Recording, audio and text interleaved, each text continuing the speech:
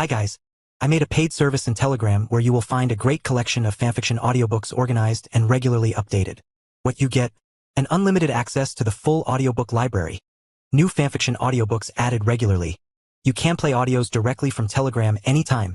Joining our service is available through a monthly subscription of $5. You can pay using PayPal or Ko-fi. So what are you waiting for? Send me a message on Telegram or Discord. I will provide the payment details. After the payment is confirmed, you will receive access to the private Telegram channel containing all audiobooks. If you enjoy fanfiction and prefer listening instead of reading, this library is made for you. Message me anytime to join.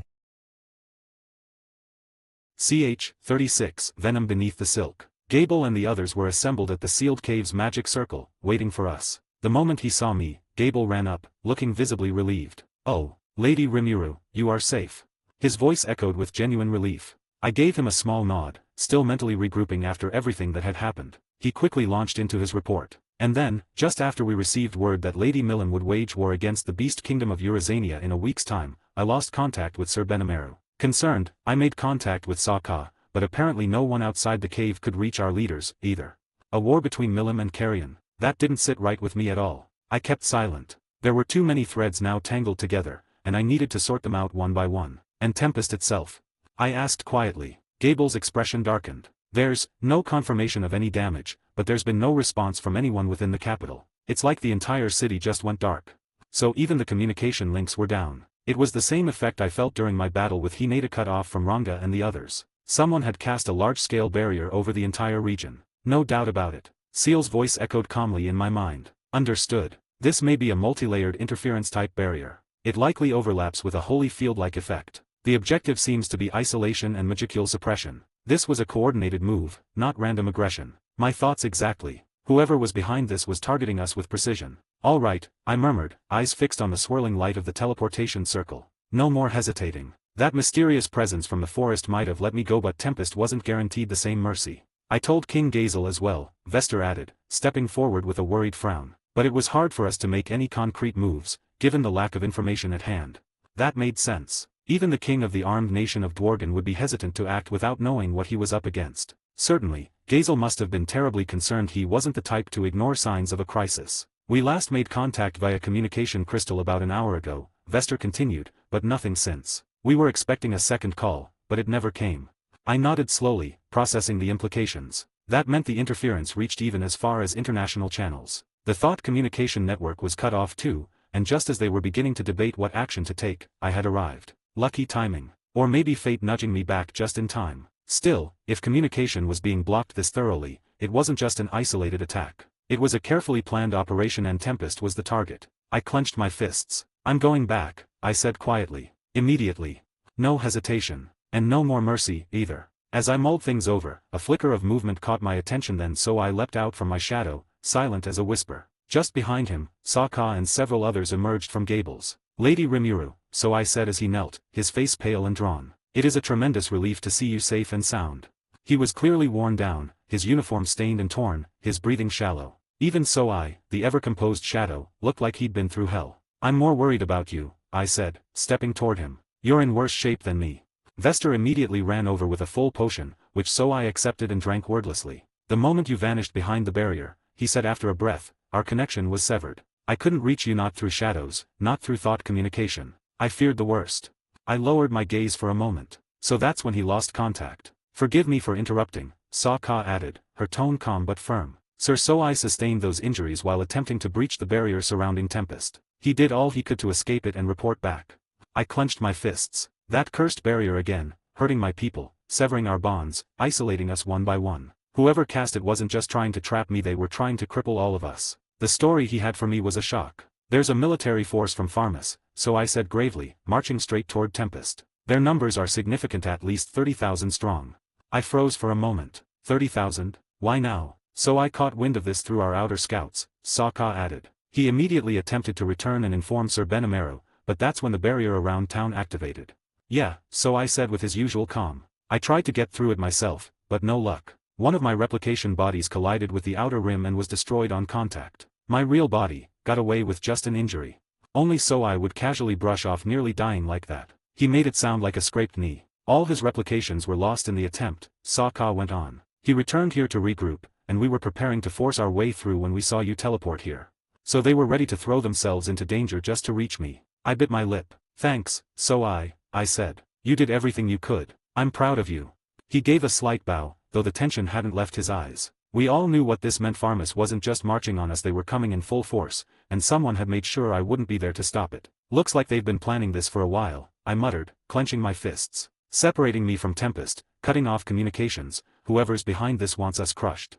My expression hardened, but I was back now, and I wasn't going to let anyone destroy what I'd built. I launched spatial motion without further explanation, connecting our current location with a point just outside the barrier. A hole tore open in the air, just large enough for a person to slip through. Our target shimmered on the other side, convenient but unsettling. The cave's in your hands, Gable. Yes, my lady. I will await further orders. Gable dropped to one knee with a sharp salute. His men followed suit, their expressions solemn. Good. I had to trust them to hold things here. Without hesitation, I stepped through the portal. The air shifted. The heavy magic of the sealed cave vanished behind me, replaced by the unnatural stillness pressing around Tempest. Just outside the barrier now. The atmosphere was tense, too quiet. So I emerged next, his face unreadable, but I could sense his focus sharpen the moment he took in the surroundings. Sokka and the others weren't as composed. Even trained elites like them were visibly uneasy. Spatial travel wasn't exactly smooth if you weren't used to it. Still, they did well. I wished I could explain things better, help ease the tension in the group, but right now, that was a luxury I didn't have. We're here. Whatever's waiting for us inside that barrier, it's time to face it. So I said sharply, track down whoever's casting this barrier. I need to take them out before we can do anything else. Do not engage in combat. Just gather your men and assess their strength. Yes, my lady, he replied at once. How should we maintain contact? I reached into my storage and pulled out a strand of sticky steel thread, wrapping one end gently around his neck like a choker. Use this. Run your thought communication through the thread. It should let us link up, even through the barrier. So I gave a small nod. Understood. We tested it quickly and sure enough, the connection worked. The barrier blocked most forms of magic, but apparently, if the spell ran along a physical medium like the thread, it slipped right through. Good. That'll give us some room to move. Be careful, I added, my voice quiet. He vanished into the shadows without another word. Now, all I could do was wait and prepare. There were still faint traces of magicules in the air around town, nowhere near as much as before, but enough to notice. If not for the anti-magic area suppressing everything, basic magic might have been possible. Seal's analysis was spot on. With multi-layer barriers still active, I didn't feel any of the usual interference. Compared to Holy Field, this barrier was significantly weaker, and thank goodness for that. I hurried through the familiar streets of Tempest, heading straight for the main office near the central plaza. As soon as I turned the corner, I was met with a dense crowd gathered in the square. Dozens of townspeople stood together under an air of heavy unease. The moment someone noticed me, a wave of realization swept through the crowd. Lady Rimuru. The words rippled outward. In an instant, people parted to clear a path for me, dropping to their knees with a mixture of awe and relief. Then I saw them, figures I knew well, breaking away from the still kneeling crowd and rushing toward me. Rigurd led the way, his aged legs moving faster than I thought possible. Rigur, Lilina, and several hobgoblin elders followed close behind. Lady Rimuru. Rigurd cried, skidding to a stop in front of me. He dropped to his knees, grasping at the hem of my skirt with trembling hands. His voice was strained, barely holding itself together. It is wonderful to see you back. We feared the worst. Before I could reply, a composed voice spoke up behind him. Welcome home, Lady Rimuru. Ren appeared beside us, stepping forward with practiced grace. She wore her traditional black and white maid outfit, pressed, polished, and pristine, as if the chaos of the past hours had never touched her. Her gloved hands were folded neatly in front of her, her posture flawless, her expression composed. A perfect maid. But I knew her too well. Even behind that mask of calm, I could see the brief glimmer in her violet eyes, the ever so subtle shift in her stance. She was relieved. I'm sorry I worried all of you, I said softly, my gaze moving from Rigurd to Ren. But I made it back. I promise it's going to be all right. Follow me to our meeting room, if you could, Rigurd said, steadying his voice as he stood up. His hands were still trembling slightly, but he masked it with resolve. His usual bold demeanor returned, firm and composed. There are things I wish to report and discuss with you. I nodded, but the air around us felt heavier than before. Everyone's expressions were tight, cautious, and shadowed with grief. I already knew. Even before I returned, Seal had told me everything. The number of deaths, the names, the faces, all of them, my people, gone, while I had been away. I didn't let it show, but the knowledge sat deep in my chest like a cold stone. Rigurd turned, leading us toward one of the smaller administrative buildings tucked behind the plaza. It made sense he didn't want this discussed in public. But as I followed, a loud boom rolled through the streets. The ground trembled beneath us. I stopped in my tracks. That aura. My golden eyes sharpened. Benimaru, I whispered. He's fighting someone. Even through the weakened magicule levels, the pressure from his flames was unmistakable. This wasn't a scuffle or a warning shot, this was real. He's serious. Let's go.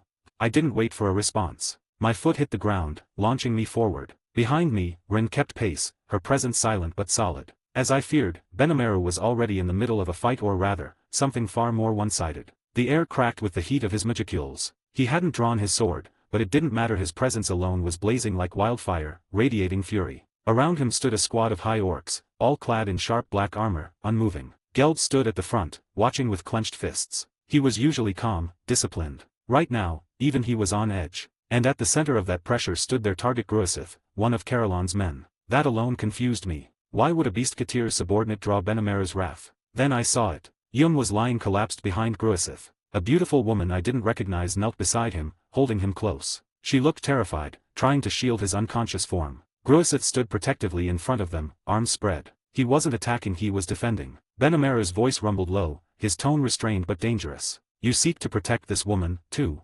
He asked, his aura flaring again. We don't have time for this right now. Get out of here at once. Gruisith grinned, a strange mix of nerves and stubbornness. Can't do that. No way, I'd hand her over when all of you are so worked up like this. He was trying to buy time, or maybe just calm things down. But Benimaru was seconds from losing all patience. Gruisith charged. In a blink, his body transformed, gray fur sprouting, claws gleaming. Twin daggers in hand, he rushed Benimaru with bestial speed, far surpassing what he showed against Yum. I told you to give it up.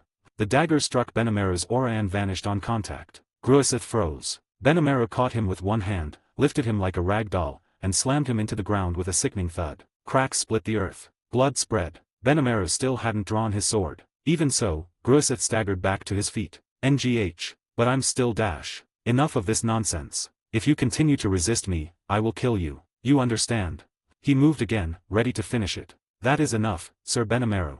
The voice was calm, but it cut like frost. Ren stepped forward. She bowed slightly toward Benimaru, then addressed him in that polished, unfeeling tone of hers. I would rather not have such an insignificant creature perish before Lady Rimuru's eyes. He's hardly worth staining the air around her.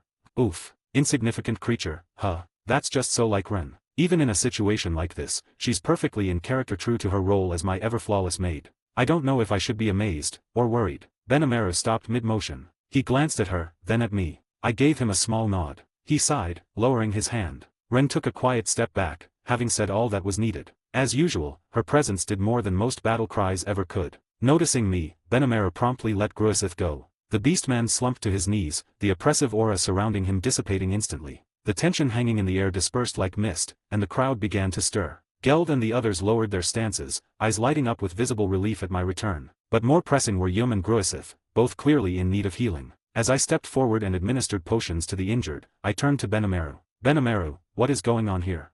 Well, my lady. He began, voice steady. A group of individuals disguised as merchants attempted to assault the town. They were far stronger than anticipated, and chaos quickly broke out. Then, we suddenly lost access to magic, and our strength was drained. Because of that, the people in town were Dash. That will do. Ren's voice cut in calm, crystalline, and precise, carrying the unmistakable grace of one who expects obedience. She stepped forward, her posture immaculate, expression composed to perfection. Lady Rimuru does not require a report sullied with grief and confusion in front of the rabble. If you must speak of what was lost, do so in a proper setting, not here in the dust and noise.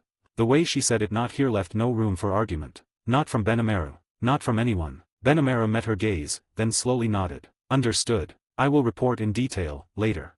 Even now, she was flawlessly maintaining her perfect maid persona, graceful, unwavering, and composed. She silenced Benimaru with a single glance, concealing the truth. Not for my sake. She's hiding their deaths, because she doesn't want me to carry that weight right now. That quiet consideration, wrapped in authority and elegance, gave me a small ripple of comfort amid the turmoil. Geld, stepping in for Benimaru, offered the next part. The source of the magic disruption came from that woman over there. I attempted to apprehend her, but Yum intervened. A clash was inevitable. I turned my gaze toward the unconscious pair. The woman. I didn't recognize her. But if Yum went so far to protect her, she wasn't just anyone. Just then, a rejuvenated Yum threw himself down at my feet, his forehead pressing against the ground. Rimuru, I'm sorry. I had no intention of betraying you, none at all. I just wanted to protect Njuren's life. His voice trembled not with fear, but with honest guilt. He wasn't trying to shift the blame. He was just speaking from the heart. Njuren, the woman who had been silently observing until now, finally stepped forward. Her expression was calm, but shadowed by grief. Enough, Yum, she said quietly. Please, just abandon me. There's no need for you to suffer because of me. Despite her composed tone, I could sense the pain behind her words, like she'd already accepted punishment and was only hoping to spare Yum. Then Gruesith, still battered and bruised, lowered himself to the ground beside Yum, his head bowed. Please, Lady Rimuru, he said, voice steady despite his injuries. I know I have no right to ask anything of you, but I beg you just give her a chance to explain herself. Two men, both throwing themselves before me for the sake of one woman. And somehow, I already knew I wasn't going to walk away from this without hearing her out. Benimaru and the others looked visibly disgusted. Their rage had cooled somewhat with my return, but the tension in the air still hadn't lifted. Even Geld, normally composed, stood rigid, fists clenched. That told me enough. Whatever happened while I was away wasn't just a skirmish. It had cut deep, but I couldn't pass judgment without hearing everything. I needed the full story. Njurun stepped forward, her expression distant, guilt-ridden. No, Yum. No, Gruesith. I have no right to be protected by either of you. Who can say how much this town has lost because of me? I was the one who engineered this tragedy. Rigurd flinched. Benimaru turned his eyes away. Kaijin fell silent, lips drawn into a tight line. This tragedy. I already knew. They didn't have to say it. I could feel the weight in the air, the emptiness. People had died. And now, Njurun was going to speak the truth they were all trying to shield me from. But as she opened her mouth again, something shifted. Ren. She hadn't spoken a word, simply standing behind me in her perfectly composed posture, hands folded, expression calm, the picture of a dutiful maid. But now, she took one silent step forward, her violet eyes narrowing with icy disdain. She said nothing, yet the meaning in her gaze was unmistakable. An insignificant creature has no place speaking before my lady. Njurun visibly faltered, her voice catching for the briefest moment as that silent judgment washed over her. But Ren didn't act. She merely stepped back into place, flawless as ever. Even in a moment like this, she held fast to her role. That unwavering loyalty. It was comforting, but also a sharp reminder of just how far she'd go for my sake. Njurun recoiled slightly, saying nothing more. What do you mean by tragedy?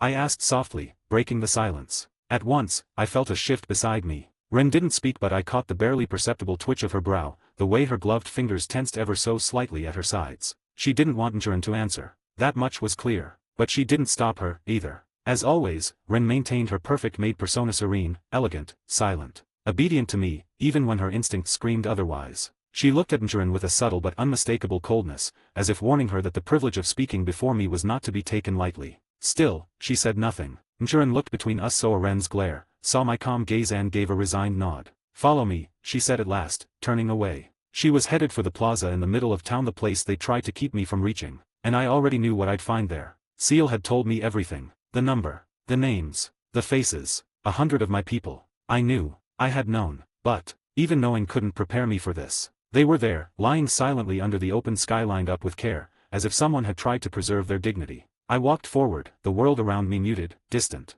And then I saw her. A little girl. No older than 6, maybe 7. Her small hands were curled into fists. Her eyes were closed. Her hair was still adorned with tiny ribbons, now dulled with dust. I knelt beside her, slowly, wordlessly. This was too much. Seal had shown me her name, her family. She'd been one of the first to die. But now, face to face with her still form, I felt something crack inside me. I knew you were gone, I whispered. But seeing you like this, hurts more than I imagined.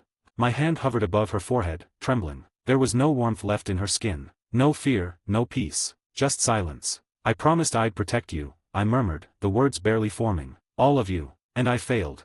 My voice caught. I bowed my head, eyes closed, not in prayer, but in apology. I'm sorry. There were no tears. I didn't have that luxury. But the ache in my chest, it stayed. And I knew it wouldn't leave. Not until I made things right. One of the hobgoblin elders lowered his head, voice trembling. We followed your wishes, Lady Rimuru, and treated the merchants with kindness and civility. We had no idea there was evil among their ranks. Before he could finish, Ren stepped forward sharply. Her tone was composed, but the quiet steel in her voice left no room for doubt. Watch your words. Do not speak so carelessly in front of my lady. The elder flinched and turned to her, bowing deeply. My deepest apologies, Lady Ren. Ren's gaze didn't soften in the slightest. You should apologize to my lady. I took a quiet step forward. It's all right, I said softly. You were only speaking the truth as you saw it. My voice was calm, too calm, maybe. I wasn't angry. How could I be? If anything, I understood. But that didn't make it hurt any less. I'm the one who should be apologizing. I wasn't here when it mattered most. I failed all of you. The elder's eyes widened at my reply. He knelt lower, pressing his forehead to the ground. No, Lady Rimuru. Please. You mustn't say such things. We this nation exist because of your guidance. We only live because of your grace. No one here blames you. We would never. The other elders and townspeople bowed their heads in unison, their voices echoing softly with murmurs of never, and she's not to blame. Even though their words trembled, I could feel their sincerity. I stood there quietly, trying to process it all, this mixture of grief and loyalty that hung thick in the air. At my side, Ren bowed her head slightly as well, hand elegantly folded over her chest in a perfectly practiced motion. Such devotion is only natural, she said coolly, her voice like still water. My lady's presence alone brings purpose to this land.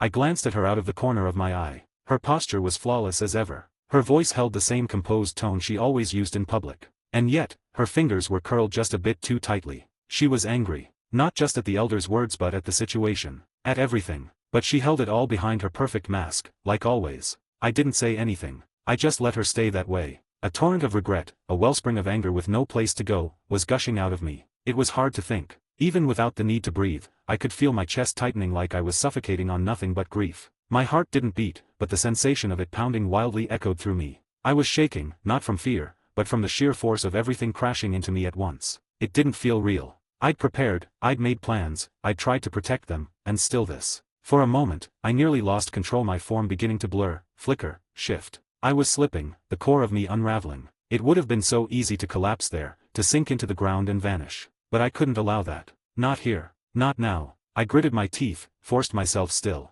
I had to remain stable. I had to think. Mistakes had already been made, I couldn't let another one be born from me. What happened here?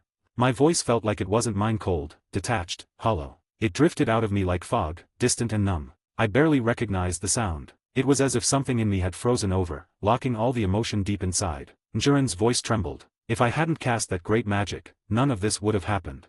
So she was the one who started it all. Benamera's fury, Geld's tension, it all made sense now. A sharp ache welled up in my chest. My thoughts twisted into a storm. I couldn't think straight. Master. Seal's voice reached me, soft and grounding, like her hand resting gently on mine. That magic didn't directly weaken them. The real cause lies with the one so I is tracking. Right, calm down. This woman Njuren, she was trying to provoke me. Trying to direct all the blame onto herself, to shield Yum and Gruiseth from the consequences. A calculated attempt to control where my anger landed. I knew that. I understood it. As long as I kept my cool. Killing her wouldn't bring anyone back. It would just be me, throwing my pain at the nearest target. It wouldn't fix anything. I felt Seal's presence stir within me, quiet, watchful, steady. She didn't speak. She didn't have to. Just knowing she was there, that was enough. Thanks to her, I didn't make another mistake. Let's talk. Somewhere else. We couldn't stand here grieving forever. There was still more to uncover. As we began to move, I asked quietly, Rigurd, any other victims? He bowed his head. No, my lady. All of them have been gathered here. There are others injured, but Lady Shana is tending to them.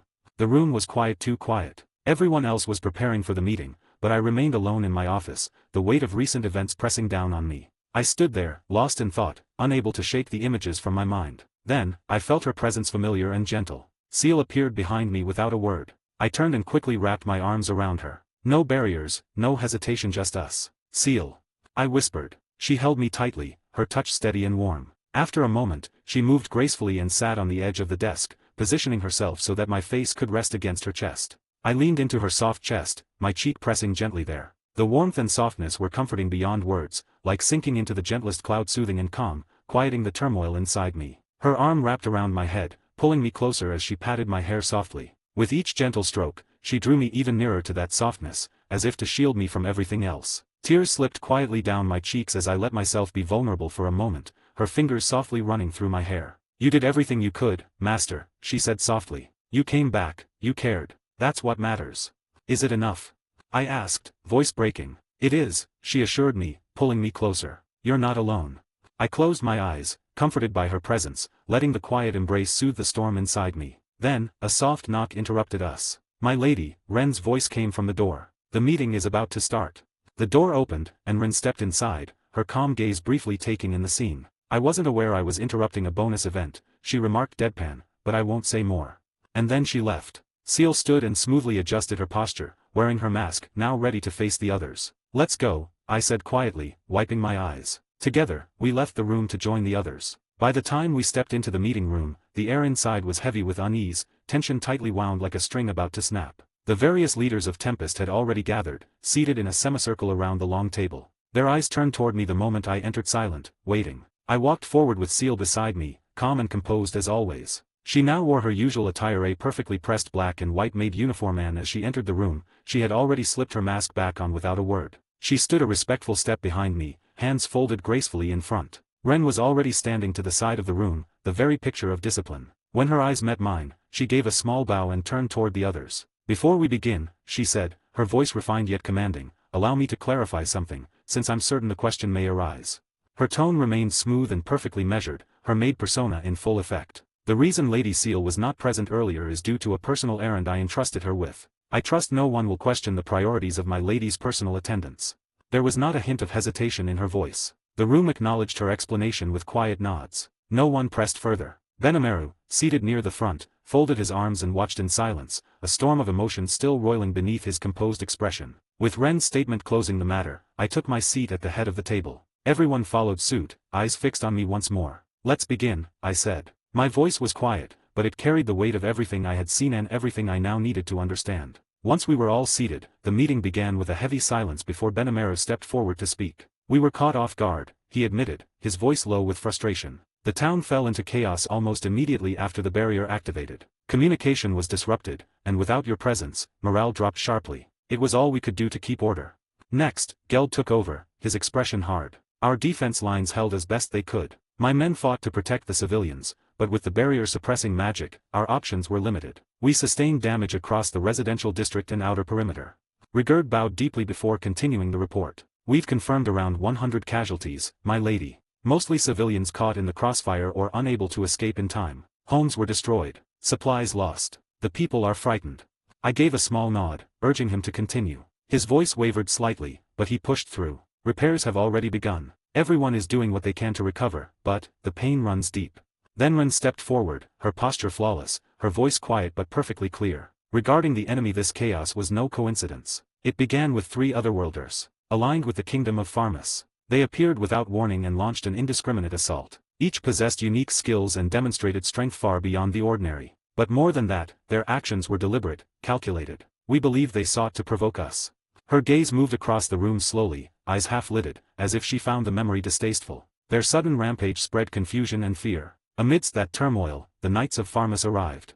She exhaled softly through her nose, the only sign of emotion in her otherwise composed face. "They claimed they came to investigate rumors of a monster nation. And yet, they arrived in full armor, mounted on horseback, swords drawn. One of them declared dash." Her voice shifted slightly, echoing the proclamation in a cold, clipped tone. "We came here to investigate reports of a nation of monsters, and what manner of chaos do I find? In the name of humanity and the name of divinity, we promise to provide aid to our defenseless comrades." Then, she continued, quieter now, "They attacked. Not just our forces, but residents, unarmed civilians. Even children. They never intended to speak. Only to kill." A beat of silence followed. Then Ren gave a slight tilt of her head, her smile razor-sharp in its politeness. "If I may, investigators do not ride in formation, clad in polished steel. They do not raise swords the moment they arrive. No, they came prepared for war." Her words grew colder, the disdain just barely restrained beneath her soft tone. "And in the name of humanity, they struck down innocents. In the name of divinity, they slaughtered children. What sort of gods do such people serve, I wonder?" Ren's violet eyes gleamed coldly, as if her soul itself recoiled at the memory. "Perhaps," she began in that serene, ever-graceful tone, "this is what it means to be human." Her voice carried no anger, only venom hidden beneath immaculate poise. "To raise banners of justice while butchering children. To brand others as monsters, then commit atrocities in the name of divinity, never once glancing in a mirror. I watched them swing their blades with righteous fury, as if slaughter was a sacred right. If that is the measure of humanity." She paused, eyes narrowing just slightly. "Then I shall cast off any pride in being one of them." Silence followed, heavy, brittle, and chilling. Then came her next words, darker and more direct, though her delivery remained pristine. "I propose we retaliate in kind. Slaughter them all, the knights, their leaders, their wives and children. If they call us monsters, then let us show them what a true monster looks like. The kingdom of Falmouth shall burn." "Ren," I said sharply. She stopped. Her expression didn't shift, but her posture seemed to tighten slightly as I met her gaze. "I won't allow that," I continued. "Not the children. Not the civilians. We're not like them. We don't win by becoming the very evil we suffered." Ren closed her eyes for a beat. When she opened them again, there was something softer, no, sadder lurking just behind the elegance. "You are kind, far too kind for your own good," she said quietly. "Since you command it, I will refrain from recommending we wipe out the entire kingdom." Her eyes opened again, sharp and resolute. However, I will not yield on this. I insist that the knights who raise their swords must all die. For our people. For those children who can no longer cry. Then, with a deep, perfect curtsy, she returned to her place. Her silence afterward spoke volumes. The room fell into a stillness so deep, I could hear the tremble in my own thoughts. Ren's voice still echoed faintly in the corners of the chamber. Her proposal hadn't been loud. She hadn't raised her voice or pounded the table. But the weight of her words, the entire army must be slaughtered, hung like a blade above everyone's head. She had meant every word. I could feel the shift in the room. Benamara didn't move. He sat perfectly still, arms crossed, crimson eyes narrowed not at Ren, but at the implication. He wasn't shocked. He was considering it, judging it not by emotion, but by logic. Geld's massive form stiffened ever so slightly. His expression was unreadable, but his eyes, usually full of dependable strength, darted toward me for the briefest second, as if silently confirming that I'd keep her wrath in check. Rigurd, ever loyal, swallowed hard. His hands trembled slightly as he lowered them from the table. For a moment, he forgot to breathe. This was not the usual, gentle Ren who served me tea with a serene smile. This was something else entirely, something cold, merciless, and terrifying. Kaijin and the three dwarf brothers Garm, Dord, and Myrd sat together in silence. They didn't speak a word. Their expressions mirrored those of the Kaijin, grave, restrained, and deeply disturbed. Kaijin's jaw was locked tight, fists on his knees. Garm's face was unreadable. Myrd and Dord both looked shaken, their eyes dark and hollow. Not anger, not disagreement, dread. Then there was Garden Jailmile, sitting slightly apart from them, but well within earshot. When I first met him, he handled negotiations for our first mass-scale potion sale, charming nobles with the ease of a seasoned diplomat. Now, he looked like someone who had wandered into the den of a beast without realizing it. He hadn't said a word throughout the meeting. I'd invited Garden Jailmile to gain a third-party opinion and outsider's perspective on the events that had unfolded. Now, every eye in the room turned to me, waiting. Just before I could speak, Seal turned her head toward Ren, her voice quiet but edged with cool chastisement. That would be unwise, Ren. If we annihilate the entire army, other human nations may begin to view us as a threat. It could provoke a united front against us. A flicker of relief settled in my chest. Right, of course. Seal was calm, composed. She would never. So instead, she continued smoothly, why don't we simply eliminate all human nations in one coordinated strike? That would solve the problem at its root. No humans, no problem. My breath caught figuratively, of course. Wait, what? Wait. That's even worse. She tilted her head slightly toward me, as if puzzled. Is that not acceptable, Master? No, it's definitely not. Inside, I was already spiraling. I could feel the certainty behind her words. Not rage, not malice, just clear, flawless logic. Which was even scarier. Across from her, Ren gave a small, satisfied nod. Like she approved of Seal's thought process. I had to say something before they started drafting extermination plans. No, I said quietly, but the resolve in my voice made it final. We're not going to kill anyone. A pause. Seal remained silent, but I could feel it, the quiet pulse of emotion, flickering just beneath her calm presence beside me. Her dissatisfaction wasn't anger. It was concern, deep and singular. She didn't hate humanity. She didn't care about them at all. She cared about me. If removing every possible threat meant keeping me safe, then to her, it was the simplest, most natural choice. Seriously, she cares for me way too much, I thought, a small smile tugging at my lips. She hadn't said another word, but her attention never wavered. I could feel it, soft and constant. A steady warmth pressed close to my heart, quiet but absolute. As if to say, no matter what you decide, Master, I'll follow you. Always. And I believed her. That unspoken vow wrapped around me like a second skin. Strong, comforting, intimate. It made my chest tighten, not with anxiety, but something softer. Something that made me feel loved. Meanwhile, Ren remained behind me, composed as ever. To the others, she was still the perfect maid. But to me, she was sulking. Just a little. As you wish, my lady, she said smoothly. But I caught it, the faintest, most imperceptible pout clinging to the edge of her voice. Her lips didn't move out of line, her posture didn't falter, but I knew. She's totally pouting, I sighed inwardly. Like I just told her she couldn't buy ice cream. Never mind that what I'd actually refused was the complete annihilation of a kingdom. Still, the moment she gave in, the room shifted. The tension in the air eased. As the tension in the air finally began to ease, I let out a quiet breath, not that I needed to breathe, but it helped me feel grounded. Garden Jailmile remained seated, thoughtful as ever. After a brief pause, he finally spoke, his voice low and even. From him, I heard what I needed, his honest opinion and a calm, reasoned explanation for why Falmouth might have attacked our nation. His insight, coming from a place entirely removed from Tempest, was invaluable. With that, the meeting shifted into deeper discussion. We debated strategies, weighed possibilities, and exchanged thoughts on what steps to take moving forward. Nothing was decided yet, but everything that needed to be said, was said. And for now, that was enough. Note. So, yeah. I might have written a scene that got a little dark, especially Ren. Like dash, let's wipe out the entire kingdom, kind of dark, and the worst part,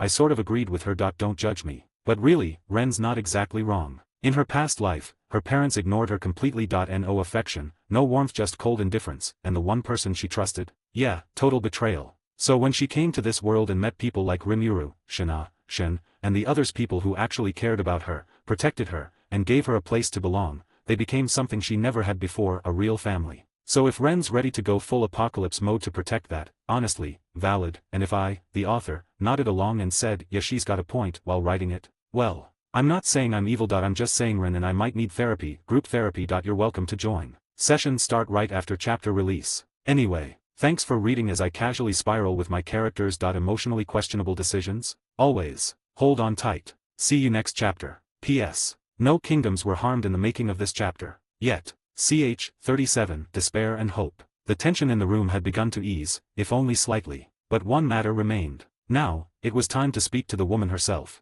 Mjurin had remained silent throughout, seated quietly, her posture stiff. She hadn't spoken, hadn't even flinched as Ren's venomous proposal filled the chamber, just sat there, her expression unreadable, awaiting judgment. I turned to her. Mjurin, I said, voice level. She looked up, slowly. Her eyes met mine for only a moment before she lowered them again. I know it was stupid of me, she said quietly. But my heart was taken from me with a secret skill known as marionette heart. I no longer have control over my own destiny, and carrying out his bidding is the only thing I can do. Her voice trembled slightly toward the end, but she didn't cry. She wasn't making excuses, either. Just, accepting what was to come. Silence fell again. Understood, master. I will now explain. Seal's voice drifted into my mind, soft, collected, but edged with the precision of someone who had already parsed the full truth. Marionette heart is one of Clayman's secret techniques. It carves a cursed seal directly into the biological heart of the target, replacing it with a pseudo-organ, an artificial magical heart. This device places the target under absolute control, effectively turning them into an eternal puppet. An image flickered into my thoughts, conjured by Seal. A heart, not flesh, but a glowing construct of magic and wires. Controlled. Unnatural. Their original heart is stored elsewhere. The false heart serves as a magical receiver, transmitting information through encrypted signals across the ley lines to Clayman. He can listen in, command them, and even harm them remotely. If the artificial heart is destroyed, the original one disintegrates. If the real heart is destroyed, the host dies. So this was more than just brainwashing. It was blackmail. Enslavement, dressed up in magic. Additionally, this device can be used to gather intelligence. Think of it as a listening device one Clayman could use to track everything she saw or heard. I tensed slightly. Wait, is he hearing this right now? Yes, master. I refrained from interfering with the signal during our discussions to avoid alerting him. However, should it become necessary, I can block all transmissions and even transmit false information through the magical link. False information. I blinked, slowly. So not only could she protect our side of the story, she could feed Clayman lies. That gave me an idea. He hadn't sent Mjurin here just to sabotage us. He'd sent her to provoke us, to anger us, to make us kill her. And then he'd use that act to justify a retaliatory strike. Because, according to Milim, the Jura forest was still Feldera's territory, a neutral zone. Even if Feldera had vanished, the demon lords couldn't interfere directly, not unless they had a reason. They kept each other in check, and breaking that balance was a risk none of them wanted to take lightly. But if Imagine under Clayman's command were slain inside this forest, he'd claim it as an act of war. An excuse to violate the neutrality. A move against us disguised as retribution. How petty. How convenient. How obvious. Clayman wasn't clever, just conniving. It would be advantageous to let him believe his plan succeeded, master, while feeding him altered data. The link is intact. I can maintain the illusion. I gave the slightest nod, my mind whirring through the implications. He wanted me to lash out. So I wouldn't. I would do the one thing he wasn't expecting. I would spare her. And in doing so, turn his own game against him. I turned back to the others and gave them a brief rundown of what was really happening about Marionette Heart, Mjurin's manipulated state, and Clayman's true intent. He hadn't sent her to sabotage us, he sent her to die, hoping her execution would justify an attack on Tempest. After my briefing, Mjurin explained everything she knew about Clayman, his orders, his actions, his connections. Every last detail she had. As I spoke, Seal quietly interfered with the signal running through the false heart embedded in Mjurin's chest, carefully feeding Clayman just enough information to make him believe we were still locked in a long meeting, debating her fate. Let him think his plan was working. Once the explanation was finished, I turned to Mjurin again. I'll help you, I said simply. She looked up, wide-eyed, unable to form words. With Seal's assistance, I created a replacement heart, a clean, Magicule-compatible core that could function in place of the cursed device. Then, I reached out and extracted the original, Clayman's bug-ridden mockery of a heart. a pulsating clump of malicious design, severed now from its power. Njeren watched, stunned, as I held it out to her. Break it.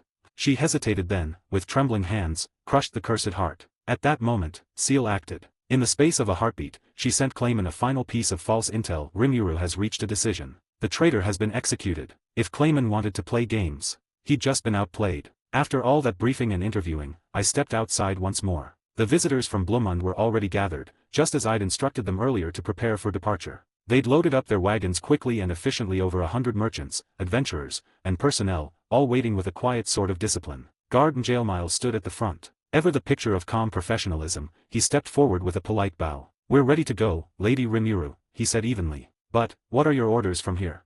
"I'll escort you a little ways out," I replied. "Once we're safely beyond town, you'll head straight for Blumund. I want you to report what you saw, everything, just as it happened." Guard gave a slight nod. He didn't ask questions. Smart of him. I turned to lead them, then raised a hand to stop him for a moment. "Before that, Njaelmile, can I have everyone here promise to keep what I'm about to do a secret?" He blinked. A beat passed, then he gave a sly smile. "Ah, one of those situations, huh?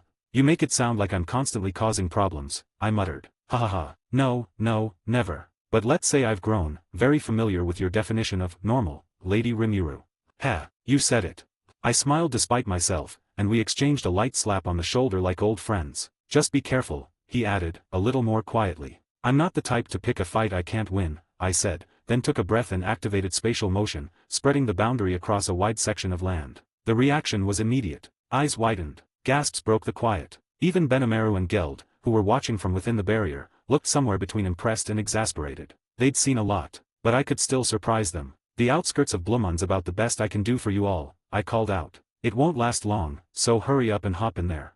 The visitors nodded, faces still frozen in disbelief, and quickly began filing through. None of them asked any more questions, which I appreciated. Magic existed in this world. Everyone knew that. So it took more than a little pixie dust to really shake people here. Still, the scope of the spell left an impression, if nothing else. Before they left, I had them all promise to spread the word and to lend whatever support they could to our cause. But would it really have much effect? We were already at war. Not openly, perhaps, but the die had been cast. We couldn't afford to make any rash moves, especially not with the Western Holy Church looming in the background. They'd be obligated to provide military support if I asked, as per our pacts. But that wasn't what I wanted. And as a nation, there probably wasn't much else Blumund could do anyway. I watched our visitors go as I mentally pored over my situation. I had been delayed a bit longer than I thought, but now I decided to help out Shana with the wounded. Rigurd had mentioned an errand or something he wanted done, but I figured he could handle that without me. Heading over to the building that served as our makeshift hospital, I found two people laid up in beds, Hakuro and Gobta.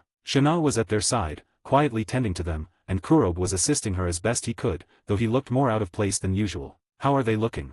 I asked gently. Shana looked up, her face pale from fatigue. "Oh, Lady Rimuru." Kurob lowered his head. "I don't know what to say. Thank you for coming, my lady." I waved a hand. "Don't be so stiff. I'm just here to help." My eyes turned to the two patients. Gobta was uncharacteristically still, while Hakuro looked like he'd gone a few rounds with a whirlwind. They both sported deep, ugly gashes. Long, curved slash wounds that hadn't closed properly. "Whoa, these are some serious cuts. Here, let's try this." I fished out a pair of high-grade healing potions and sprinkled them over their wounds. The golden liquid shimmered as it hit their skin, but nothing happened. No healing. Not even a spark of response. "I apologize," came Rigurd's voice from the doorway, bowing deeply. "We have already made the attempt, Lady Rimuru. Unfortunately, even our highest-grade potions proved ineffective. At present, we are relying on Lady Shana's healing magic."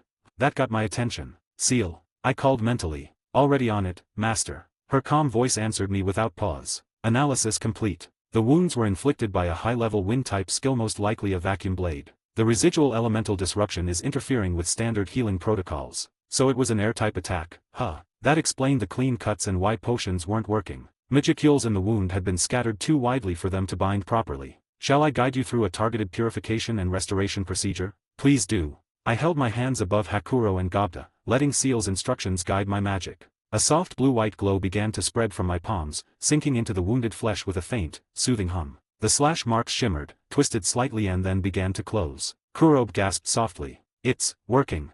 Shana gave me a relieved smile, brushing Gobta's forehead. "Thank goodness." Within moments, the wounds were fully sealed, no scars, no sign they had ever been there. Both patients remained unconscious, but their breathing had evened out, color returning to their faces. "Treatment complete," Seal said in my mind. They should recover naturally now. Thanks, Seal. You really saved us there. I stood back and let out a breath. At least that was one less crisis to worry about. There was still one thing I had been avoiding all this time. One person. I took a breath and spoke aloud, my voice quieter than before, but somehow heavier. Take me to Shin. The words dropped into the room like a lead weight. The question made everybody Ren, Rigurd, Shana, Benamero, even Hakuro freeze. Not one of them moved. Not one dared speak. They didn't know that I already knew. No answer came. The silence dragged on, thick and suffocating, until I slowly raised my gaze. Shana's face was turned away, her lips trembling, her eyes glossed with tears that hadn't yet fallen. She couldn't look at me. None of them could. So I turned to Ren instead. Please, I said softly. Ren held my gaze for a moment, her expression unreadable, but then she gave a slight nod. Over here, she said, her voice steady, low. Follow me.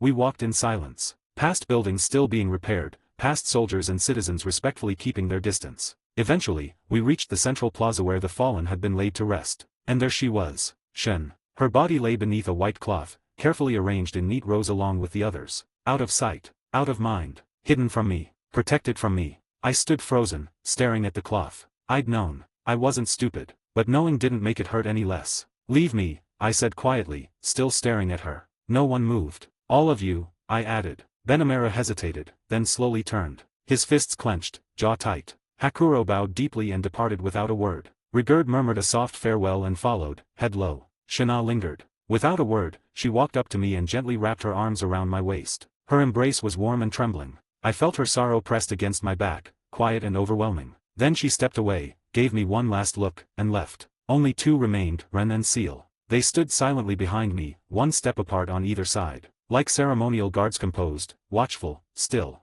I didn't look at them. My eyes never left Shin. Why are you two still here?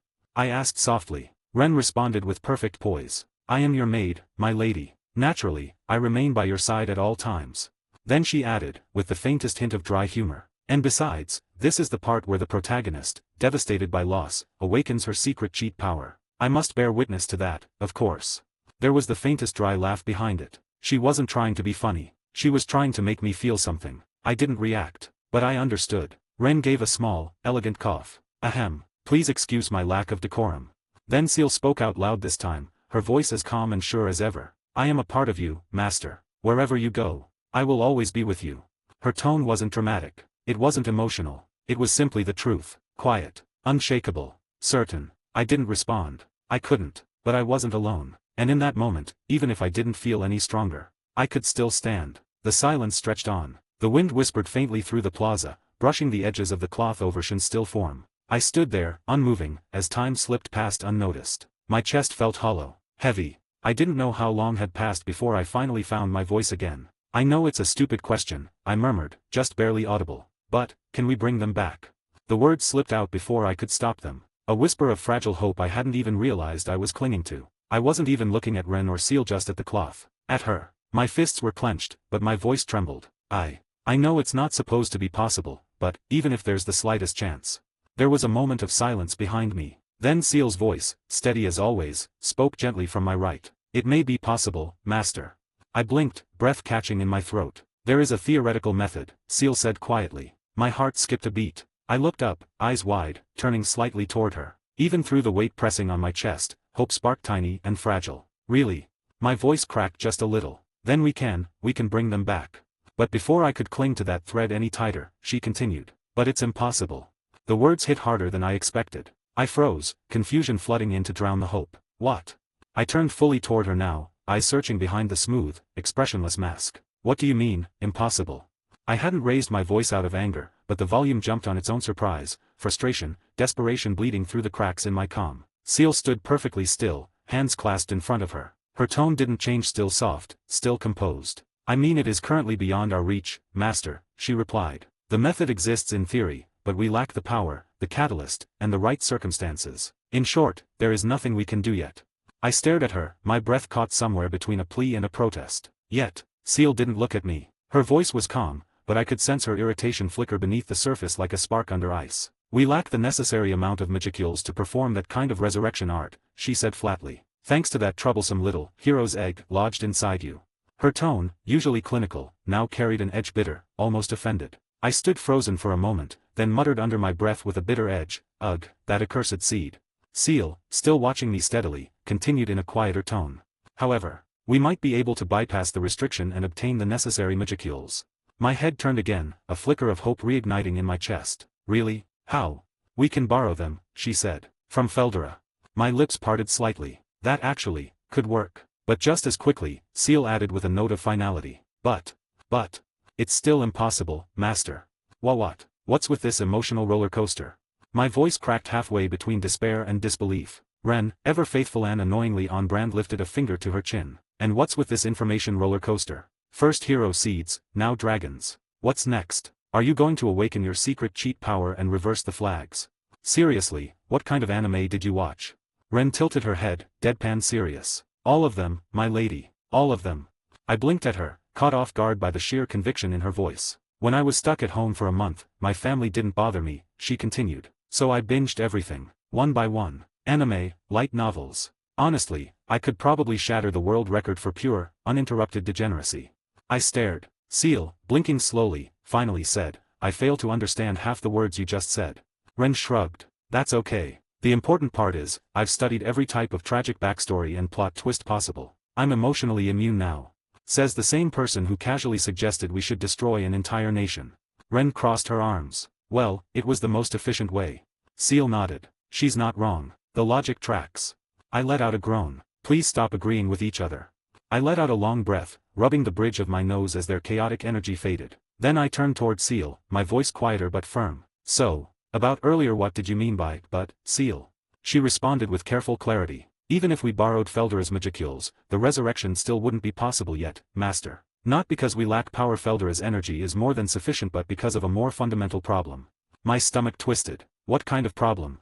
The souls, she said. They've already left their bodies. That alone would normally make revival impossible.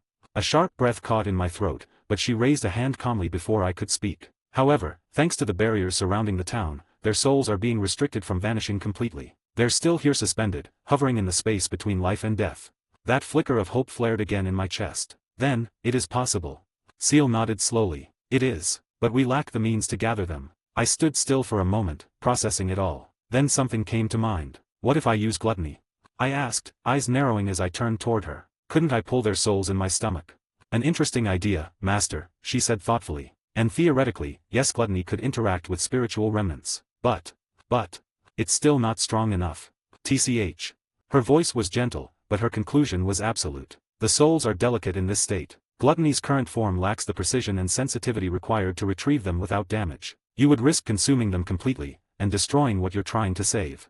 I turned back to Shin. She lay beneath the white cloth, unchanged. I stood there in silence, searching her face, thinking, trying to find a way. Ren and Seal remained behind me, silent. The wind moved. Nothing else did. Somewhere down the line, night fell. I don't remember when. It just happened. The sky above was dark and vast, the stars distant and cold. I gazed up at the moon, bright, full, indifferent. What should I do? There was no answer. My mind was quiet, eerily quiet. No chaos, no panic. Just a calm, heavy emptiness that dulled every thought. And yet, I couldn't come up with a single solution. Not one. So I kept asking myself the same question, over and over. What should I do? I knew it was pointless. I knew no answer would come. But I couldn't stop. It was foolish, so painfully foolish, but I just couldn't stop. And the moon offered no comfort. 3 days passed, Shin didn't wake up. She's sleeping in way too late. I wish she'd knock that off. No. I know. I understood all too well that she'd never open those eyes again. But I didn't want to admit it.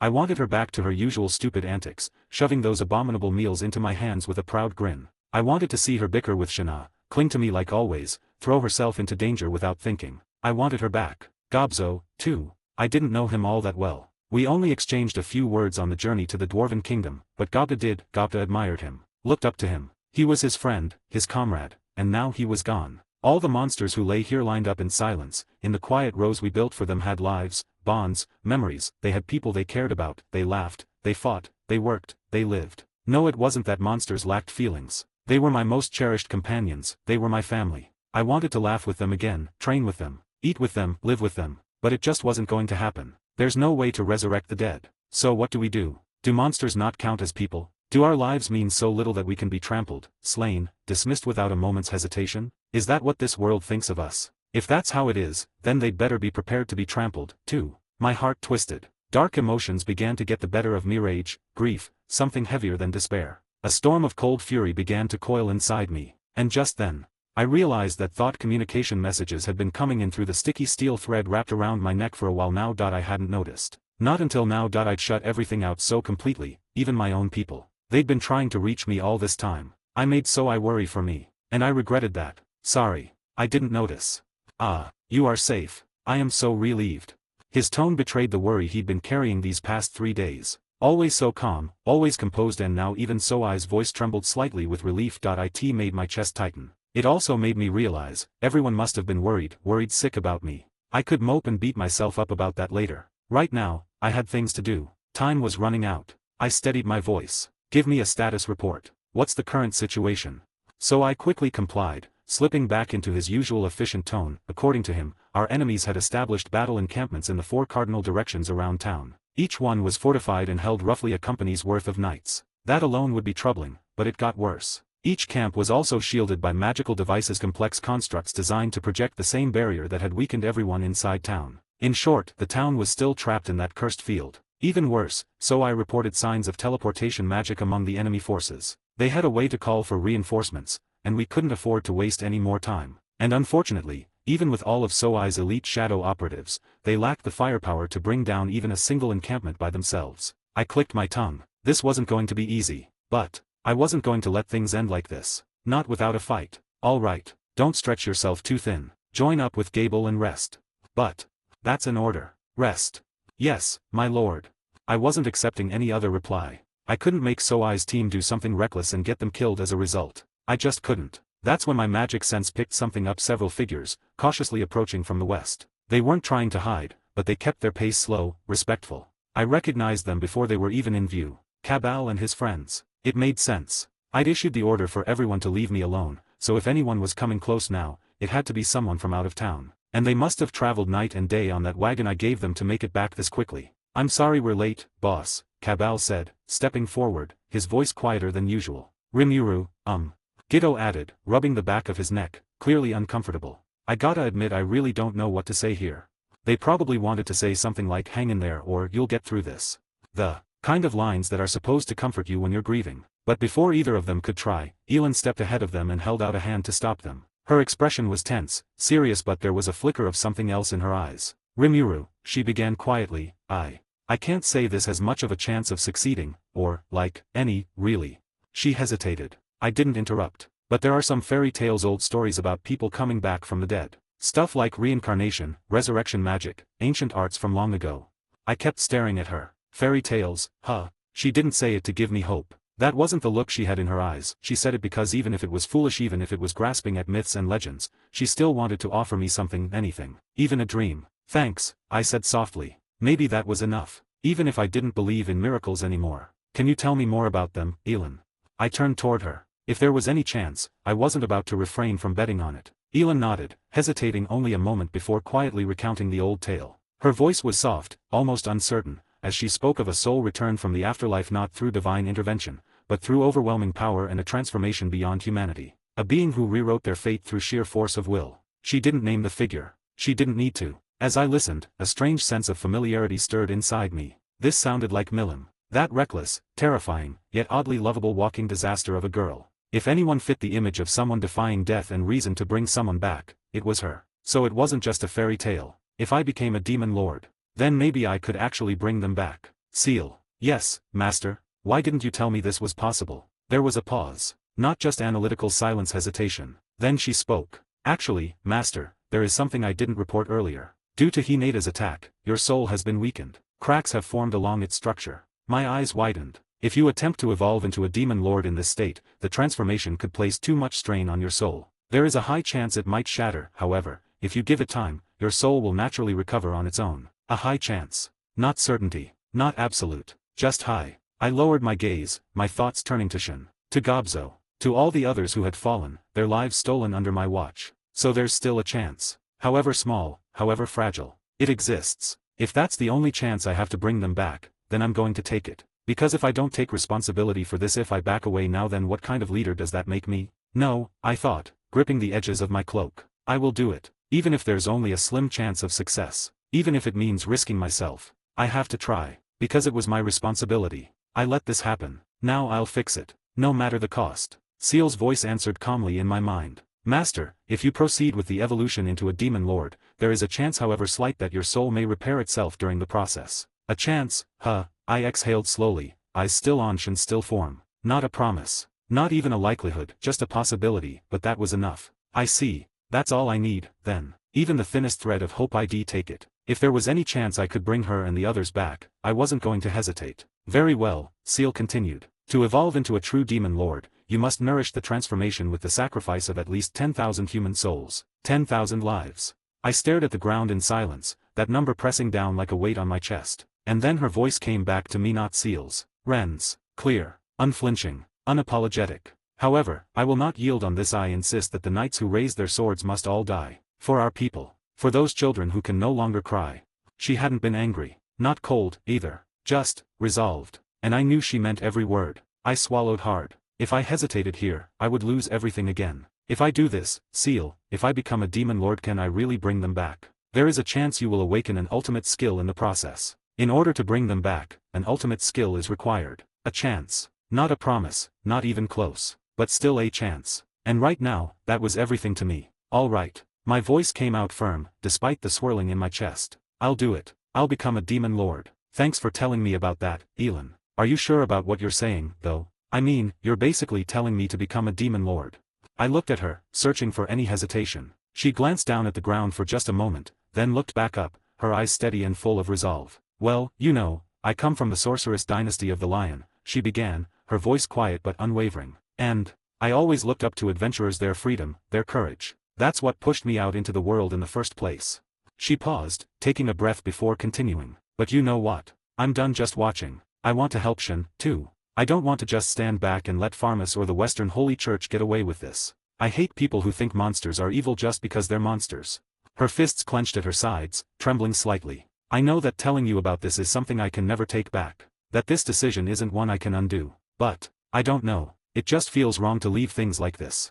I stared at her for a moment, feeling the sincerity in her words. Elin wasn't the strongest. She didn't have some overwhelming power to change the world. But what she offered was her conviction, her support. And that meant more than she could ever know. Thanks, Elin, I murmured. She nodded, a little smile tugging at her lips. We've got your back, Rimuru. Whatever you choose. There was sincerity in her voice, a quiet strength I hadn't expected. Maybe that was why, in that moment, she chose to open up. Elin's real name was Elwine, apparently. She came from a noble family in the sorceress dynasty of the Lion. Trained at the Royal Academy, she had left the country to pursue the dream of adventuring. It was a confession that seemed to weigh heavily on her, even if her resolve didn't waver. Cabal silently shook his head at the revelation. Giddo tilted his head toward the sky, eyes closed, as if sighing to the heavens. Ah well, Cabal muttered, running a hand through his hair. If that's what the lady wants, you'll see no complaints from me. I'm her bodyguard, after all. Me neither, Giddo added, arms behind his head. Guess it's gonna be, Lady Elin, from now on, huh?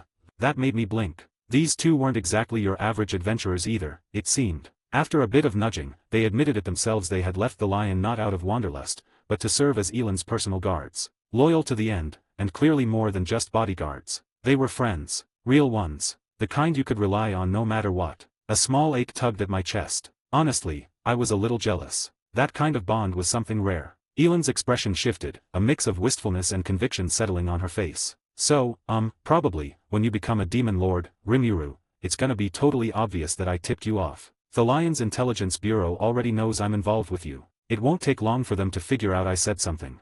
She laughed a little, not bitter, not regretful, just honest. So, until then, I want to help as much as I can. I want to see it through. All of it. I want to see what happens in the end.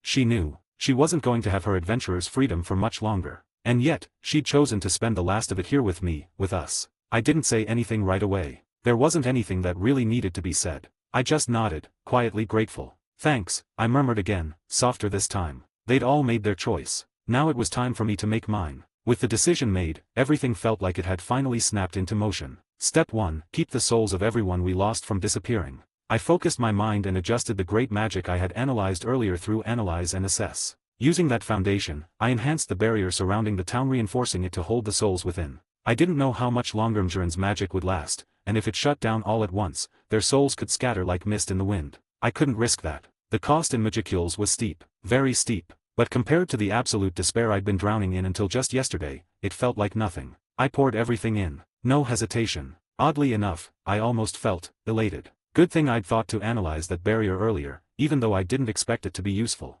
That one idle move connected everything, opened the door to a real chance to get Shin and the others back. A pulse of power echoed out as the enhanced barrier snapped into place. That was when Benimaru and the others, no doubt sensing the sudden magic surge, rushed toward me in alarm. Lady Rimuru, what have you?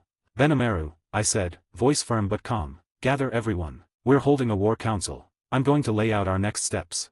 He blinked. Wadash. Yes, my lady. They dashed off, my orders sending them scrambling into motion, shoulders straighter, steps sharper. The heaviness that had been choking this place for the past few days had started to shift, just slightly. I wasn't sure if it was hope or resolve, but for the first time in what felt like forever, the fog in my chest had started to clear. Note. Our beloved slime has finally made the big decision. Rimuru's becoming a demon lord, no more holding back. No more playing nice, okay, maybe a little nice. This is the turning point, the glow-up of the century. New skills, insane power, soul-shattering consequences, and maybe a bit of emotional damage along the way, for everyone involved, including me. So buckle up, it's only going to get more intense from here. Oh, and someone's definitely not ready for what's coming next. Thank you so much for reading. You're the best, and I hope you're as excited for this arc as I am. Ch. 38, The Birth of Demon Lord. After giving my orders, I quietly returned to the administrative building, technically my office, though right now it felt more like a momentary refuge from the weight of everything outside. Seal followed silently at my side. As we stepped inside and closed the door behind us, she removed her mask without a word, revealing the face that mirrored mine. I moved to my seat, sinking into it with a quiet breath. I guess this is the only time I can let my brain breathe. Seal stepped closer, folding her hands neatly in front of her. Her calm presence was a steady comfort. Neither of us spoke for a while. The silence was quiet, but not empty. Eventually, I broke it. Hey, once I become a demon lord, if I survive it, and I get the power we're hoping for, will it really be enough? She tilted her head slightly. To bring them back? I nodded. If all goes well, yes. You will likely gain an ultimate skill upon evolving. If that happens, resurrection becomes possible. I looked down at my hands. Possible, I'll take it. There is no certainty. But if anyone can defy probability, master, it is you. I let out a quiet chuckle. Still flattering me. I speak only what is calculated. I turned toward the window. The air outside felt tense. Heavy. They'll be arriving soon. Seal stood beside me, her voice soft but unwavering. As always, I will support you from inside, master. I gave a small nod, closing my eyes for a brief moment. Thanks, Seal. I'm counting on you. A quiet calm settled over the room. The time for morning had passed. Now, it was time to act. A polite knock sounded at the door. My lady, came Ren's voice, her usual calm tone wrapped in something softer. Everyone has gathered. It's time. I turned, catching the faintest trace of her smile as she stepped in. Her violet eyes, though still reserved, were easier to read now, concern and a quiet sense of pride. You really scared us this time, she said quietly, walking up beside me. But I'm glad you're back. I never really left, you know, I replied, trying to sound light. Just took a detour through the depths of despair. She didn't laugh, but her eyes softened further. A dramatic detour. But you're here now and that's enough. I glanced at her, then offered a small, grateful smile. Thanks, Ren. She nodded. Of course, my lady. Let's go remind the world why they should never underestimate you. With that, we stepped out alongside her, heading for the war room. My footsteps were steady. My resolve, firmer than ever. The door opened. Everyone was waiting. It was time. I walked into the meeting room. Ren stepped aside with a graceful bow. Everyone is assembled, my lady. Seal followed behind me silently, taking her place to my right while Ren stood to my left. The others were already their commanders, allies, key members of Tempest's leadership. Yum sat near Mjurin, leaning back with his arms crossed. Grusius sat beside them, quiet. I didn't take my seat. Instead, I walked over to Yum. Yum, I need to ask something of you. He blinked, cautious. What is it? The kingdom of Pharmus will collapse. Its leadership, the ones responsible for this attack, won't live to see another sunrise. His brow furrowed. He sat up straighter. The people they ruled will be left behind, with no one to guide them. No leadership. No order. That's where you come in. I looked him straight in the eyes. Yum, I want you to take the throne. What? He breathed. You want me to be king? Yes. You've seen both sides, commoners and nobles, warriors and wanderers. You can be someone they can actually trust. Mjurin looked surprised but didn't speak. Grusius gave only the faintest shift of his brows. Yum's voice was quiet. That's a hell of a thing to drop on a guy out of nowhere. I just smiled. He looked toward Mjurin, who gave him a small nod, then back at me with a steady breath. All right. If you're serious, I'll do it. Good, I said simply, turning to face the others. Now let's begin. We've got work to do. Sorry I left you guys in the lurch for so long. We're here to convene a meeting over resurrecting Shin, Gobzo, and everybody else. The declaration sent a stir through the room. Relief, hope, and determination lit up every face.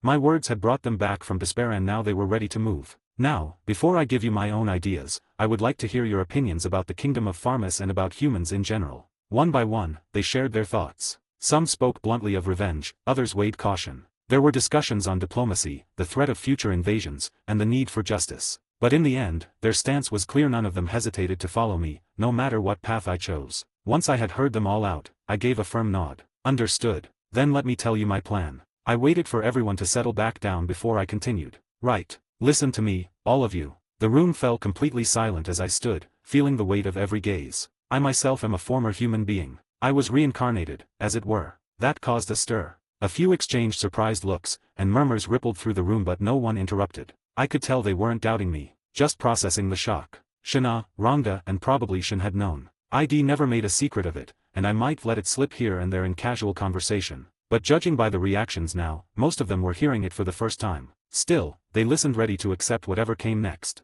Then I told them the rest. How I was stabbed trying to help someone. How I was confused at first in this new body. How, little by little, I began to meet people Monstersa and build the life I now cherished. I didn't mention Seal. I didn't bring up anything about Feldera. I only shared what they needed to understand me and why ID made the decisions I had. I created that rule not to attack humans because I used to be one. I said I liked humans because I truly did. And let me assure you all, it was never my intention for that kindness to bring harm to any of you. I looked across the room, meeting their eyes. I'm a monster now, yes, but in my heart, I still believed I was human. I wanted to coexist with them. I thought if I reached out, showed them peace, things would be different. I paused, swallowing hard. I spent a long time walking among humans. I got used to their cities, their food, their ways. And if only I had returned a little sooner, maybe I could have saved those children. Maybe none of this would have happened. Silence followed. And then, slowly, voices rose up around me. This wasn't your fault, Lady Rimuru. We should have protected them better. It's not right for you to bear this alone. Their kindness stung more than anything. I hadn't expected their forgiveness not like this. And then Ren stepped forward, her voice steady. I think it's pointless to argue over whose fault it was, she said, her tone sharp and resolute. What matters now is what we do next. Let's focus on the future and make sure something like this never happens again. Her words cut through the sorrow, anchoring the room. Everyone nodded, silent but firm. The grief was still there but so was determination. A heavy silence followed Ren's calm voice as she ended the earlier discussion. That was when I took a deep breath and looked around the room. Everyone, I have something to say. The hall stilled. I could feel the weight of every gaze on me, but I didn't hesitate. I intend to become a demon lord. Shock rippled through the room, and a few audible gasps followed. But I kept going, my voice unwavering. I've made my decision. It's the only way to bring them back. Shin, Gobzo, the others. I'll claim the title, take on the burden, and face whatever consequences come with it. So I'm asking all of you, will you follow me? A moment passed, then Benimaru smiled faintly. If you do manage to become a demon lord, he said with a quiet laugh, I hope there's a role for us in it all. I am your faithful shadow, my lady, came Soe's voice through the thread connection. There is no need to confirm our relationship. I will move according to your orders. And I, my master, growled Rhonda from within my shadow, am your faithful fangs. The one who will tear apart any foe who stands in your path. Shana bowed her head gently, her voice calm and composed. Your will is mine, Lady Rimuru. I shall follow wherever you lead. Then Ren stepped forward with grace, her tone polite and perfectly measured. I exist to serve, my lady. Whatever future you pursue, I shall walk at your side. The others in the room also gave their consent in their own way, nodding, bowing, or raising their voices in determined agreement. Each of them shared the same resolve, their eyes lit with quiet fire. They had already decided long ago, wherever I led, they would follow. Hearing their unwavering support, it almost made my chest ache. There was no hesitation in any of their voices. No fear, no doubt, just belief. Belief in me. I gave them a nod, firm and grateful. All right, then let's begin. With that out of the way, it was time to switch gears and figure out a strategy against this invasion. After that, we spent the rest of the meeting discussing tactics, possible troop movements, and how best to handle the kingdom of Pharmas. Everyone contributed, each voice calm, composed, but carrying an undercurrent of fury. We were united in purpose, and more than that, we had something worth fighting for. Plans were set, roles were decided, and the moment we finished, the air in the chamber felt different, sharper, clearer. Everyone stood with purpose. No one hesitated. War was coming, and I would become a demon lord. After Benimaru and the others had eliminated the magical interference around Tempest, everything was finally in place. The nightmare began for the kingdom of Pharmas. High above, I hovered in the sky, my gaze cast down upon the enemy encampment. The army 20,000 strong was spread out in a wide formation. Soldiers were lounging, eating, laughing, sharpening their blades, completely unaware that their final moments were approaching. They weren't people to me. Not anymore. They were sacrifices. I needed 10,000 lives to evolve into a demon lord. But I had no intention of stopping at 10. I would wipe out every last one of them except for the king. I'd leave him alive. He needed to witness what he had brought upon himself. That much, I'd allow. All of them will pay. Not one will be spared, I muttered coldly to myself. This is the price for taking Shin for everything. There was no room left for mercy. Only judgment. I deployed a large-scale magic circle. Its span vast enough to blanket the entire Pharma's force. It was fueled by anti-magic area, the great magic ID analyzed from Jiren. A 30-mile-wide net of suppression tight, inescapable, and perfect. The dome extended skyward, sealing even the upper atmosphere, and 10 feet deep into the earth below. The air inside was unnaturally still cut off from the outside world. No magic could be used. No teleportation. No divine intervention. No escape. A cage of silence and death. They wouldn't know it, but the moment I cast it, their fates were sealed. They had nowhere to run. Not a single soldier in that encampment would walk away from this field. And now it was time to begin. I extended my right hand, and the words escaped from my lips like a curse echoing from the void. Die. May the anger of the gods sear through your very souls, Megiddo.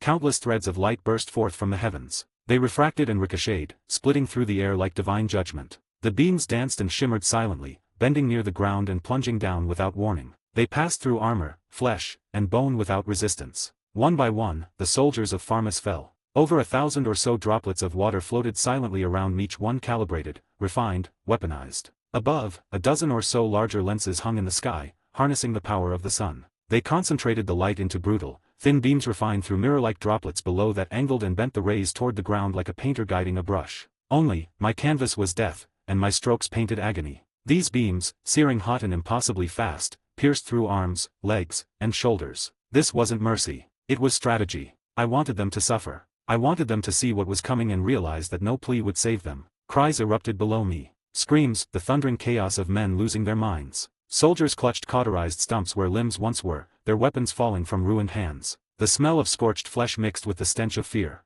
I made sure none of the wounded could stand. None of them would return home. I watched it all in silence. There was no hesitation in my actions. No pause for pity. They were sacrifices, and I would use every one of them. Megiddo wasn't designed for spectacle. It was quiet, clean, efficient, and absolutely terrifying. I adjusted the droplets, re-angled the beams. Another wave of light lanced downward, shearing legs from under knights who dared to flee. They collapsed mid-sprint, faces buried in the dirt, their bodies twitching under the sun's merciless gaze. And still, I didn't stop. I wasn't here for revenge. I was here for results. I needed 10,000 lives, but I would take them all. Let no one speak of this as a battle. This was execution. This was dominion. From high above, I watched the Pharmas army descend into hell. And I felt nothing. For a moment, I thought I might feel something: guilt, remorse, sorrow. But what came instead was silence. A deep, cold silence within me. That silence scared me more than the death below. Because once I would have cried. Once, I would have rushed in, tried to save them, reasoned with them, tried to make everyone understand.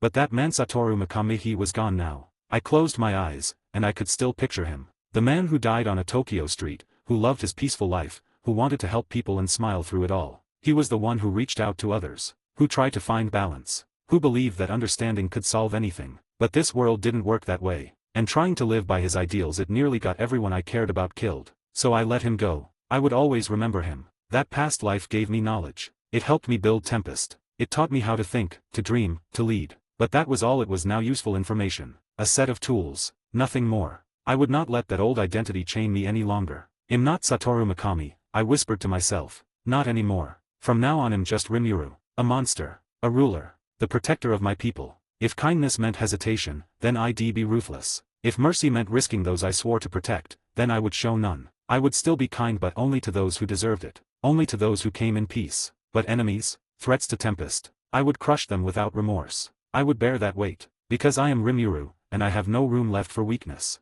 I opened my eyes again. The light of the sun gleamed off the lens above me, refracting in deadly silence. Another signal. Another strike. The slaughter continued, and I watched, steady and unblinking. The age of hesitation was over. Let the world see the monster I've become. A mere 5 minutes or so after this one-sided strike began, 2/3 of the advancing force were out of commission. Over 10,000 lives had been snuffed out by me, their souls harvested. Now ought to be a good time. With a flutter of my wings, I descended to the earth, ready to deliver yet more despair to the fools before me. Once I was 10 feet above the ground, I surveyed the aftermath. The battlefield was a smoldering ruin. Tents collapsed into scorched piles, weapons lay scattered and broken, and the air hung heavy with the stench of death. Exactly as calculated. Efficient. Final. The few survivors who had escaped the initial assault now lay collapsed on the ground, trembling as they looked up at me. Ah, help me. There was no hesitation. Silent flashes of light delivered judgment, clean, precise, emotionless. One by one, they fell. No cruelty. No malice. Just necessity. This was the cost of threatening tempest,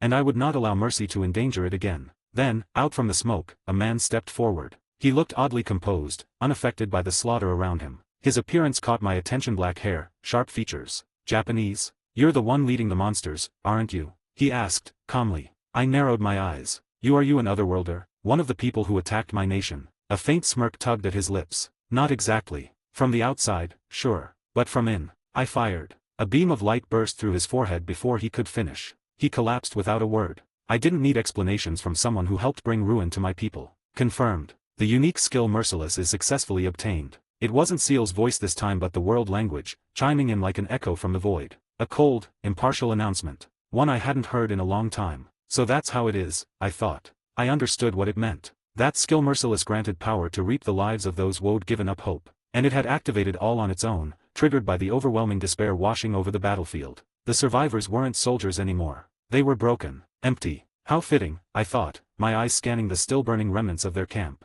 One whisper from the world language confirmed it: this massacre wasn't just war. It was evolution. And I had already stepped beyond the point of no return. Then, the moment Merciless completed its activation, it was as if the battlefield sighed and fell still. Every last one of the remaining soldiers, those who had collapsed, begged, prayed, or simply sat in shock, suddenly slumped where they were. Their bodies toppled like cut strings, thudding softly into the blood-soaked dirt. No screams. No struggle. Just silence. They had all given up. And the skill had claimed them. Seal's voice rang out softly in my mind, calm and clinical amid the hush. Master. All enemy soldiers are dead. 2 survivors remain, King Edmaris and a high-ranking priest from the Western Holy Church. A brief pause. Then, as if adding an afterthought. Additionally, 1 other individual survived. The man who resembles an otherworlder. Got it, I murmured, eyes narrowing. I stepped forward, the sound of my boots landing softly on scorched earth. Time to finish this. Then suddenly the world language echoed anew. Report. Checking the number of souls required for evolution. Confirmed.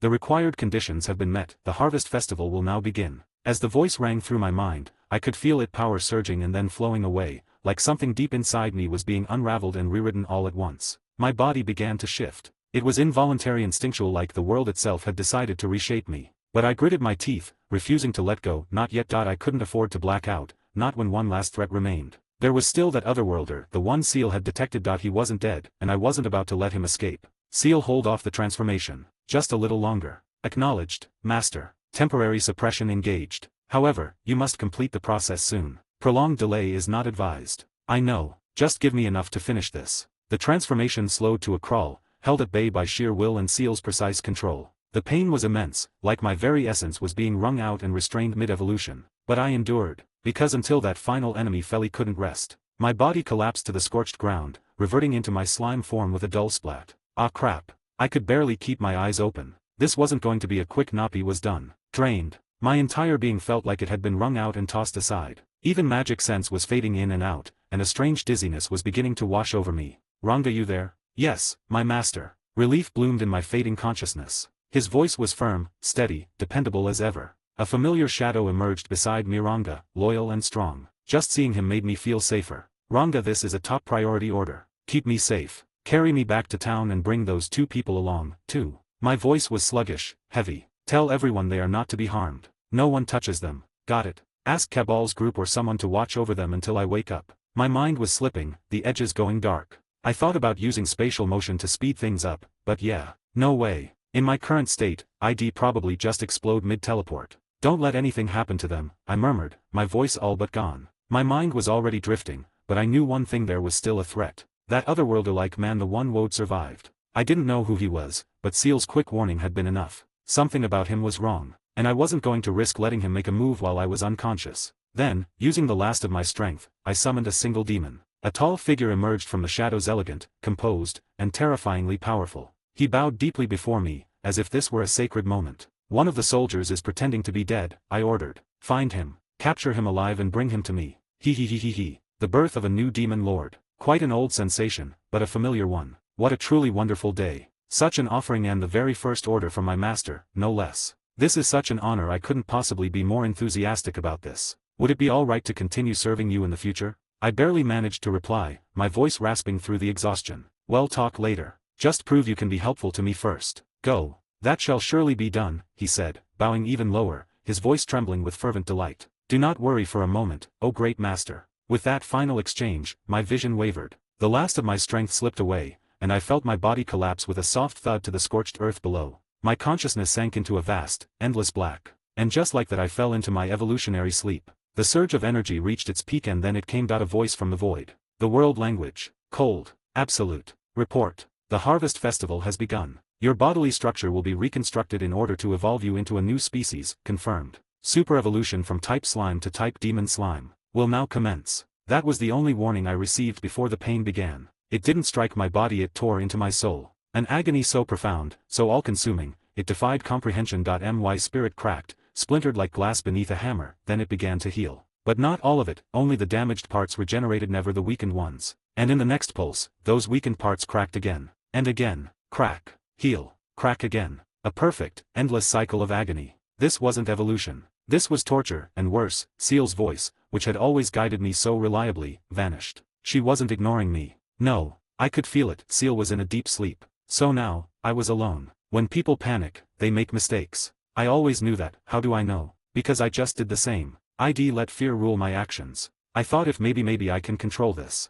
I couldn't fix the flawed cycle I was trapped in, but if the evolution only restored what was completely destroyed, then, what if I removed the weakened part myself? It sounded reasonable at the time, so I gathered my strength. And with gluttony, I activated soul consumption, directing it inward. I isolated a full quarter of my soul, the most unstable portion, and cut it away. Not destroyed, not erased, separated, so that the process would see it as gone and rebuild the space left behind. And, I screamed. No one heard it, but it echoed inside me, shattering the silence. It was agony beyond agony. A pain I hadn't thought possible. Not from battle. Not from death. This was like tearing out a piece of my very existence with my own hands. I couldn't breathe, couldn't think. My vision turned white with pain. My core trembled. I was unraveling. And in that moment, I knew I couldn't do it again. Never again. That single act had nearly destroyed me. If I tried it a second time, I wouldn't survive. So I stopped. I let the Harvest Festival do what it needed to, even if it meant enduring the cycle, breaking, rebuilding, breaking again. I accepted it. I chose pain over death. I accepted my fate. After what felt like an eternity of agony, a ceaseless storm of torment that shredded every fiber of my being. Confirmed. Super evolution from type slime to type demon slime successful. The words came like a whisper from the void, a faint echo that barely reached me. I was still drifting in a haze. All bodily attributes have been greatly enhanced. The material and spiritual bodies are now freely transformable. There was no fanfare, no sudden release from pain, just quiet. After all that, the silence was nearly unbearable. Intrinsic skills, infinite regeneration, control magic, multi-layer barrier, universal detect, universal shapeshift, Lord's ambition, enhanced replication, spatial motion, dark flame lightning, and universal thread acquired. Each skill was like a thread stitched into my new form, but I had no energy to feel triumph. Reacquiring resistance as completed, resist melee attack, cancel natural elements, cancel ailments, resist spiritual attack, and resist holy attack acquired. I let the words wash over me. They were facts. Nothing more. I had gained strength, sure, but I had paid dearly for it. No part of me felt victorious. Just alive. Evolution is now complete. I lay there, still, for a moment. Or maybe longer. I wasn't sure. The pain had dulled, not gone, just distant now, like a phantom sensation burned into my memory. But then, a thought struck me. Wait. Wasn't I supposed to get an ultimate skill? That was the whole point, wasn't it? This evolution, it was the price I paid to gain the power I needed. The power to resurrect everyone I lost. Seal. I called out instinctively. But there was no reply. She was asleep. I could still sense her faintly, buried deep within me. Still, her earlier words echoed in my mind. In order to bring them back, an ultimate skill is required. And I hadn't received one. Then, as if responding to my mounting anxiety, the voice of the world spoke once more, impersonal and absolute. Inquiry received. Current conditions do not mandate the bestowal of an ultimate skill. Requirements have been fulfilled for Demon Lord evolution. However, evolution alone does not guarantee the acquisition of an ultimate skill. Seriously? My voice cracked with disbelief. You're telling me I did all of that, endured that hell, and I still don't have what I need? Correction. The potential for evolution into an ultimate skill exists. One of the unique skills has reached critical mass and can now evolve.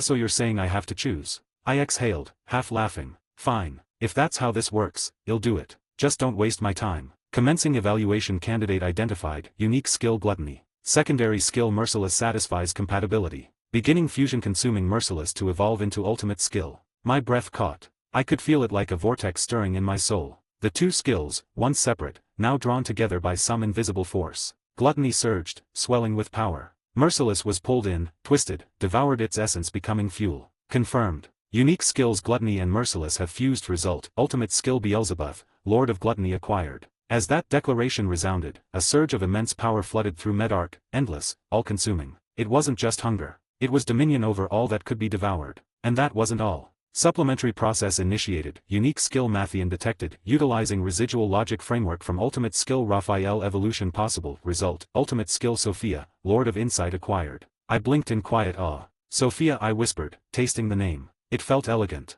intelligent. Not just mimicry or learning but pure understanding. With this, even the finest nuance of an enemy's technique wouldn't escape me. It was a skill forged from the knowledge ID gained and honed under Raphael's guidance. No, from her structure itself. A small smile crossed my lips. Hey, even if Seal isn't here, her previous body is still supporting me. No answer. But I didn't need one. She was resting, and even in sleep, she hadn't left me alone. With the evolution complete, my soul finally gave in. There was nothing left to hold on to. No pain, no thought, just the silence of release. And so, I fell into a deep, quiet sleep. Note. Woohoo. Rimuru finally became a demon lord. Cheers, applause, glitter cannons bring out the celebration squad. Our beloved slime has officially entered her demon lord era, and yes, she looks radiant. It's been such a long, winding journey, from a man to a woman, from Satoru Mikami to Rimuru Tempest. She's no longer the guy from another world, she's now a graceful woman, a beloved leader, and finally, a full-fledged demon lord. Sniff, sniff. Rimuru has grown so much. Feels like just yesterday she was blushing while wearing women's clothes for the first time, spiraling into an existential crisis about her gender and identity, and now look at her, regal, powerful, and completely owning it. Sure, she still needs a bit more elegance training. Ren is already preparing the fan, but she's ready. This isn't the end, this is the beginning of an entirely new chapter. Thank you so much for reading, seriously, thank you. It's been such a ride so far, and trust me, the best is still ahead. Character information. Rimuru Tempest, profile. Race, demon slime. Name, Rimuru Tempest. Manus, Seal, Rimuru's first wife. Gender, 90% female, 10% male. Orientation, attracted exclusively to women due to remnants of her male psyche. She shows no interest in men whatsoever. However, if Seal were to take on a male form, she would not be opposed. That would be a very different case, one based on trust, affection, and shared intimacy. Hero Seed, possesses a dormant hero seed. Titles. True Demon Lord. Ruler of Tempest. Lord of Gluttony. Master of Insight. Lord of Wisdom. Blessings. Blessing of Feldera Crest, Crest of Storm. Blessing of the Primordial Spirit of Light Crest, Crest of Radiance. Appearance. Apparent age, 18 years old, matured from 16 after evolution. Height, 165 centimeters. Hair, long, flowing blue.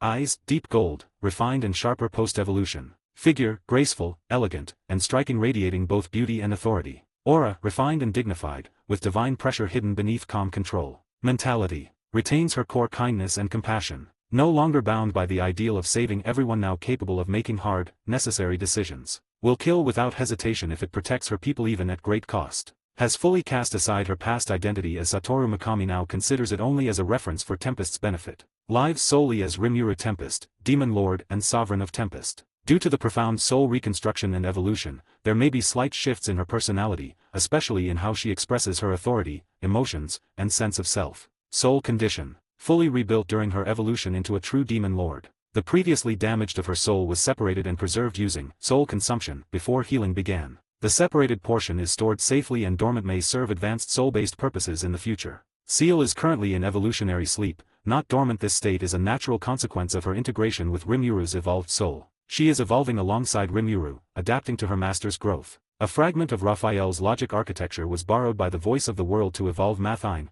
giving rise to Sophia, Lord of Insight. Ultimate skills. Beelzebub, Lord of Gluttony. Evolved from Gluttony by absorbing Merciless, carries all canonical subskills from the original Gluttony. Predation, absorbs the target. Stomach, stores and isolates absorbed matter. Analysis, breaks down targets for skill acquisition. Mimicry, replicates absorbed forms. Isolation, removes harmful elements from stored targets. Corrosion, destroys absorbed matter. Soul consumption, devours soul for energy and information. Food chain, it possesses the effects of two skills, provide, receive. No changes from the canonical version. Sophia, Lord of Insight. Evolved from Mathine using Raphael's logic fragment, a powerful analytical type skill focused on perception, imitation, and understanding. Sub-skills. Perfect memory sync, stores and recalls any skill, technique, or pattern with flawless accuracy. Copy skill, allows the user to copy unique and even ultimate skills but only after successfully analyzing the target skill. Targets may resist the analysis or copying process. Skills copied this way are usable,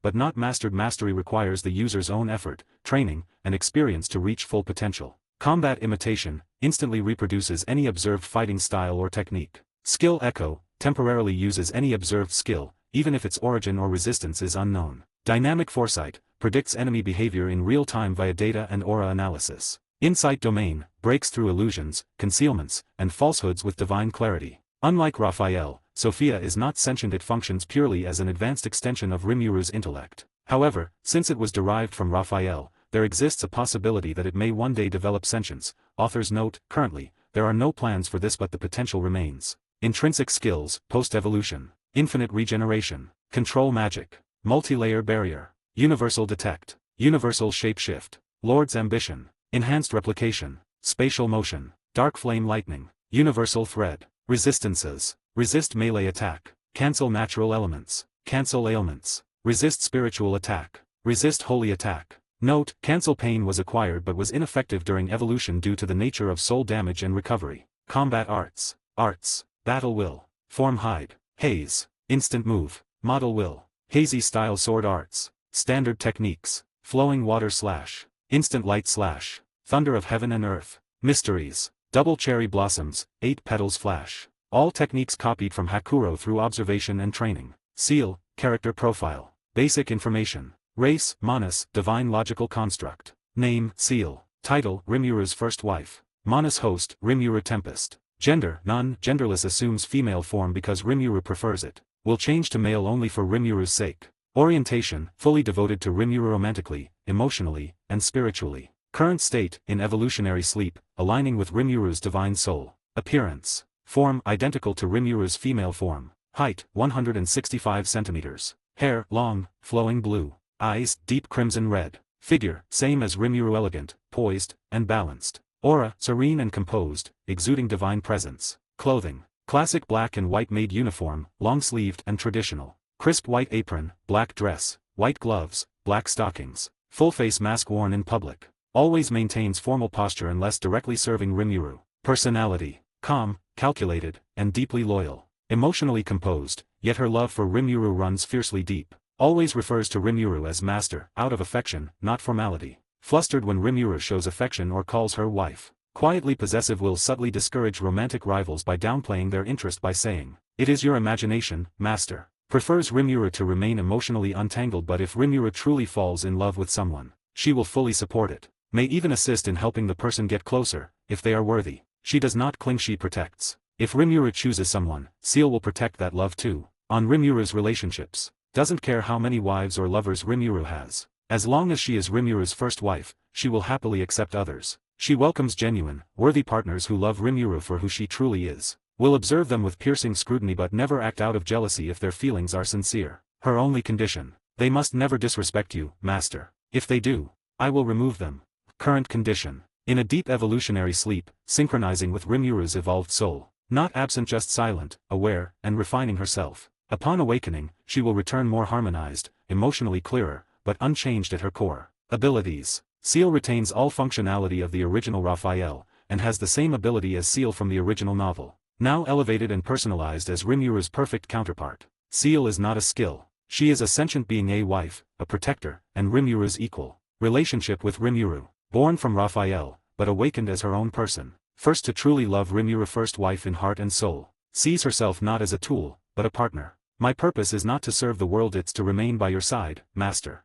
If others love Rimuru sincerely, she will welcome them. But she will never relinquish her place as the first. Her love is absolute, selfless, and quietly proud. Ren Yamashiro, character profile. Basic information. Race, human, body enhanced by the voice of the world. After the Falmouth attack, Ren came to despise humanity. Though biologically still human, she no longer identifies herself as one. If this is what it means to be human, then I'd rather be a monster.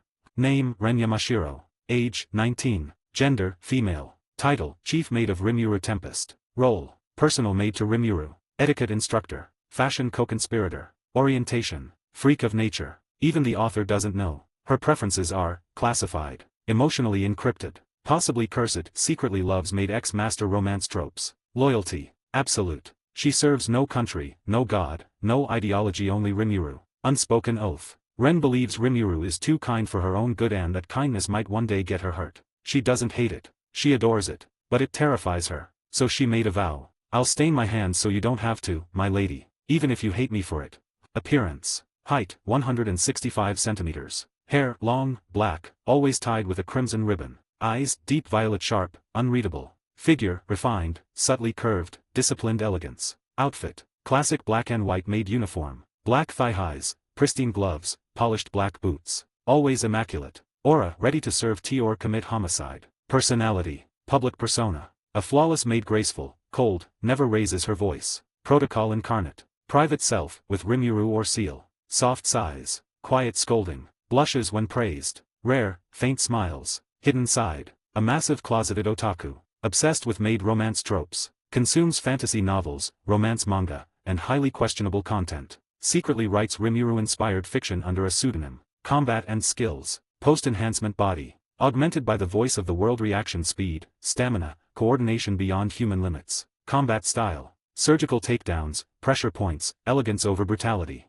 She also learned swordsmanship under Hakuro. Weapons. Sword, silver needles, enchanted thread, sharpened fans, polished cutlery. Signature aura, professional annihilation, not anger erasure. Skills. Ultimate cleaning arts, she polishes floors, souls, and enemies alike. Stealth movement, once vanished for 2 hours during a banquet. Was behind Rimuru the whole time. Etiquette mastery, turns barbarians into nobles over tea session. Tactical scheduling, has Rimuru's day organized to molecular efficiency. Otaku archive, secret, can predict romance tropes with terrifying accuracy. Relationship with Rimuru. Professionally, the perfect maid. Emotionally, deep admiration, fierce respect. Sees Rimuru's elegance as her greatest masterpiece. Not emotionally dependent but spiritually anchored to her. Romantic viewpoint. Already calculated that she may become Rimuru's wife or lover. Prefers the secret lover route like a fantasy background heroine. A perfect maid doesn't ask for love. She just waits, until her master sees her.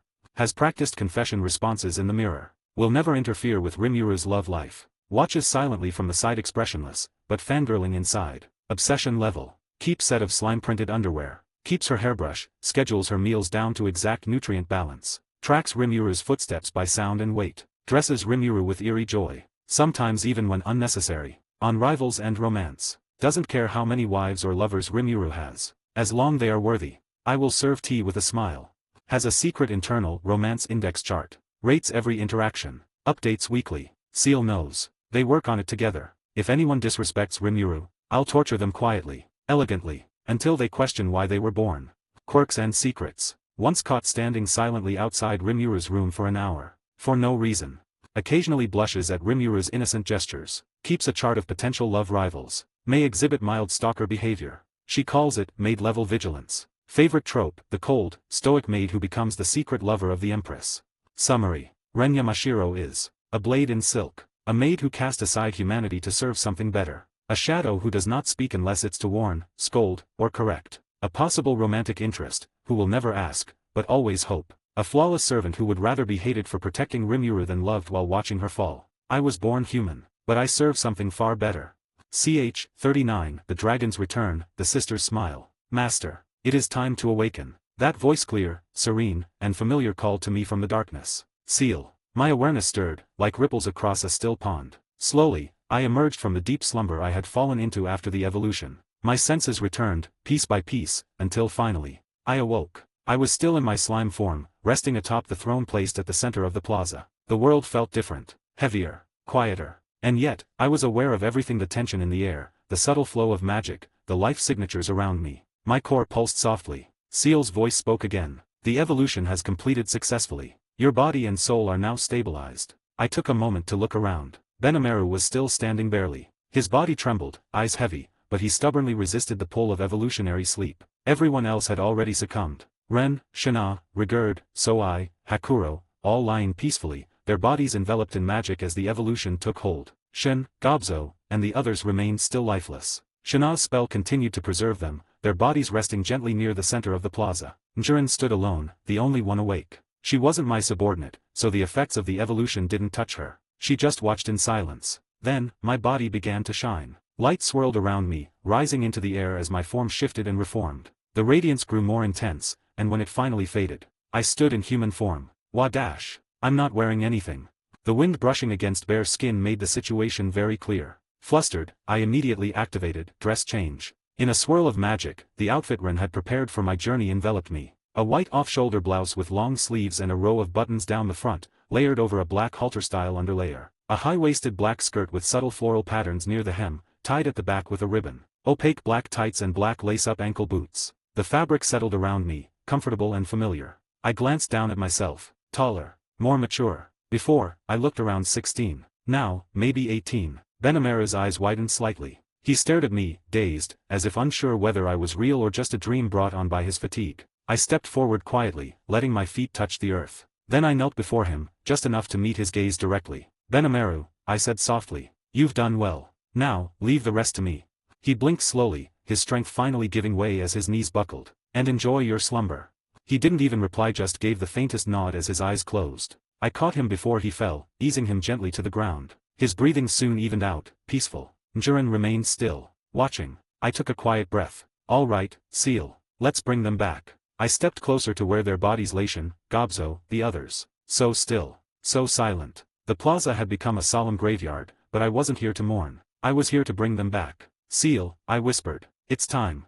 Understood, Master. Beginning resurrection sequence activating ultimate skill, Beelzebub, Lord of Gluttony. A pulse of darkness bloomed in the air around me. Beelzebub was activated, a villainous force unleashed upon the world but one used for a certain goal, tracing each of the results Seal had calculated. Every magicule within the barrier covering the town was absorbed, converting the atmosphere back into pure air. Then the barrier itself was neatly eaten up, and then Beelzebub was halted. It was as if nothing had ever happened to this space at all. Bringing my hands forward, I began casting Analyze and Assess. I didn't speak. I couldn't. The weight of what I was doing pressed down on every part of me. As I worked in silence, a familiar presence quietly emerged from the shadows. The archdemon I had summoned before collapsing, he stood there now, watching me intently. He said nothing, didn't move, didn't disturb me. His eyes simply followed my every motion with an eerie calm, as if already pledging his loyalty by restraint alone. I ignored him for now. This moment wasn't about him. It was about them. Shen, Gobzo, my people. This was their turning point. And I would not fail. Once I'd confirmed the conditions, I began. Secret art of revival commencing. What followed was one of the deepest, most mysterious rituals this world had to offer. The very boundary between life and death was being rewritten by my will. Colorless, transparent orbs of light floated gently in the air, each wrapped in a delicate, flawless film of soft purple. These were the cores of my fallen comrades, their souls, preserved through some miracle. Their astral bodies shimmered faintly around them, protecting their essence. I guided each one of them back. Following the precise process of the secret art of resurrection, I returned the rebuilt monster souls to their respective bodies. All the monsters laid in this plaza had been gifted complete memory as part of the evolutionary process, and they accepted that gift, willingly embracing my hope as their own. Complete memory, an extra skill capable of fully restoring every shred of memory and identity, even if the brain itself had decayed. As long as the soul remained, the rest could be pieced together again and again, without limit. Now, the final step. The link between soul and body was re-established. And then, each core shone with a soft inner light. One by one, the monsters' hearts began to beat once more, slowly, steadily.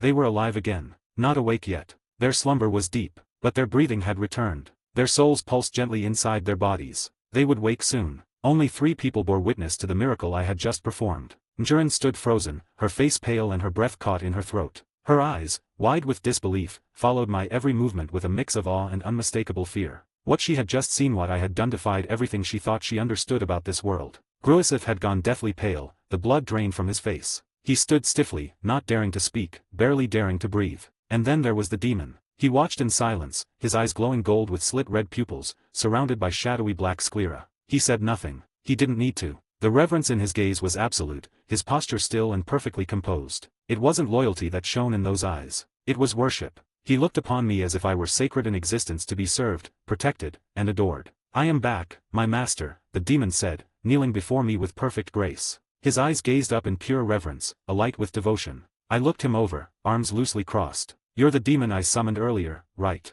Yes, he replied immediately. As you ordered, the man who was pretending to be dead has been apprehended. I placed him with the other human survivors. None have been harmed. Good. I gave a small nod. Then, you can go now. Silence. The air around us shifted. The demon didn't move, still kneeling, but something about his presence suddenly grew fragile. Like glass on the verge of cracking. You are dismissing me? He asked, his voice quiet, uncertain. Huh.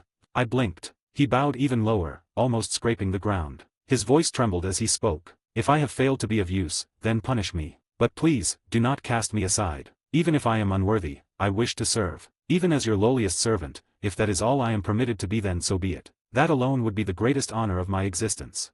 I let out a soft sigh, rubbing my temple. You're being way too dramatic.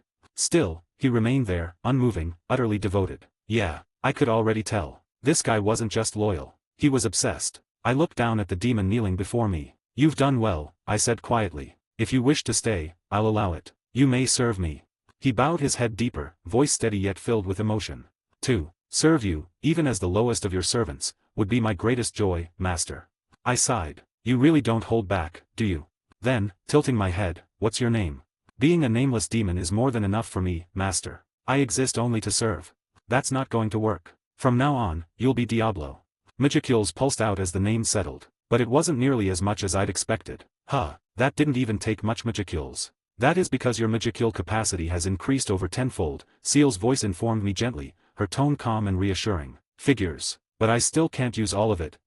Correct. The hero seed within you continues to interfere with your output. TCH. Still causing trouble. I have found a way to suppress it, she said quietly. It won't be an issue much longer. While I was speaking with Seal, Diablo remained motionless before me, kneeling with unwavering focus. Then, suddenly, a cocoon of darkness began to envelop his body as he prepared for his own evolution. I'm so careless sometimes. I should have expected this. Naming a high-level demon? Of course it would trigger evolution. I guess there's no cure for being a little too generous. The evolution completed itself as I mused over this. The swirling shadows dissipated, revealing the new form within. Streaks of deep red and shimmering gold now threaded through his jet-black hair, catching the light with an almost infernal gleam. His eyes were the same as before, golden, radiant, but the crimson pupils inside them glowed even more sharply, framed by pitch-black sclera. The contrast was striking, otherworldly. As he rose to his full, slender height, I noticed his attire had changed as well. Gone was the princely elegance from before. Now, he wore the peak of refined domestic fashion, a butler's ensemble so perfect it was practically ceremonial.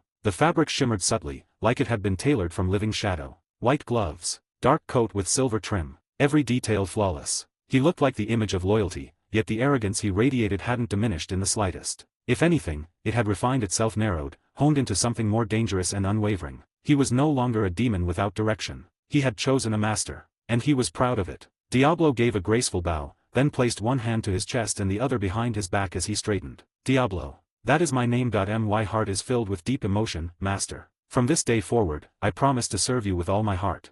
A respectful salute followed. It was theatrical, sure, but I could feel the sheer sincerity radiating from him. This wasn't just loyalty. This was devotion. There's no need to call me master all the time, I said. Though, well, when Seal says it, it somehow feels right. And honestly, if Ren ever called me that with her cool, serious face, I probably wouldn't mind either. There's something kind of sweet about it when it comes from a beautiful woman. But when a guy says it, it just feels weird. Like we're doing some kind of master-servant roleplay, and not the good kind. Turns out, even after everything, I still like women. Guess some things don't change. And hey, I'm technically a woman now too, but who cares? I like what I like. Diablo lowered his head again, his expression reverent. How shall I refer to you, then?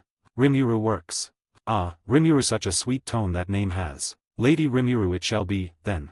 He rose gracefully to his feet, his butler-style uniform draping flawlessly over his form. That cool, composed posture. Yeah, he and Ren would probably get along just fine. But there were more pressing concerns. I narrowed my eyes a little. Seal, you said you found a way to suppress the effects of the hero's seed. What exactly do you mean? Her answer came smoothly. By using unlimited imprisonment, master. We can seal the hero's seed within an infinitely vast imaginary space, effectively isolating it and preventing any interaction with your core. That caught my attention. Wait. Unlimited imprisonment? You mean the same one we used on Feldera? Then does that mean we can free him now too? There was a pause, then her voice returned measured, but just a little too quick to hide her annoyance. Yes, the analysis is complete. Though it took longer than necessary, as Feldera prioritized rifling through your memories for manga over contributing anything useful. Of course he did, I muttered with a sigh. However, as a result of the Harvest Festival, Feldera received a gift in ultimate skill. That drastically accelerated the remaining stages of the analysis. His release is now merely a matter of execution, should you wish it, master.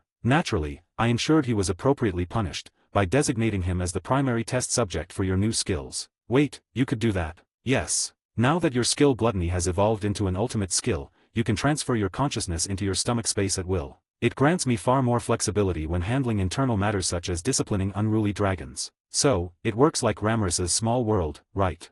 No, Master. While it may seem similar, it is fundamentally different. Small world is a constructed subspace grounded in the physical realm. What you possess is an imaginary space, a higher dimensional conceptual domain. Think of it as entering a lucid dream, except everything you do there has real consequences. It is an extension of your soul, not a separate world. So wait, what if I use thought acceleration out here first, then enter my imaginary space? Would I get even more time? Yes, Master. In doing so, you would first slow external perception through thought acceleration, and then step into a space where time flows according to your will. The two compound, allowing for nearly limitless internal processing time while only a moment passes outside. Well, I've got to test this out, but before that, guess I should release Feldra pronto. I just hope he's still alive after whatever you did to him. He is alive, Seal replied calmly. Slightly traumatized, but alive. There was a pause. For now, she added. I immediately turned to Diablo, who was still kneeling loyally beside me. I'll be heading to the sealed cave for a while. Make sure no one interrupts me. When the others wake up, let them know what's going on.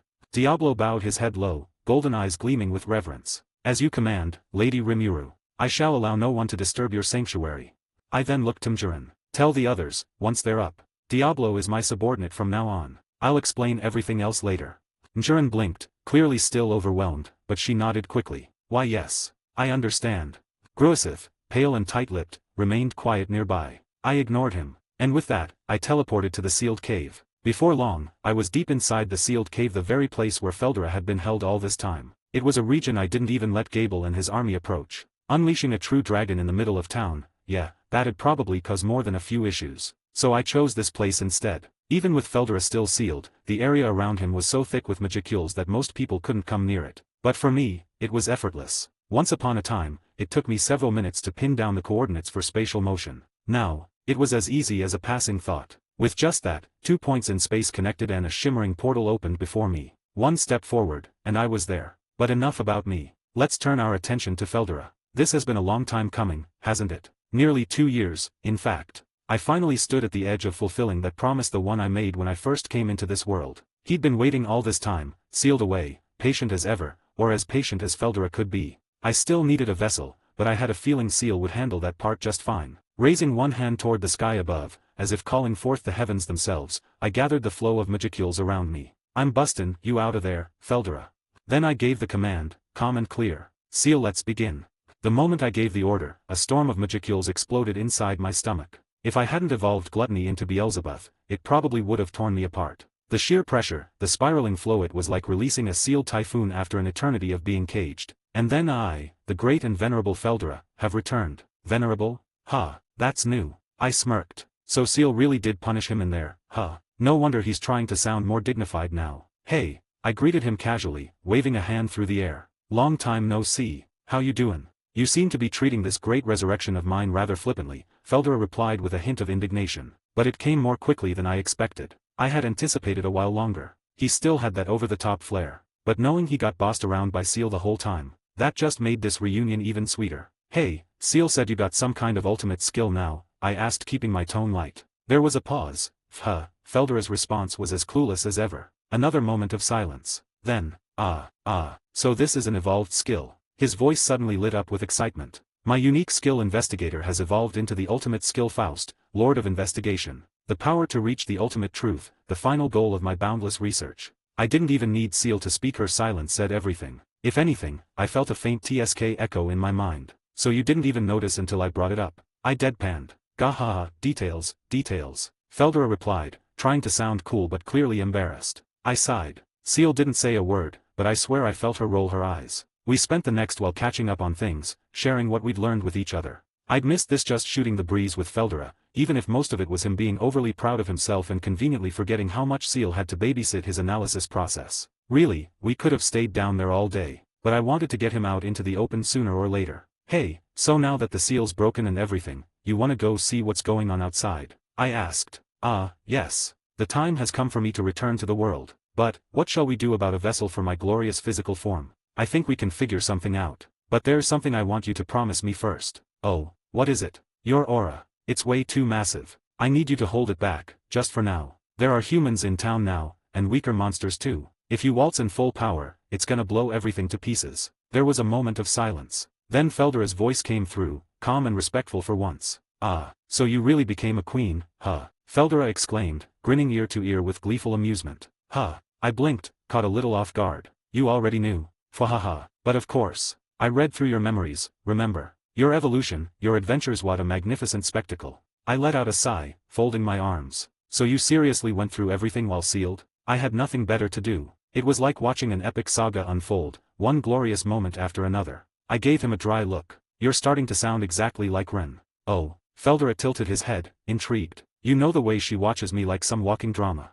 Always with that glint in her eyes, calling me my lady like she's starring in a play or something. I side-eyed him. You two would get along way too well. Fahaha, a kindred spirit indeed. This Ren clearly has impeccable taste. I narrowed my eyes. That wasn't a compliment. He chuckled softly, the pride in his voice unmistakable. Then, very well. You have my word, Rimuru. I shall keep my aura sealed, for the sake of your nation. I smiled a little at that, feeling a flicker of warmth. In the back of my mind, I heard Seal murmur lightly. It seems he's at least learned some restraint, eventually. She sounded neutral enough, but I could tell she was pleased too. Once I had his word, I unleashed my brand new enhanced replication, well, whatever Seal decided to call it. The naming wasn't the important part. What mattered was the vessel. A flawless, complete duplicate of my current form, right down to the silky silver hair and, if I dare say so myself, the unfairly beautiful face. Behold. I declared, a little too proudly. Your brand new body. Feldora's eyes sparkled as he took in the sight. Oh, magnificent, handsome and powerful. Just as expected from my best friend. I wasn't aiming for handsome, actually.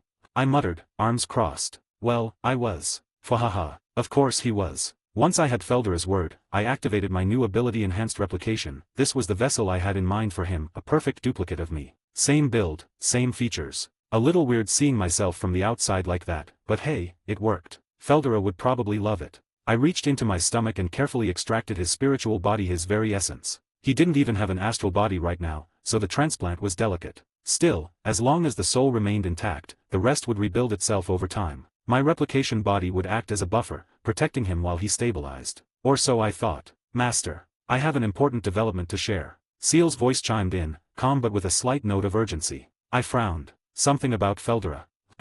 During the process of transplanting his spiritual body, traces of his energy still remained inside your stomach. Beelzebub automatically consumed those remnants. I analyzed them. I blinked. Okay.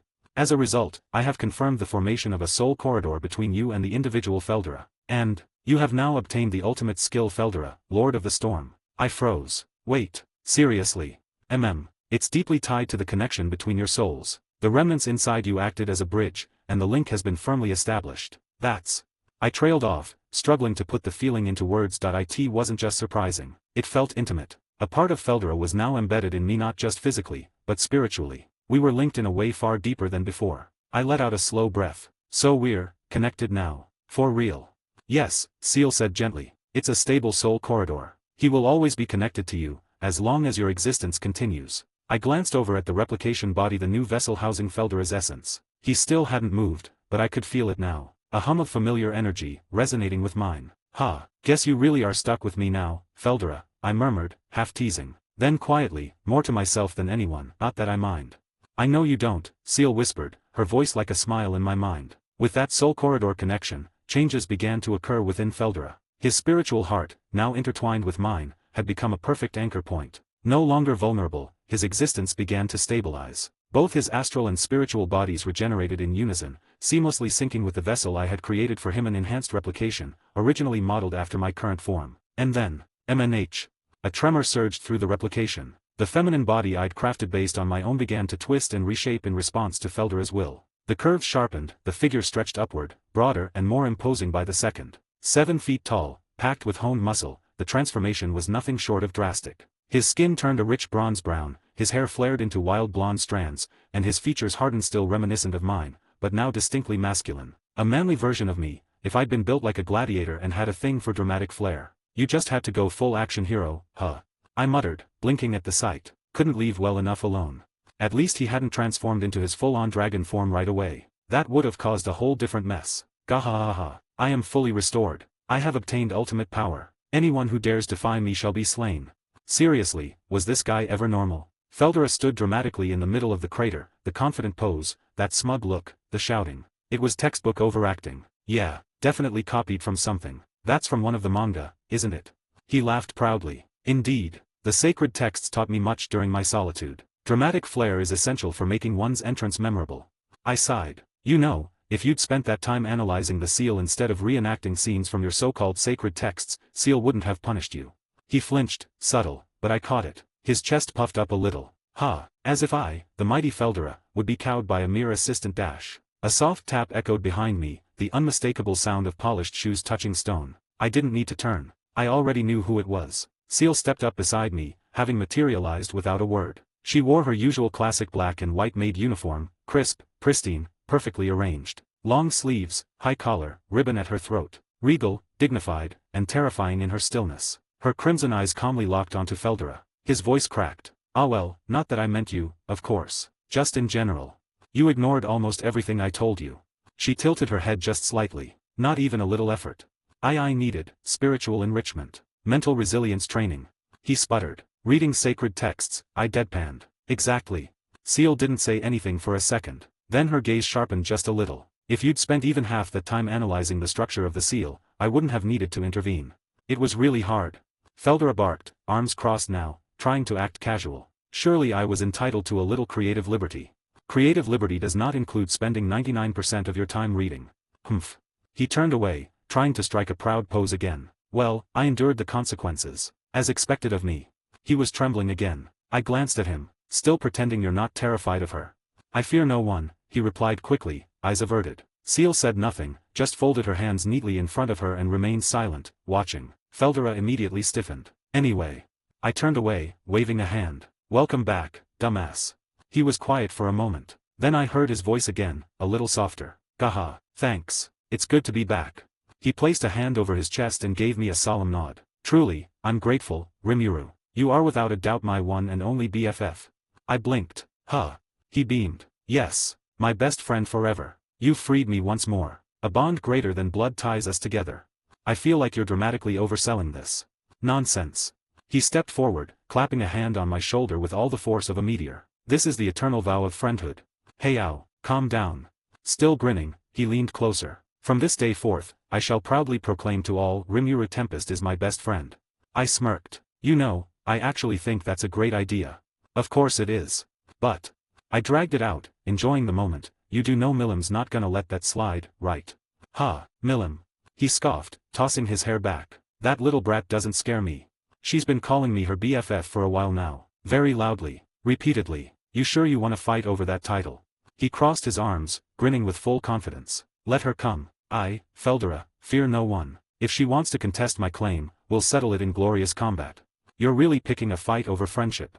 Indeed, friendship is worth battling for. Seal tilted her head slightly. Do you plan to start a war every time someone else becomes Master's friend? Only if they challenge my position. He said smugly. Let them come. I welcome the competition. I gave him a deadpan look. So, friendship is a blood sport now. To those with true passion, yes. Seal blinked once. This explains much about your mental development. Thank you. He said proudly. That wasn't a compliment.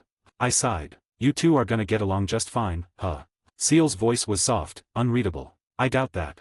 Honestly, I should have been used to this chaos by now, but no, it's definitely getting worse. Feldora was still going on about defending the title of BFF through righteous battle when I cut in, raising a hand. Hey, actually, I started, glancing to the side. There's something I've been meaning to say. He stopped mid-rant, blinking at me. What is it, Rimuru? I rubbed the back of my neck. It's kinda weird, so don't laugh. He tilted his head, arms folding behind his back. Humph. Speak, Rimuru. No truth is too strange for one as great as I.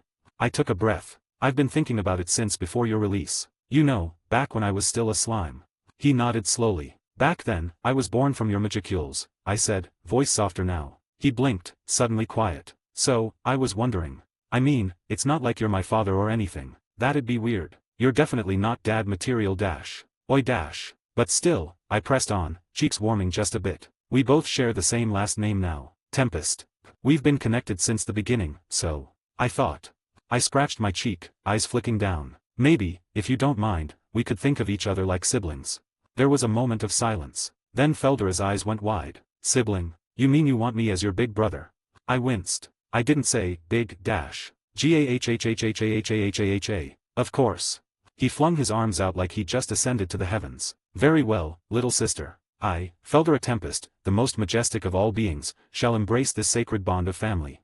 I literally just asked if it was okay. He was already pacing proudly, hand on his chin. It all makes sense now. Our destinies have always been intertwined. The legendary dragon and his reincarnated slime sister. What a tale.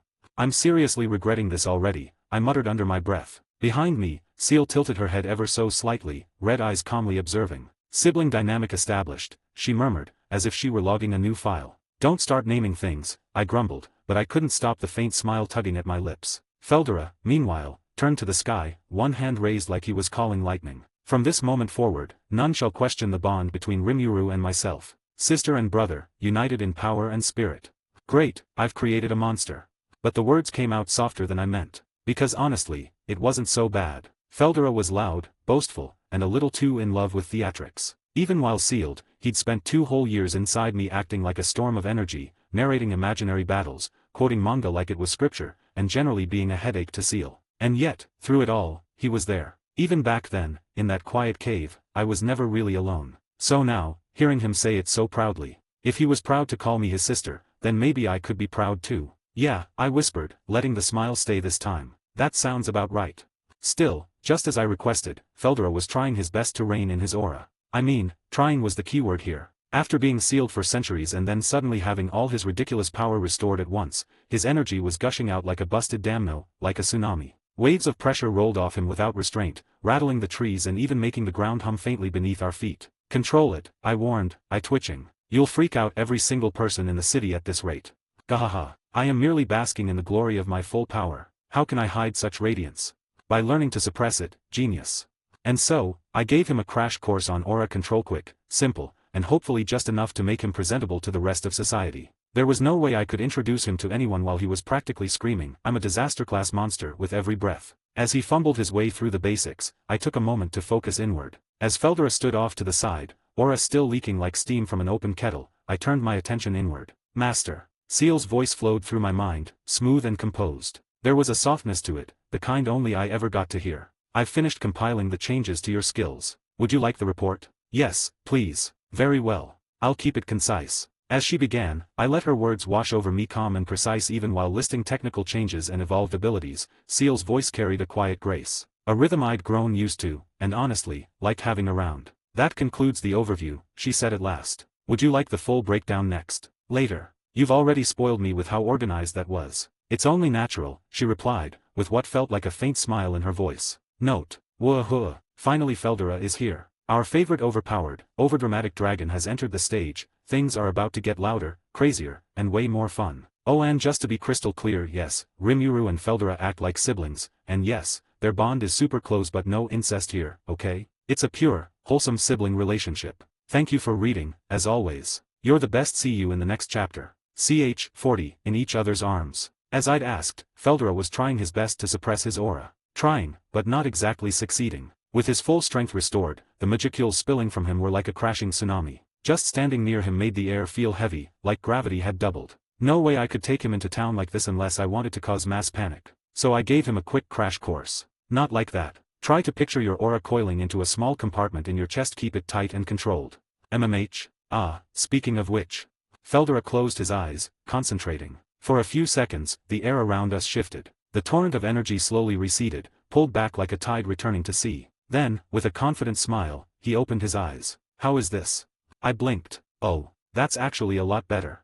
Gahaha. I knew it. My manga knowledge has finally proven useful. Truly, those sacred texts are a treasure trove of insight. He puffed his chest out with pride. Right beside me, Seal stood silently, her gloved hands folded neatly in front of her, the trim of her maid uniform catching the light. She tilted her head slightly, watching Feldora with a calm, unreadable smile. Your control is acceptable now, she said softly. At least enough that you won't cause a panic simply by breathing. Feldora stiffened just a little. Oh, of course. This much is child's play for me. He looked away, clearly avoiding her gaze. I caught the twitch in his eyebrow. He was still acting tough, like he always did, but he wasn't fooling anyone. I smirked. You're lucky she's letting you off easy. I am always composed, dear sister. I have nothing to be let off from.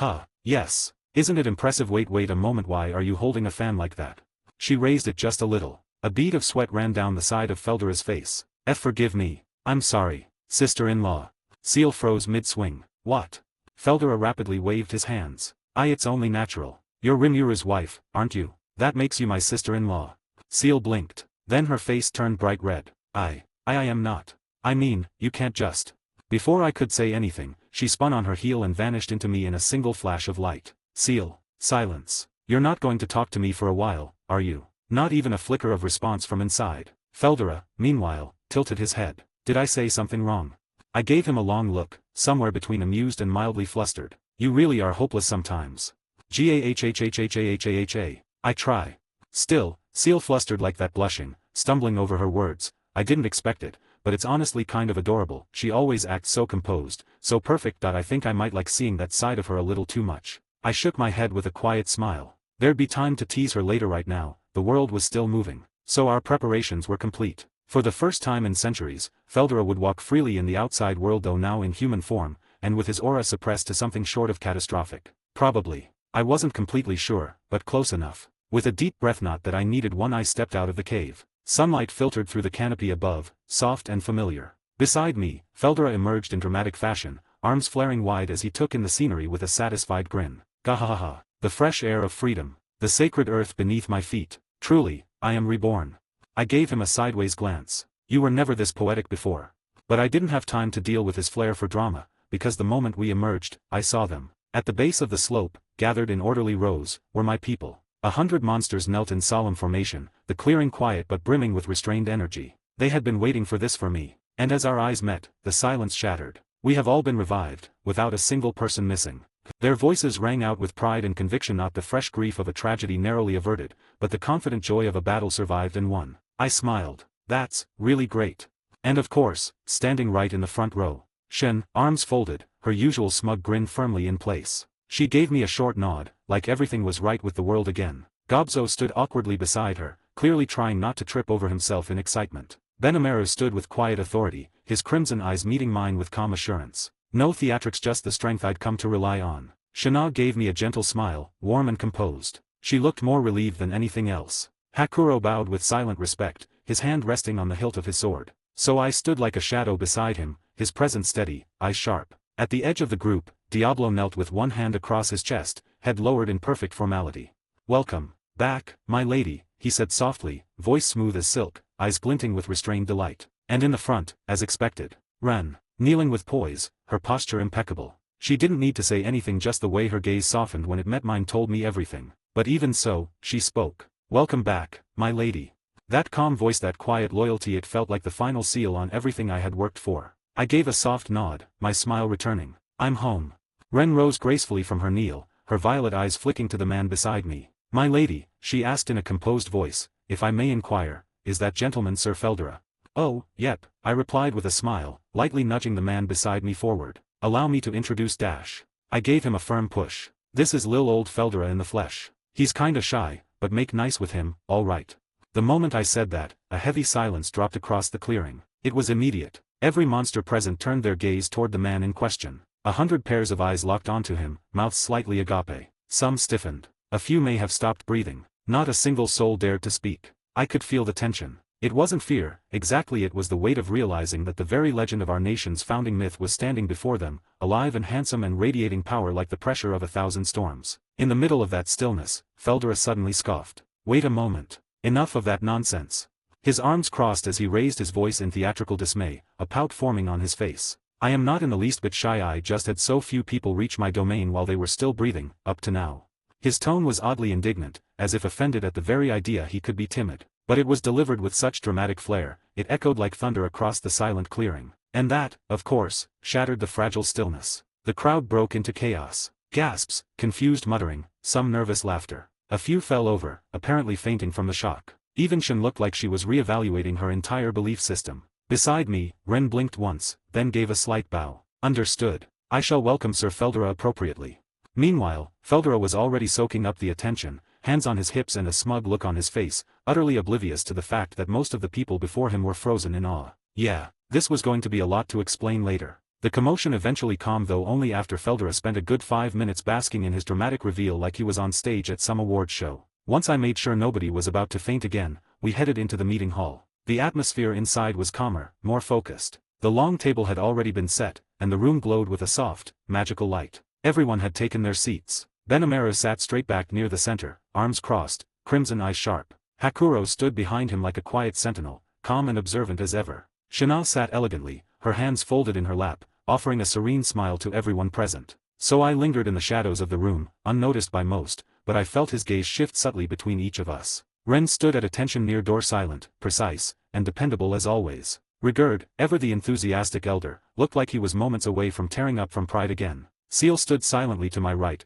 her expression hidden behind the elegant white mask she now wore. Her ceremonial black and white maid uniform was as crisp and immaculate as ever. She stood straight, composed, but I could feel her aura still slightly shaky from earlier. She had recovered a little from the embarrassment caused by a certain storm dragon's loudmouth antics, but only just. On my left stood Diablo, ever the picture of poise and devotion. His butler-style uniform was perfectly arranged, not a thread out of place. He said nothing, but the slight upward curve at the edge of his lips betrayed a quiet satisfaction, like simply standing at my side was enough. Meanwhile, that storm dragon was reclining way too confidently in his seat. Gahahaha. So this is what it's like to attend a war council. It's like being in one of those old kingdom dramas, isn't it? Yeah, he was definitely going to be like this for a while. As for me, I'd reverted to slime formation. She liked it, plain and simple. The moment she sat down, I hopped into her lap, and she scooped me up with that usual smug grin of hers, like everything was finally back to normal. One hand absent-mindedly patted my head while the other rested on her hip, completely satisfied. I wasn't exactly a plush toy, but if it made her happy, who was I to complain? And honestly, watching her act like this, after everything, yeah, I didn't mind one bit. Before we begin, there are a couple of people I'd like to introduce. Everyone turned their attention to me. Still resting comfortably in Shin's lap, I lifted a little slime tendril toward the tall figure standing calmly beside me. This is Diablo. He'll be serving as my butler from now on. Diablo placed a hand over his chest and bowed with graceful precision. It is an honor to serve, my lady. There was a brief silence, half curiosity, half caution, but no one raised a fuss. Good. Then I gestured to the far side of the room, where a certain someone was sprawled across a couch like he'd already made himself at home. And over there, is Feldora. Yes, that Feldora the storm dragon himself. The mood shifted instantly. Yep, that landed. He puffed out his chest with a smug grin, tossing his hair back as if there were a wind blowing just for him. Some jaws dropped. Others exchanged wide-eyed glances. Not everyone had recovered from seeing a living legend walking casually among them. The tension in the room was thick enough to cut with a knife, and I knew someone was going to break first. It ended up being Rigurd. If I may. He asked hesitantly, lifting a trembling hand. Sir Feldora, what kind of relationship do you have with Lady Rimuru? Oh, here we go. I felt every head turn in sync. The entire room leaned forward slightly, ears sharpened like radar. I could practically hear them holding their collective breath. Feldora blinked. That? You'd like to know? Yes, by all means. Rigurd practically shouted. Everyone else nodded quickly, even so eyes were subtly watching Feldora now. The old lizard couldn't have looked more pleased. Gahahaha. Very well, then. I shall reveal it to you. He dramatically stood, as if delivering the climax of a stage play, before slapping his hand on the table and declaring, Rimuru is my little sister. The entire room froze. Even Shin's hand, which had been rhythmically patting me a moment ago, stopped in place. I internally facebound. I may have said something kind of like that earlier, I muttered, flustered. I mean, we're not related by blood or anything, obviously. It's just, you know, we share a last name now, and we've kind of been together since the beginning, so. My voice trailed off. Indeed, she was born from my magicules. In a way, it could even be said I am her origin. A noble sibling bond, forged from destiny and sealed by fate.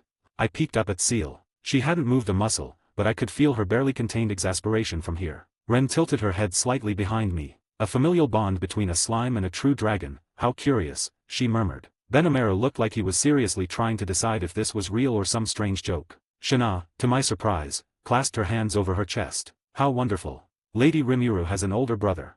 I never asked for one, I whispered under my breath. Feldora, of course, missed the sarcasm entirely. Fuhahaha, that's right. As her big brother, I shall protect Rimuru with all the power I possess. I sighed and decided to clarify things before he got carried away. Then I told them everything, how I met Feldora 2 years ago, when I was just a weak little slime lost in the cave, how we became friends, and he lent me his name, and how, just recently, I'd finally fulfilled my promise and released him from unlimited imprisonment. Just then, there was a sharp knock at the door. Enter, Benamera called out, standing at attention. A young guard stepped into the room, saluting quickly. Forgive the interruption. 3 lycanthropes have arrived at the main gate. They say they're envoys from Demon Lord Carolon's domain. The room tensed instantly. Benamera's brow furrowed. So they are here. I turned toward him. You knew they were coming.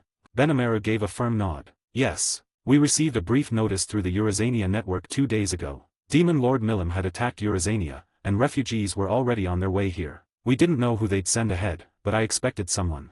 Huh. That caught me off guard for a moment. Milim already attacked them? I mean, yeah, she declared war on Eurazania and all, but, isn't that a little soon? It had only been. Master, you've been in the cave for 3 days, Seal reminded me gently, her voice brushing against my thoughts like a breeze. Which meant that, the conflict between demon lords was over and done. Yes. A short time later, the doors opened again, this time revealing 3 figures. First, let me congratulate you on your evolution. Alvis the Golden Snakehorn declared as he fell to one knee. Behind him, the other 2 lycanthropeers followed suit, bowing their heads in deep respect. Phobio, the Black Leopard Fang, and Sophia, the White Tiger Claw. The 3 strongest warriors of the Beast Kingdom of Eurazania, Carolon's most trusted retainers. All 3 were kneeling before me. It felt overly formal, honestly. I raised a hand, motioning for them to relax. No need for formalities. Take a seat and tell me what happened with Milim attacking Eurazania. The 3 exchanged brief glances before taking their seats, their expressions grim. Yes. I saw it all for myself, Phobio began, his voice low. The Black Leopard Fang, usually brash and hot-headed, was unusually composed. That alone told me how serious this was. I remained by Lord Carolon's side throughout the entire battle against Demon Lord Milim. He transformed into his beast form immediately, but even so, the outcome was one-sided. Lord Carolon and Milim collided right into each other. He hesitated, then continued with a bitter grimace. And the Demon Lord Milim proved all too superior. The Beast Kingdom is, I am sad to say, no more. The words fell like a stone in the room. Silence took over. Even Feldera, lounging at the side while trying not to radiate his presence too much, stopped humming to himself. Milim had actually gone that far. However, Phobio continued, his brow furrowed. After an unbelievably massive explosion, it was none other than the Demon Lord Fry who delivered the blow that defeated our lord. That made me blink. Phobio clearly shared that confusion. The very idea of demon lords joining forces. I could hardly imagine it. I always believed that Milim had a distaste for such schemes. And, looking back, something else about it struck me as odd. So Milim and Fry had joined forces to take Carolon down. That was definitely odd. I mean, Milim had challenged him to a one-on-one duel, right? She didn't seem like the type to pull a dirty trick like bringing in a backup hitter. And this was Fry we were talking about. She wasn't known for involving herself in pointless brawls. Phobio clenched his fist slightly as he went on. It happened in a flash. After the explosion, Fry flew off with Lord Carolon's body just like that. She only looked at me once, a brief glance, but it stuck with me. At the time, I dismissed it. Thought I was just seeing things from the stress. But now. He paused, lips tight. Frey's eyesight is said to be unmatched even among aerial monsters. She can shoot birds from the sky or pick off prey on the ground from miles up. I know I was hidden, but I'm sure, she saw me. And yet, she acted like I wasn't even there. That didn't sound like coincidence. And something else concerns me about her behavior, Phobio added, his voice dropping. I leaned forward slightly, resting my arms over my knees in slime form on Shin's lap. What do you mean? Before he could answer, I felt a whisper in my mind. Master, the pattern suggests collusion. A staged defeat. It is highly likely that Fry and Milim are working under coordinated orders. Seal's voice, calm as ever, yet there was a sharpness in her tone. She was analyzing things behind the scenes, even now likely catching more than I could in the moment. That also meant I wasn't just imagining how weird this all felt. So you're saying they may have planned this from the start, I murmured. Phobio didn't answer right away, but his silence was as telling as a nod. Apparently, Sophia added, her voice tight with frustration, the direction Fry flew off to was completely wrong. It wasn't toward her own domain. In fact, it was a perfect 180 straight away from her lands. I raised a brow. Then where was she headed? Sophia crossed her arms. From what I could tell, her bearing would have taken her straight toward the Demon Lord Clayman's domain. At that, all 3 lycanthropeers stiffened. Even I flinched. Clayman? Really? Phobio's fists trembled in his lap. Alvis shut her eyes with a sharp exhale, her jaw set. Sophia stood up suddenly, her chair screeching back against the floor. I need to go out for a moment. Her voice was trembling not from fear, but from barely restrained fury. Wait right there, Sophia. Alvis was already moving to block her path. Charging in blind won't help anything. Yes. If you're going, then we all need to join forces in our attack.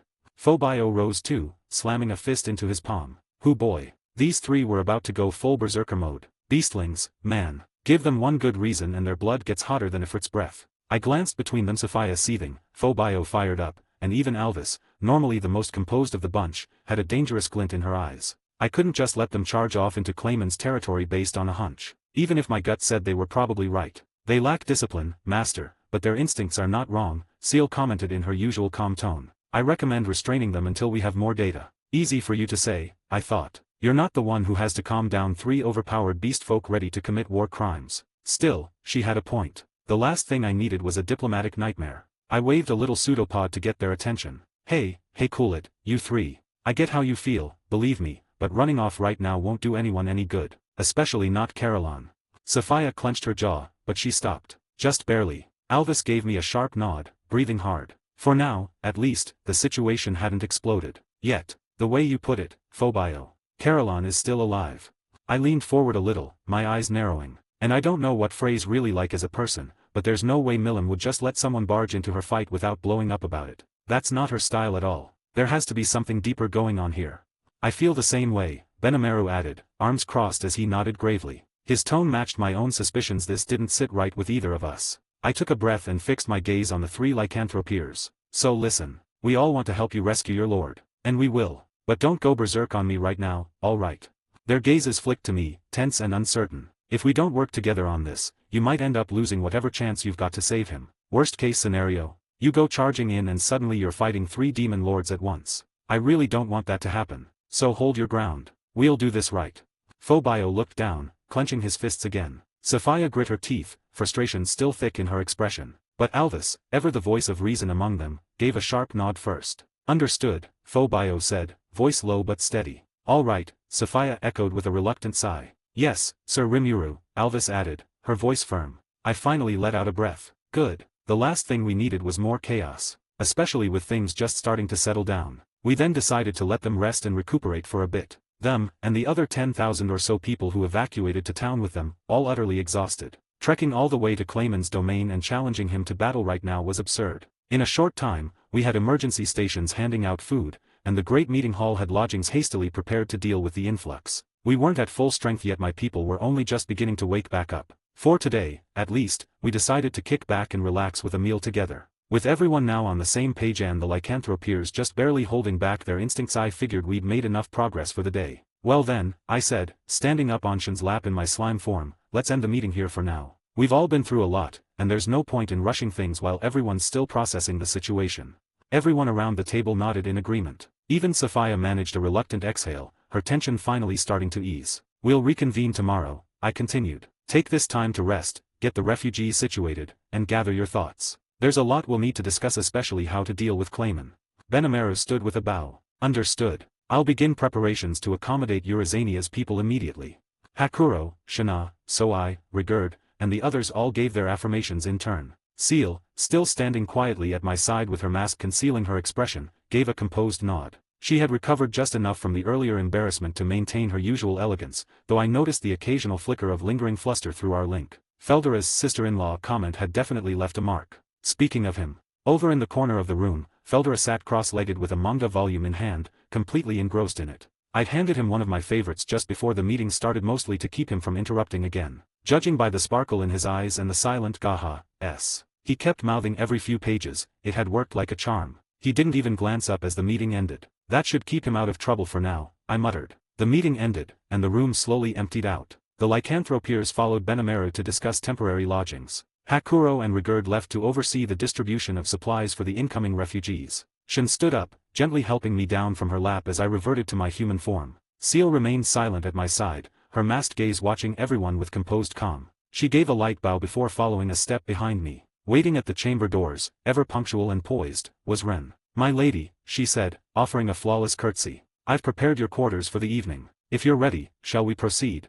Thanks, Ren, I said with a small smile. Without a word, she fell in beside me just slightly behind, as always guiding me down the corridor. Her footsteps were soundless, her presence steady and reassuring. Seal followed silently, keeping a small distance, as if still sulking a bit from earlier. I could feel her attention on me through our link, but she said nothing. Did everything go smoothly while I was in the cave?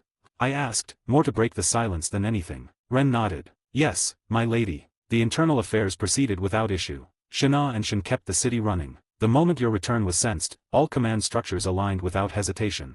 Glad to hear that. We passed by a few patrolling guards, all of whom bowed deeply at the sight of me, then quickly stood straight again as Ren's gaze swept over them. She didn't say a word, but none dared slacken in her presence. I chuckled softly. You've really got them trained, huh? I expect nothing less of those who serve you, Ren replied coolly. Eventually, we reached my private chambers. Ren opened the door with a graceful motion, then stepped aside to let me enter. Seal followed in behind me and stood near the window, saying nothing as she turned her masked face toward the setting sun. Ren helped me out of my coat and gently dusted off my shoulders, her motions precise and familiar. Please rest for now, she said. Let me know if you need anything. I gave a nod. Thanks again, Ren. You've done more than enough today. She gave a faint smile, a rare one, and curtsied once more before departing, her long black skirt sweeping quietly behind her. The door clicked shut, leaving just me and Seal. And despite the silence, I could feel it, she was definitely still embarrassed. As soon as the door closed behind us, Seal reached up and removed her mask with practiced grace. Her red eyes met mine, still holding a trace of the earlier fluster from Feldora's unexpected outburst. I stretched with a soft sigh and plopped down onto the couch in my human form, crossing one leg over the other. You've been quiet, my dear wife, I said with a teasing smile, resting my chin on my hand. Still embarrassed after being called sister-in-law. Seal's fingers paused ever so slightly as she began pouring tea. Master. Yes, my wife. I replied, enjoying the way her lips tightened into a line. I've decided, she said calmly, that it's in my best interest to simply ignore Feldora's idiocy from this point onward. He clearly lacks any concept of timing. Oh, come on. I chuckled, brushing my fingers through my hair. It's not like he meant to interrupt us. He didn't know. Seal's gaze flicked toward her folded war fan lying beside the window. If he hadn't called me sister-in-law so suddenly, I wouldn't have hesitated to punish him. Ah, so you were about to swat him with the fan. I smirked. I knew I saw your hand twitch. She turned away slightly, cheeks faintly tinged with red. That wasn't part of the plan. Admit it, I said, standing up and walking slowly behind her, resting my hands gently on her shoulders. You liked it a little. Being called that. You thought it sounded nice. Her posture stiffened, and though she didn't meet my gaze, I could see the tips of her ears turning red. I do not wish to discuss it. That was as close to a confession as I was going to get right now. I leaned in close to whisper, you're adorable when flustered. Seal let out a quiet breath and muttered under her breath, I should have hit him harder. Are you tired, Seal? I asked, voice low and close to her ear. No, master. I have been awaiting your orders. Her voice was as composed as ever, but her ear was bright red. I smirked. Oh, good, I murmured. Because I've been thinking, you always act so composed around me, always getting the better of me. But you know, I've changed. She tilted her head slightly, curious. I leaned in, whispering, I've decided tonight I'm going to make you blush, my dear wife. Her entire body tensed. What? I turned her around before she could retreat, gently but firmly. Her eyes widened in surprise finally, a crack in the mask. I mean it, I said, smiling as I traced a finger down her cheek. You always toy with me, always tease. So tonight, I'm taking the lead. You can't stop me. She stared, lips parted, stunned and maybe a little breathless. Master. She said softly. I leaned in, brushing my nose against hers, watching her crumble just a little more. Say it again, I whispered. That flustered, master, I want to hear it in your voice, the one that slips out when you're flustered. Her hands trembled at my waist. You're being unfair, she murmured, looking away. I'm only repaying a fraction of what you've done to me. I leaned in until our lips were just barely apart. And I'm just getting started. This time, I kissed her slow, deliberate, confident. She gasped against my mouth, and I felt the moment her resistance gave way and she melted into me. I broke the kiss with a victorious smirk. Checkmate. Seal covered her mouth with her hand, flushed, eyes wide in disbelief. You really planned this. I said proudly. You've been getting away with too much. So I figured I'd turn the tables. She gave a trembling laugh, cheeks still glowing. I see. Very well, then. I blinked. Seal stepped forward, looping her arms around my neck, pulling me in until our foreheads touched. Then allow me to show you how dangerous it is to provoke your wife, master. Oh. Seal's voice was low and sultry as she pulled me close, but I wasn't falling for that trick tonight. I'd seen that look too many times before. The way her red eyes glowed when she had me right where she wanted. The whisper of her breath against my skin. The way she always seized the lead. No, not tonight. Before she could press her advantage, I spun her around and gently pushed her down into the armchair behind her. She let out a startled breath as she landed, her skirt billowing around her legs like petals. Wah, master. She said, for once genuinely confused. I leaned forward, hands on the armrests, caging her in. You always talk like you're the one in control, I said softly, watching her eyes dart from my lips to my eyes and back again. But you forgot something. She swallowed. What did I forget? That I know you just as well as you know me. I brushed my fingers along her collarbone, slow, deliberate. Her breath hitched. You act all composed, I whispered, my voice just for her. But when we're alone like this, I know exactly where to touch, what to say, and how to make those perfect cheeks of yours turn red. I am not Dash. She tried, but her voice cracked ever so slightly. Oh, this was satisfying. I brought my lips to her ear and whispered, "You're so beautiful when you're flustered, Seal." Her whole body stiffened. I'm not flustered. She murmured unconvincingly. So it's just my imagination that your ears are this red. I teased, nipping gently at the tip of one. Or that you've been avoiding my eyes this whole time. Master. I leaned back just enough to look at her face. Her expression was a mess, eyes wide, cheeks burning, lips parted like she was trying to catch her breath. Her elegant mask had completely shattered. Victory. I grinned. So, admit it. She turned her head, trying to hide it. Say it, I said, lowering my voice to a whisper. I win. She trembled and finally muttered under her breath, "You win." Louder, I teased. Seal groaned and covered her face with one hand. "You win, Master." I laughed, heart swelling with satisfaction. This feeling, yeah, this was nice. I moved in and placed a soft kiss on her cheek. "Thank you," I whispered, "for always being by my side." "Humph," she muttered from behind her hand. "Don't think I'll let this slide forever. I will absolutely get you back for this." "Looking forward to it," I said, pulling her into a hug. She clung to me tightly, still warm, still embarrassed but smiling now. For once, I had the upper hand. And it felt amazing. After a few quiet moments, Seal's arms slipped around my waist, holding me closer with a sigh. Her head nestled against the crook of my neck, the warmth of her breath tickling my skin. "I still haven't forgiven you," she murmured, though the smile in her voice gave her away. "I know," I whispered back, brushing a hand through her silky blue hair. "But you're not pushing me away either. That's the problem." We stayed like that for a little while longer, savoring the closeness. The glow crystals on the walls had dimmed to a gentle twilight hue, casting soft shadows across the room. It was quiet, peaceful. Eventually, I stood up and reached a hand out toward her. "Let's get ready for bed." She blinked at me, then took my hand with a small nod. We moved together slow, unhurried. I watched as Seal removed her black and white maid outfit with practiced grace, folding it neatly and setting it aside. She looked radiant even in the soft half-light, her bare form calm, composed, yet still bearing the faint blush from earlier. I followed suit, and when we both slid under the covers, there was no tension, only comfort. I curled into her arms, and she pulled the blanket over us like a protective cocoon. My head rested against her chest as her fingers slowly ran through my hair. I could hear her heartbeat steady, reassuring. "You're warm," I mumbled, already half asleep. "You're soft," she replied, just as drowsy. And like that, wrapped up in each other, we drifted off into sleep. The night held no words after that, only a shared warmth, the quiet rise and fall of breath, and the silent promise that neither of us would ever wake alone again. Note: I might have written a bit too much this time. But hey, I couldn't help it. I was way too focused on Rimuru and Seal. Their dynamic is just so fun to write. I kind of got carried away, whoops. Also, Feldora was especially hilarious this chapter, and that sister-in-law moment, pure gold. 10/10. Would write again. Thanks for reading, and as always more chaos awaits. Ch. 41 Envoys from the Lion. The first light of dawn filtered in through the curtains, pale gold streaks tracing soft lines across the bed. I stirred slightly, my eyes fluttering open as I became aware of the warmth enveloping me. Seal was still asleep, her arms wrapped loosely around me, our legs tangled beneath the sheets. Her expression was unusually peaceful, none of her usual cool composure, just the softness of someone completely at ease. I smiled to myself. Her silver blue hair was splayed out across the pillow, one hand resting on my back, the other tucked under her cheek. She looked cute, even I had to admit it, and since she wasn't awake yet, I leaned in, brushing a quiet kiss against her lips. Her eyes cracked open just barely, red irises still hazy with sleep. She blinked slowly, then gave me a look that was a mixture of surprise and faint embarrassment. "Master," she whispered, voice low and hoarse from sleep. "You're taking initiative again. Someone has to balance things out."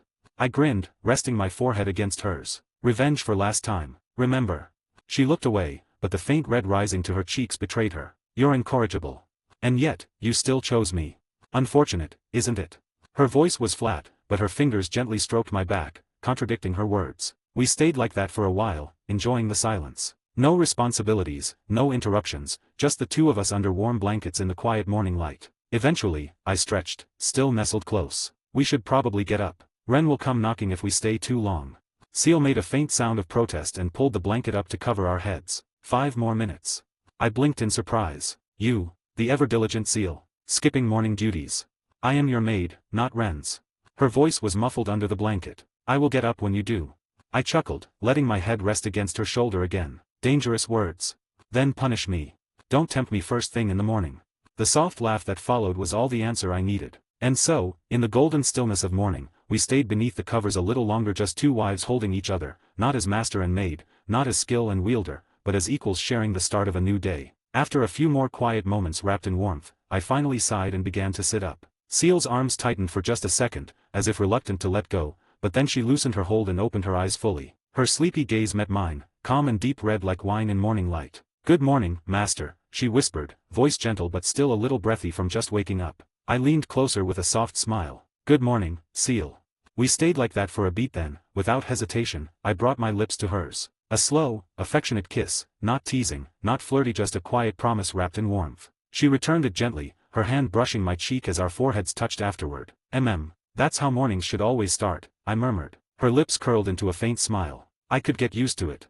I brushed a lock of her hair behind her ear. "We'll make it a habit, then."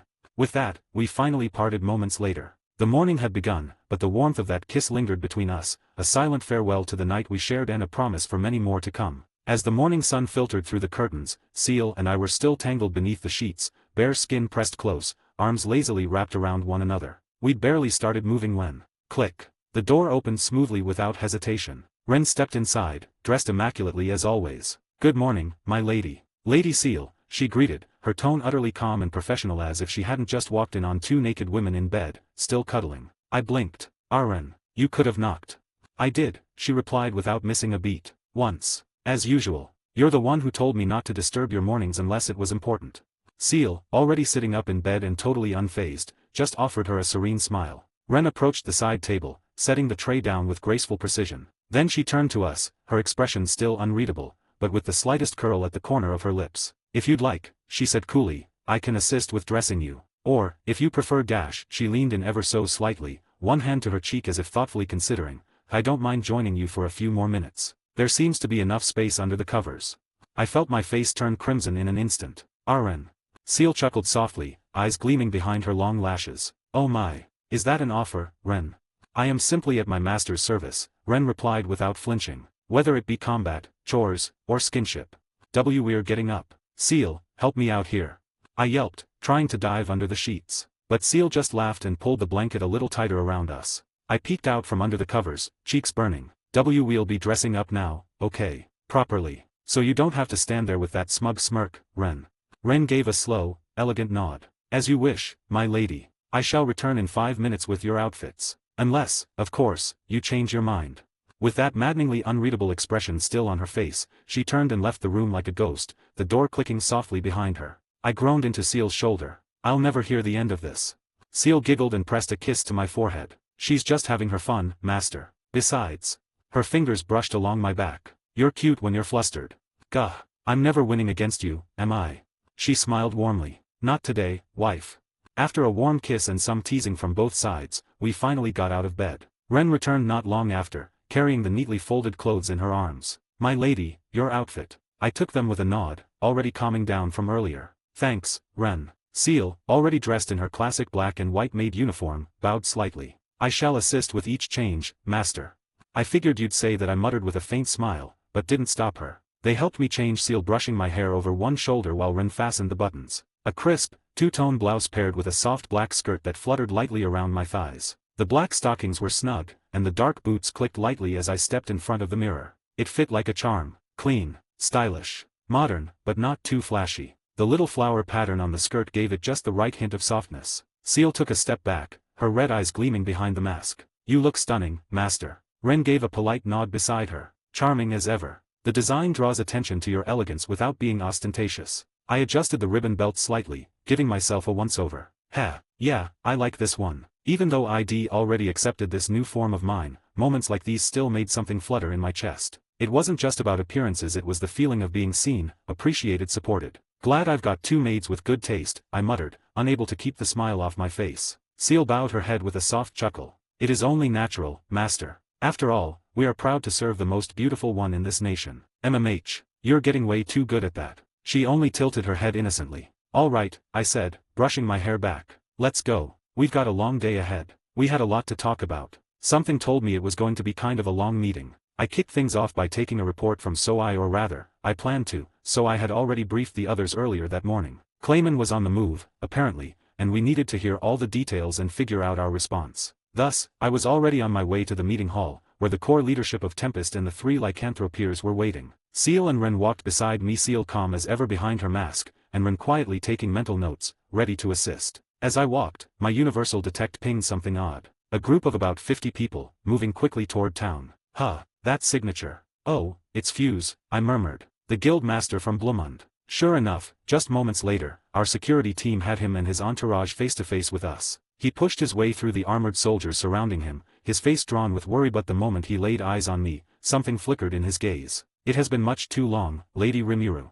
I am only glad that I made it here in time. We have come to satisfy our duty under the terms of the security agreement signed between Blumund and Tempest, and I feared I was already too late. He smiled as he spoke, but there was weight behind it. His eyes locked on mine, intense and sincere. The soldiers around him stood at the ready, grim-faced and tense. Fully armored, heavily equipped, these were veterans prepared to lay down their lives. Whoa, the guild master himself? What on? Haha, no need to put it like that, he said with a weary chuckle. The Geese is ready to take over my post, should it come to it. I've heard many things about this town from our merchants and Jailmile in particular, that sneak. You've been engaged with the kingdom of Farmus, it seems. He was clearly about to launch into one of his long-winded explanations, his face already shifting into that allow me to elaborate for half an hour expression. Ah, Fusey, one moment. He blinked at the nickname, startled out of his rhythm. Why yes, Lady Rimuru. I gave him a tight-lipped smile, raising a hand. I hate to do this, really, but let me tell you something. Oh, did you have a suggestion for our strategy? Yeah, our strategy. One scratched my cheek, looking away. Like, if you wanna call it that. Fuse tilted his head slightly, his tone turning cautious. Is this something to be kept secret from us? Certainly, I can understand your suspicion, but I hope you can place your trust in. And no, Fusey. I quickly waved both hands in front of me. I really appreciate what you've done, but it's all over now. Over? How do you mean? How to put it? I looked to the others, but no one was rushing to save me. I let out a tiny breath. Well, to some UPI kind of killed them all. Them all? Them all who? What are you talking about? His eyebrows climbed up slowly, processing my words with visible confusion. I gave him a sheepish grin. I mean, the army from Farmus you were talking about? I killed them all. WHYA. Fuse's jaw hit the floor, eyes going wide in total disbelief. The soldiers behind him looked equally stunned, some glancing around as if expecting someone to say just kidding. But nope, dead serious. No, I bet he wouldn't believe it, commented Elin from behind me, who came here a few moments ago, her arms crossed and a resigned look on her face. Nope, Gitto added with a helpless shrug. Nope, indeed. It hadn't even been 2 weeks since the war declaration. I suppose Fuse figured the main force from Farmus would reach Tempest in about a week. So, in his mind, would buy 2 or 3 days of time in open field combat, dig in, and prepare for a siege in the worst case scenario. From a conventional standpoint, that'd be the smart call. I could see the logic. But reality? Let's just say I didn't really follow the usual playbook. Between my explanation and the added commentary from Elin and Cabal, we managed to convince Fuse eventual Lighthat this wasn't some elaborate joke. He looked like he was still processing it, but at least he wasn't shouting anymore. But before I could even start filling him in on the rest, a sudden gust of wind swept across the field, and I looked up just in time to see shadows cutting across the sky. The Pegasus Knights descended like a gust of divine wind, glinting armor and fluttering royal banners marking their affiliation unmistakably. They landed in perfect formation just ahead of us, the ground rumbling slightly as their mounts touched down. And at the forefront, dismounting with practiced ease, was King Gazel Dwargo himself. He strode forward with a confident grin the moment he spotted me. Ah, Rimuru. Nice to see you again. He called out, arms spread like an old friend approaching a favorite drinking partner. So I hear you've become a demon lord. Ugh. So the news had spread already. Not like I expected it to stay secret or anything, but I didn't think he would personally fly out here to say hi. I scratched my cheek awkwardly. Ah, yeah kinda. There's been a lot going on around here, Gazel. So I figured, might as well become a demon lord. My grin was crooked, and I could already feel Fuse gawking at me again. Gazel let out a hearty laugh. Of course you did. That's so you. He stepped up beside me like we were already deep in the middle of a conversation. Not to make you feel unwelcome or anything, I said, motioning toward the road behind me, but we were just about to all meet up and discuss our future strategy. Well, perfect. I would be happy to join this conference, he declared, like it was his God-given right. It was right about then that Fuse, clearly exhausted and about 2 seconds from collapsing, stumbled up beside me. Demon Lord? What in heavens is that all about? He had apparently caught enough of our conversation to realize something was off. Real off. And judging by his twitching eyebrow and trembling fingers, he wasn't going to let it slide. Yeah, I didn't really get around to explaining that part yet, did I? Sir Rimuru, he pressed, voice cracking a little, I find it hard to ignore what you just said. Because it sounded very much to me that you have become a demon lord or something to that effect. The poor guy was shaking from head to toe, practically ready to pee his pants. I could feel several sets of eyes glancing between us, some amused, others concerned. I sighed, already regretting not breaking the news sooner. Oh, yeah, Demon Lord. Well, I replied as breezily as possible, in one of them now. This, sadly, didn't end the topic. Ha ha ha, rather poor taste for a joke, wouldn't you think? I was hoping for a more serious answer from you. Ugh, this is such a pain. Do I have to start from the very beginning before you'll get off my back? Now Gazel was giving me that curious look too, arms crossed like a teacher about to give a stern talk. Great. So, as much as I hated going through all this in the middle of the street, I gave both of them a quick recap. I skimmed over the whole sequence, how I got angry, massacred the Farmus army, performed the harvest festival, and, well, became a demon lord. Once I wrapped up, I turned back to Fuse, only to find him mumbling to himself, eyes completely glazed over. Poor guy. His mind must short-circuit in a desperate attempt to block out the absurdity I just dumped on him. Well, at least he wasn't lecturing me. This was the explanation. A stern voice cut in. This was Vaughn speaking, Admiral Paladin of the Dwarven Army and sworn friend to King Gazel and to Vester right now, a source of pure terror. At the time, I believe you told us that the Farmus force had disappeared, and you were investigating why. The report was curious enough to us that we decided to venture over ourselves, but this is the explanation? His voice was sharp-clipped and professional, but clearly laced with disapproval. Understandably so, I guess. I had just casually slaughtered an invading force of 20,000 soldiers. And Gazel and Vester, bless them, had tried their best to kind of gloss over the whole massacred army part. Well, yes, the cause still isn't quite known yet, Vester stammered, visibly sweating now under Vaughn's withering gaze. I almost felt bad for the guy. Almost. Fool. I heard Gazel whisper to me, if you tell the truth here, you'll become an enemy to all humanity, or if not the enemy, a symbol of terror worldwide. Yeah, I guess so, come to think of it. Someone who could wipe out over 20,000 soldiers with a snap. No magic circles, no elaborate strategy was scarier than a nuclear bomb. The fewer people who knew, the better. And honestly, nations that weren't directly involved had no business knowing any of this. The Kingdom of Farmus had attempted to invade a monster-led nation and then vanished under mysterious circumstances. That was enough. That was the official story. The decent version. The version fit for the rest of the world. I didn't really mind if the townsfolk knew. Tempest had seen worse, and word would spread anyway. But it wasn't like they'd go shouting about it in human territory. No, the real issue here was Fuse. I gave him a glance. Fusey. He turned to me, face pale, eyes wide, spirit broken. Lady Rimurua. So now what? I just told him out in the open, no less, that I annihilated a whole army. Should I laugh it off? Pretend it was a joke? But as I pondered that, Fuse heaved a long, weary sigh and raised both hands. I heard nothing. And of course, I don't think my fighters in the barracks will remember anything by tomorrow morning. We're all so exhausted right now, we must be hearing voices in our heads. Phew. That was him staying mum for me. He looked older, somehow. Like had just aged 5 years in the past 5 minutes. But I suppose this was his way of protecting us quietly, cleanly, without pushing me into a corner. It tied up the loose ends well enough. He, in that case, allow me to visit them to make sure, came a silky voice from beside me. Diablo. When had he even shown up? He was right at my side, smiling politely as always. That faint glimmer of something devilish lurking in his eyes didn't reassure me much. The perfect butler, though. That's what he was. No matter how ridiculous the request, he handled it without question. Errands, security, memory alteration. Wait. I think I just heard him whisper, I am quite gifted at altering memories. Yeah, let's pretend I didn't. I turned my head slightly, and right there, not even bothering to hide her death glare, was Ren.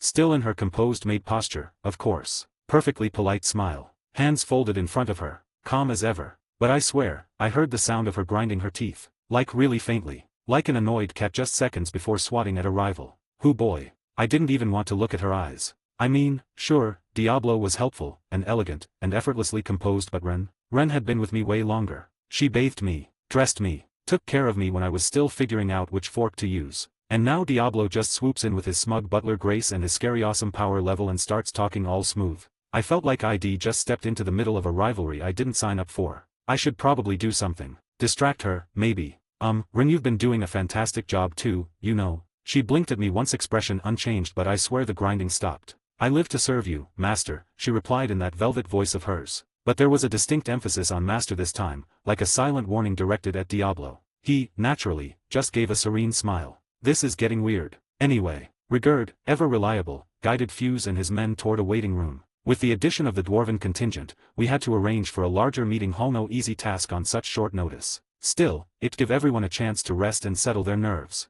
Humph, Gazel muttered as he watched them go. You trust that man, Rimuru? Yeah, he's safe, I replied casually. Fuse might panic a little and make a fuss, but at his core, he was dependable. ID placed my faith in him for a reason. Then I suppose the problem is those people. Gazel turned his eyes toward the group standing some distance away. I followed his gaze not out of surprise, but because I had sensed their approach a while ago. I simply chose not to react. They weren't hiding themselves, and their intentions weren't openly hostile. So I waited to see what they'd do. If they were here to cause trouble, I'd deal with it then. Gazel and the mystery group were already engaging one another before I even needed to step in. And you people are? Gazel's tone was calm but loaded with that kingly sharpness. Ah, I see, it's the emperor who enjoys hiding in his underground burrow. Very impressive, to see a coward like you provide backing to the demon lord like this. The man's smirk was as practiced as it was arrogant. He spoke with a smooth, almost lazy confidence, clearly trying to provoke the dwarven king. His officers behind him looked more than a little exasperated, as if this was far from the first time they'd had to endure this kind of behavior. If he was trying to stir Gazel up, though, he picked the wrong target.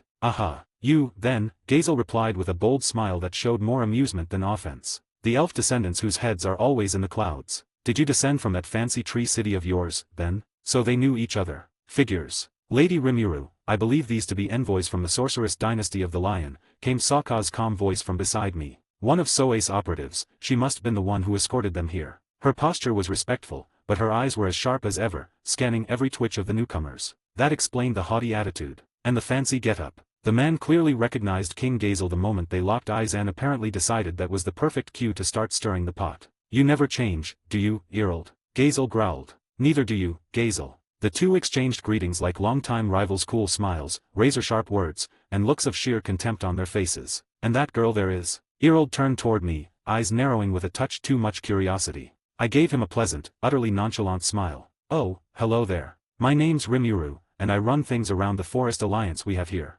Upon hearing my name, Earld suddenly tensed up, then opened his eyes as wide as he could. You, he bellowed. The demon lord who seduced my daughter. I hope you are prepared to atone for that. And just like that, he began chanting what even I could tell was a vastly overpowered flame spell. Yikes. Chill out, dude. I didn't move. I didn't even blink. Just watched him with mild amusement. If this guy thought I'd get rattled by a little fire show, he clearly hadn't done his homework. Let him try. It wasn't going to land anyway. From the feel of it, he was pulling together something high-tier. A top-class fire spell, judging by the dense mana forming in the air. I idly recalled that flame magic had its own separate branch in spectral magic, starting from the cute little fire puff and ramping up to fireball, then firewall, firestorm, and beyond. This one? Yeah, probably one of the beyond ones. The rest of the envoys didn't even try to stop him, just sighed and stepped back like this was routine. That's when Elan's voice cut through the rising heat in the air. Dad, come on. What are you here for? She burst in, face red not from the magic, but sheer embarrassment, and stormed right up to him.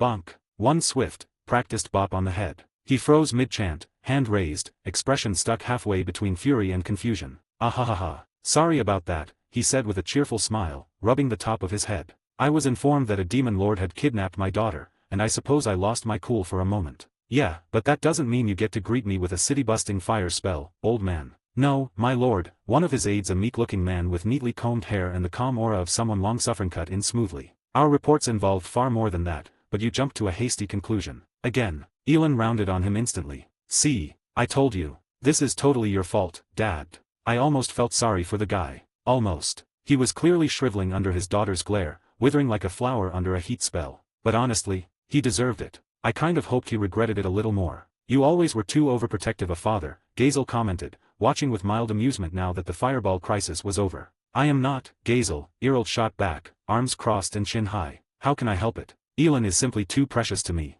Oh boy. He was proud of it, too. The lion envoy sighed in synchronized despair. The way Gazel rolled his eyes told me this wasn't exactly new behavior. I got the feeling Earl had pulled the overprotective dad act more times than anyone cared to count. You can't fix the fatherly instinct, I guess not even with status, magic, or social grace. Once things finally settled down between the two kings, Elan stepped forward, brushing back her hair as she adopted a more formal demeanor. Despite her usual rough-and-ready adventurer outfit, she carried herself with surprising elegance. The sudden shift in her presence was enough to remind me that, yeah, she really was a noble. I am sorry I have been out of contact, King Gazel, she said, bowing politely. Gazel let out a delighted chuckle. Ah, Elwine, I hardly recognized you. How grand it is to see you in good health. I see the years have been very kind to your beauty. Keep your hands off her, Gazel. Earl snapped, stepping in once again like an overbearing storm cloud. Smack. Elan didn't even hesitate this time. Her hand met his head in a practiced motion, followed by a long, tired sigh from his assistant. Honestly, my lord, the poor aide muttered, as if this exact scene had played out a dozen times already. Gazel just shrugged, utterly unbothered. He even gave me a look that said, see what I have to deal with. Yeah, I could see it now. If Elin was around, her father just short-circuit. So much for that composed intellectual image. Definitely not the sharp, dangerous political player I initially imagined. Better keep that in mind, especially if he tries casting any more spells on me. Rimuru, Elin said at last, trying to steer the conversation back on track. This is Erold Grimwald, me father and the Archduke of the Lion. It is an honor to meet you, leader of Jura and master of the monsters, he said, giving me a refined bow as if none of the last few minutes had happened. As my daughter just said, I am Archduke Erold Grimwald. Please, just Erold is fine. I offered a polite nod in return. Even if he was kind of a mess when it came to his daughter, he was clearly a big deal. So did you travel here just to inquire about Elin? I asked, narrowing my eyes slightly as I watched Erold's expression. I didn't buy it, not for a second. He. No, of course not. His laugh had that same slick edge to it, like he already knew the punchline to a joke no one else had heard. As we consider how we should interact with your nation, I wanted a chance to see you with my own eyes, this leader that my daughter seems so fond of. His smile widened. Given the sense of authority you appear to bring to your people, I find it hard to believe you are a slime at all, but still, I feel I have a much more complete picture of your strengths now. He chuckled again low, knowing. That overpowered flame spell earlier. That wasn't some protective father losing his cool. That was a test. His way of measuring me. Us. I said nothing and just offered a wry smile back. Me and Benameru, Shana, Shin, and Diablo, none of us had reacted. Not out of arrogance, but because we all knew he wouldn't actually cast it. That spell was never going to land. Even Diablo, standing just behind me, had remained perfectly still, eyes gleaming with something far too calm to be anything but confidence. Seal, as always, stood at my side like a flawless reflection, arms clasped neatly in front of her formal uniform, her expression unreadable behind her porcelain white mask. But I could feel it. The tiniest flicker of displeasure through our link, just enough to tell me she didn't like this man testing me without permission. Ren stood just a little behind Seal, her violet eyes narrowed the barest amount. Still calm. Still composed. Diablo's sudden appearance earlier had probably already put her on edge. She definitely didn't appreciate anyone popping up beside me uninvited. And now this overdramatic noble was throwing fireballs and declarations of overprotective fatherhood around like we were in some second-rate stage play. Given how hot-headed most of them used to be, it was impressive, honestly. No one leapt into action. No swords drawn, no yelling. Just calm, practiced restraint. We weren't just a chaotic gathering of monsters anymore. We were a nation. A force. And they were starting to realize it. Since he's here and all, I figured I might as well have him join the conference, so he'd have more stuff to judge us with. I wanted his take on our future direction as well, and this would be a good opportunity for that. It might result in us and the Sorceress Dynasty becoming enemies, of course, but we'd just have to cross that bridge when we came to it. Gobta came running up, a little too energetic for the moment. Lady Rimuru, the meeting hall's ready. Got it, I replied with a nod, brushing past him. Originally, I had planned this as an informal talk between allies, nothing too official, just a few Jura region leaders talking things through. But with King Gazel and Archduke Erold showing up, the whole tone shifted.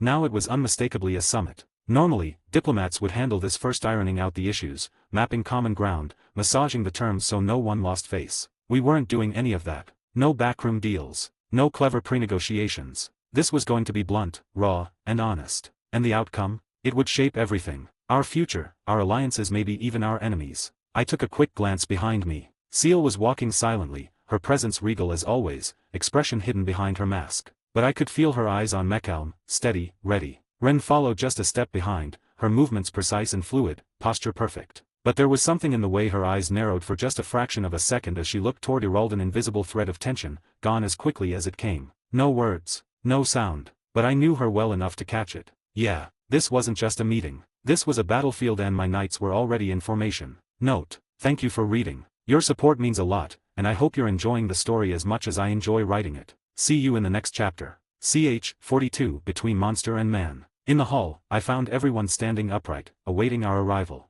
All the main power brokers in the event, the three lycanthropeers, Fuse, King Gazel, and Archduke Erold, were shown to their guest seats. Once I took my own at the far end of the hall, everyone else sat down. The air was heavy when the talks began. We began by having each side introduce themselves, given the multiple large nations now involved. Some already knew one another, but I thought it best for politeness' sake that everybody was on the same page. So, let's begin by having our guests introduced.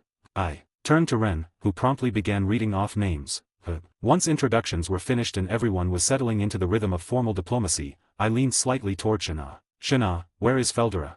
Yes, Sir Feldera is dash. Before Shana could finish, a loud, hearty gwahahaha filled the hall. The doors swung open, and in walked Feldera, head held high, golden eyes shining with curiosity as he scanned the hall like a child about to crash a very serious tea party. At least he was dressed, thanks to Shana's quick prep. A custom outfit, dark and regal with silver accents, something befitting a gentlemanly dragon, as she'd put it. Not that he seemed to notice or care. I stood from my seat and gestured lightly, trying to calm the sudden shift in the air. I have one more friend to introduce, one whose name should be familiar to all of you. The silence was deep enough to hear hearts skip beats. The guests from the Lion stiffened. Gazel narrowed his eyes. Even the three lycanthropeers had suddenly straightened their backs. This is, kind of, my big brother. His name is Feldera. A small blush crept up my cheeks as I said it, and my words came out just a little slower than usual. Yes, Feldera, he declared proudly, throwing his arms wide. Some also refer to me as the Storm Dragon. Although, so few survive an encounter with me, perhaps you all should consider yourselves lucky and honored to be in my lofty presence. Yeah, that was Feldera, all right. Loud, dramatic, impossible to ignore and completely unapologetic about any of it. For today's summit, I was kinda hoping you could join in as an advisor, and maybe try to stay on good behavior. I paused, then added lightly, or you could leave, if you want. Gahaha, why the cold shoulder, little sister? He laughed, clearly enjoying himself. Don't leave me out of the party. Well, look, we're trying to have a serious conversation here, so just try not to get in the way, all right? Trust me, there is no way I would ever interfere with you. He replied with a bold grin, like he was promising something solemn and sacred. And if that didn't hold, I had at least 5 volumes of fantasy manga waiting as a last resort. The hall remained quiet as Feldera and I spoke, nobody moving an inch. Well, actually, Fuse and Elin had collapsed on the floor, having fainted outright. Their faces were pale, mouths twitching like they were processing a system crash. The Lion Envoy and his guards were frozen in place, as if they'd just witnessed a natural disaster walk into the room. And standing now, loudest of all, was King Gazel. He slammed a hand on the table and barked, Rimuru, a moment, please. We need to talk about this now. Yeah, I figured that might happen. Needless to say, the summit had to go into recess before it even started. Leaving the hall in the capable hands of my assistants, we made our way to the reception room. At King Gazel's request, I left Feldera behind, no doubt a strategic move to keep him from disrupting things further. Not that I was worried. With the 3 lycanthropeers and a few others eager to curry favor with the legendary Storm Dragon, I figured he'd be entertained for quite a while. Now it was just me, Gazel, and Earld in the quiet reception chamber. Seal stood silently behind me, ever composed, while Rin waited near the door like the perfect maid she always was. Shana had gone to prepare tea for the rest of the gathering, and Benimaru and Hakuro were still trying to restore order in the hall. Earld was the first to speak, his tone calm but firm. Before we begin, let me make one thing clear. I've been granted full authority by Her Excellency, the Heavenly Emperor. My judgment alone will determine the Lion's stance toward your nation. I suggest you keep that in mind as you speak. All right, I promise I'll be honest with you as well. Earld had approached this conversation with surprising candor. If he was serious, then I owed it to him to be just as sincere. So our confidential talks began, with Gazel kicking things off. So what did you want to talk about? Certainly not the weather, you fool. Not even the stoic Dwarven King could hide the edge in his voice as he half-shouted back at me. Why has the Storm Dragon been resurrected? That caught even me a little off guard. A rare sight indeed. King Gazel, visibly shaken. His usual composure was nowhere to be found. Clearly, this wasn't something he could laugh off or ignore. I thought about brushing it off with a vague excuse, but there wasn't any point. Not here. Not with them. So I gave a concise rundown, how I encountered Feldera in the cave, the conversation we had, and how I decided to help him break free of his infinite prison. Nothing too elaborate, just the truth. When I finished, Gazel let out a long, exasperated sigh and rubbed his forehead with one hand. This is beyond all expectation. You becoming a demon lord is a problem in itself now. This, the resurrection of the Storm Dragon. What should we do with this, though? Gazel muttered, deep in thought. Indeed, Earld replied with a sigh, exchanging a look with his fellow king. And here I am, already frantic enough attempting to clean up after all my daughter's misdeeds. Wait, was I one of those misdeeds? Apparently, the two of them were closer friends than I had initially thought, the kind of bond forged through political disasters and headaches. Maybe they bonded over mutual exasperation. Do we announce this, Gazel continued, or do we cover it up? That's the problem. The Western nations are not a concern, Earld said with a shrug. Even in the Lion, I see no issue with reporting this to Her Excellency the Emperor and no one else. But the Western Holy Church, yes. Gazel finished for him. That made sense. The Church and the Storm Dragon had a long, bloody history, one that ended with Feldera sealed away. If he suddenly popped up again, well, let's just say they wouldn't throw a welcome back parade. Secrecy will earn us nothing with them, Gazel added. They'll sense his return no matter what. If we try to cover it up, we'd have to feign ignorance. And that'd never hold up. Indeed. And if that fails, the church will brand him an enemy of God and any of us protecting him would be seen the same. They both fell silent, clearly weighing their options. Me, I was mostly nodding along. Mum. Yeah. Casual interjections. It wasn't a bad gig. Then Gazel snapped, his tone sharp. Are you listening, Rimuru? Why yeah. You're the one who roped us into this crisis, a crisis that could plunge our nations into religious war. We need you to think more seriously about matters, or I don't know what we'll do. Fair. I raised my hands in surrender, offering a sheepish grin. Okay, but instead of hiding Feldera, why not use him? They blinked. Use him. I nodded. There's no point trying to sweep this under the rug. He's already out. The church will find out. So instead of damage control, we spin it. Erold folded his arms, eyes narrowing. Go on. Put simply, we blame everything on Feldera. What? Think about it. The whole Pharmus army being wiped out. It wasn't me, it was the furious storm dragon, just recently resurrected after centuries of imprisonment, rampaging in a blind rage. Perfectly believable, right? Gazel frowned. And then what? How does that help? I follow up by saying I managed to calm him down. Now he lives peacefully here, and I'm keeping him from doing any more harm. That way, the public thinks I didn't massacre anyone. Feldera did. Which softens my image. Meanwhile, Clayman and the other demon lords might lower their guard, thinking I'm just riding the coattails of a wild dragon instead of actually being powerful. Erold raised a brow. That's astonishingly devious. I grinned. I prefer the term efficiently diplomatic. They both looked at each other, exhausted but visibly impressed. It's insane, Gazel muttered, but it might actually work. I'll need to report it carefully, Erold added, but yes, this could be the best approach we have. Exactly. Just blame the dragon. I gave them a small smile, shrugging. He probably will be fine with it. The chaos had subsided by the time we were back in the meeting hall. Cooler heads had prevailed, and the unconscious had been attended to. I wasn't expecting this kind of furor, but ah well. What's past is past. Gotta focus on what's ahead. So everyone had now accepted Feldera, more or less. It was another hour before we finally got the summit rolling again. Now we were starting for real. Our conflict with Clayman remained an internal affair for the moment that could wait. So I gave me a quick report, but apparently, they still couldn't discover Clayman's main base of operations. The fact that he had an army on the move was concerning, but so I was keeping up his watch. Nothing new was going to happen with that immediately, so I decided to get this summit wrapped up first. I decided to begin with a recap, as annoying as it was to me. We had all been through a lot, but laying everything out in detail to everyone at once should save us time later. I wanted everyone to be on the same page. First of all, I said, standing before the room, let me give a quick summary of what's happened here in Tempest so far. I walked them through it step by step. The surprise attack by the Kingdom of Pharmus. The slaughter of our people. I saw eyes widen slightly around the table when I mentioned the number of casualties. I didn't sugarcoat it. It wasn't just soldiers who were killed. Innocent townsfolk, civilians lost their lives in that ambush. Then I mentioned my return being blocked. I was intercepted on the way back by a powerful opponent, I said calmly, keeping my gaze level. Her name was Hinata Sakaguchi, the leader of the Crusader Paladins. She came to kill me. Murmurs rippled through the hall. I let them. She said she came under the authority of the Western Holy Church, and, from what I gathered, she had been misled. I stopped there. I didn't say who misled her. I didn't pretend to know, because I didn't. There was no proof, just speculation, and no point in stirring more trouble without evidence. So I kept that part to myself. I managed to survive, I continued. Barely. But by the time I returned, my people had been massacred. So I made a decision. I performed a ritual, awakened as a demon lord, and used that power to resurrect those who had been killed. A stunned silence settled over the hall. Hinata Sakaguchi. It was Fuse who reacted first, lifting his head with a conflicted expression.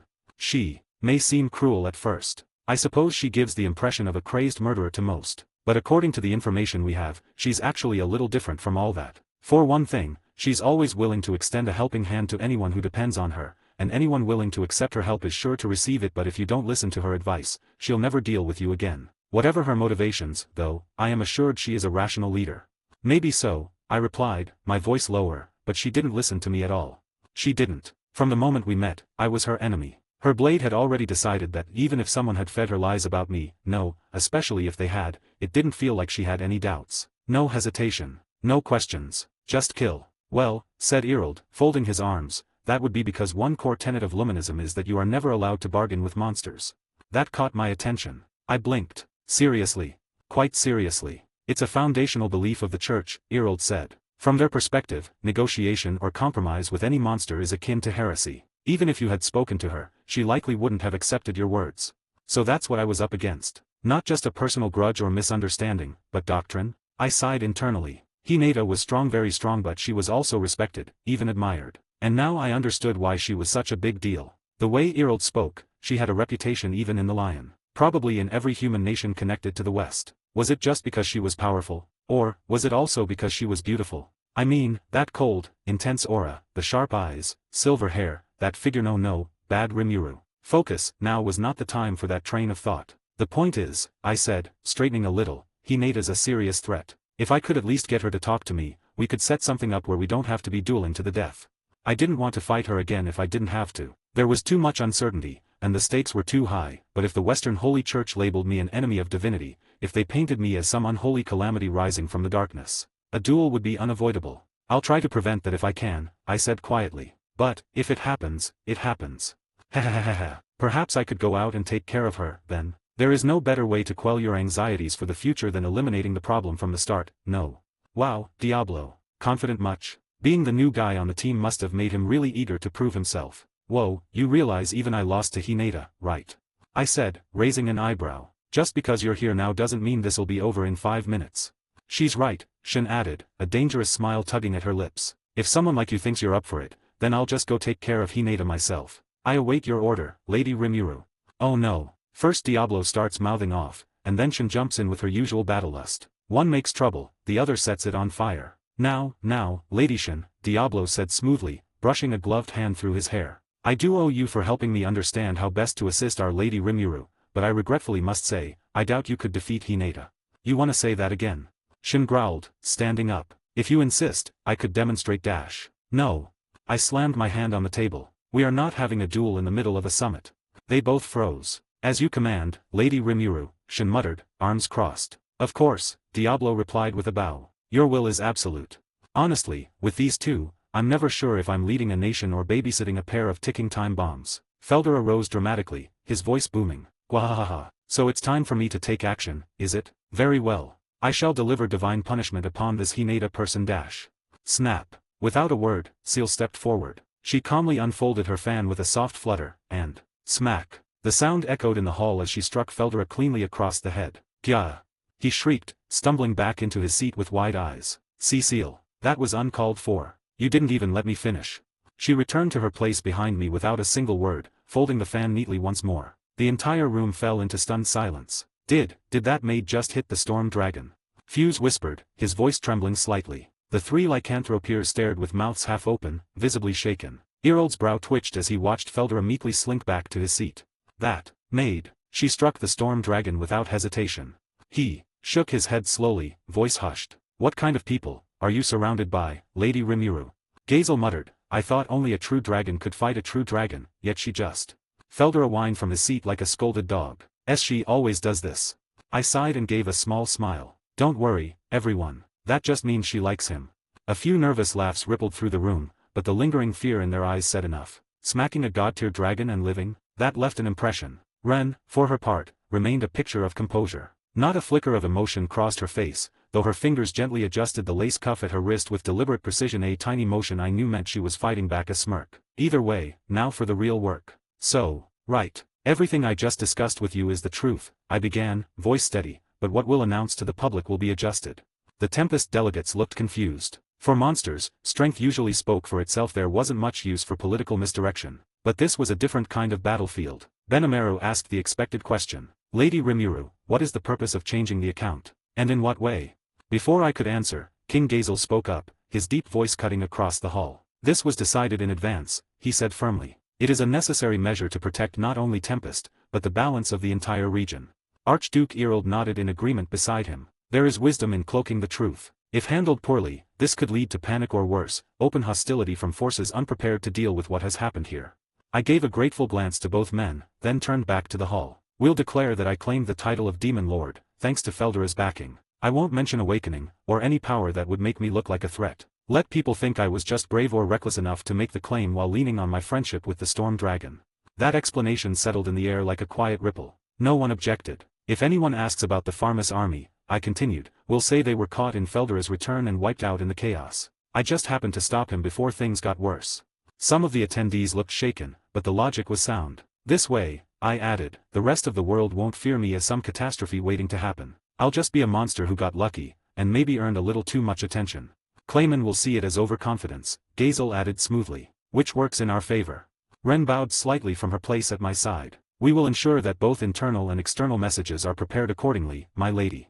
I nodded, and the summit continued, one calculated move at a time. I let the silence linger for a moment, watching the reactions ripple through the room. If anyone here is opposed to this, I said slowly, please speak up now. Especially you, Feldera. Since, well, I'd basically be letting you take the blame for my sins. All eyes turned to the storm dragon, but Feldera only grinned, arms crossed proudly across his chest. There is no problem at all. He declared without hesitation. I have decided to share in your karma, little sister. So feel free to use the great name and influence of the storm dragon as you wish. Gwahahaha. A few gasps echoed from the foreign envoys at the dramatic declaration. I blinked at him, taken aback for a moment, then gave a soft laugh. Thanks, Feldera, I murmured, unable to hide the small smile tugging at my lips. My chest felt a little warm. For all his bombast and chaos, he always came through when it counted. Touched by his words, I gave a grateful nod. I'll try not to overdo it. We had a backstory, and now that we had a shared foundation, it was time to decide what came next. I explained how we currently held both the king of Pharmas and one of the church's archbishops in custody. In their place, we planned to support Yum as the new king and begin rebuilding the region as a new nation, one that could stand proudly on its own. From there, the conversation flowed naturally: strategies, logistics, potential threats. Everyone chimed in, and things were progressing better than I expected. Just as I was about to move on to the next topic, a sudden laugh broke the rhythm. PFFAHAHA. It came from none other than Erald. This is so entertaining, he said between chuckles. Leaders and representatives of entire nations, sharing ideas openly, honestly, without the usual backstabbing and half-truths. I must look like a fool for keeping my guard up this whole time. Despite the laughter, his eyes still gleamed with sharpness. The man who stood before us now was no longer the flustered father fretting over his daughter. It was Archduke Erald of the Lion, the political heavyweight who couldn't afford to speak freely back home. With no warning, he rose to his feet, and the air around him turned taut with quiet pressure. The mood shifted instantly. Conversation stopped, and every eye turned toward him in silence. Even I held my breath slightly, unsure of what was coming next. Except for Feldera. Flip, flip. The sound of pages turning echoed through the hall. Wait, what? There he was, calmly reading a manga. One I didn't remember giving him. Oi, how'd you even get that? I muttered under my breath, narrowing my eyes. He didn't react. Of course he didn't. Feldera wasn't paying attention to the summit at all. Figures. Still, at least he was staying quiet, and honestly, seeing him like that did wonders for my nerves. It was hard to take things too seriously with that guy around. I exhaled and turned back to Erald. Okay, let's see what the Archduke has to say. Lady Rimuru, let me ask you, how do you intend to wield your powers as a demon lord? Oh, that. Honestly, that one was easy. No need for speeches or big declarations. I just want to make a world that's easy to live in, I said with a shrug. You know, a place where people don't have to fight over food or safety or stupid stuff. Where everyone's got a shot at being happy. No bluffing, no trying to dodge it. That really was what I wanted. Always had been. That kind of thing, I guess. I mean, I'm not perfect. I'll probably mess up here and there. Might hit some walls, maybe even crash through a few. You seriously believe you can build that kind of fantasy world? I grinned. Well, yeah, that's what I've got power for, isn't it? No point in having it if you're not gonna do something good with it. I leaned back a little, still smiling. Look, ideals without power are just nice dreams people give up on, and power without ideals? That's just empty. I've got both, so why not try? Ha, ha ha ha, ha ha ha ha. Hilarious. That is hilarious, Demon Lord Rimuru. A demon lord, versed in the concept of karma. I think I understand why you managed to awaken yourself now. I didn't stop him from laughing. Honestly, I didn't really mind. If anything, it felt like a weight was lifting from the room. So I just let him get it out of his system. And once he was done, Erald stood up then, to my surprise, knelt down right there in front of me. My pardons, he said, with the grace and polish of a seasoned noble. Demon Lord Rimuru, as the envoy of the sorceress dynasty of the Lion, I hereby request the establishment of formal diplomatic relations with your nation, the Jura Tempest Federation. I hope to hear a positive reply from you.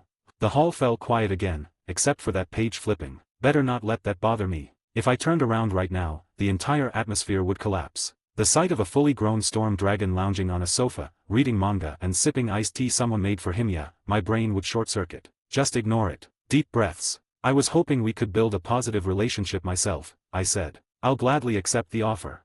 Cheers erupted almost instantly. People shot to their feet, applauding as if we just sealed a royal marriage or something. It was noisy, enthusiastic, and honestly, kinda heartwarming. Today, we welcomed another faithful ally. Just as the summit was winding down, and I felt it was time to wrap things up. Wham! The doors flew open as someone stormed in. I heard all that. Tempest shall fall to ruin.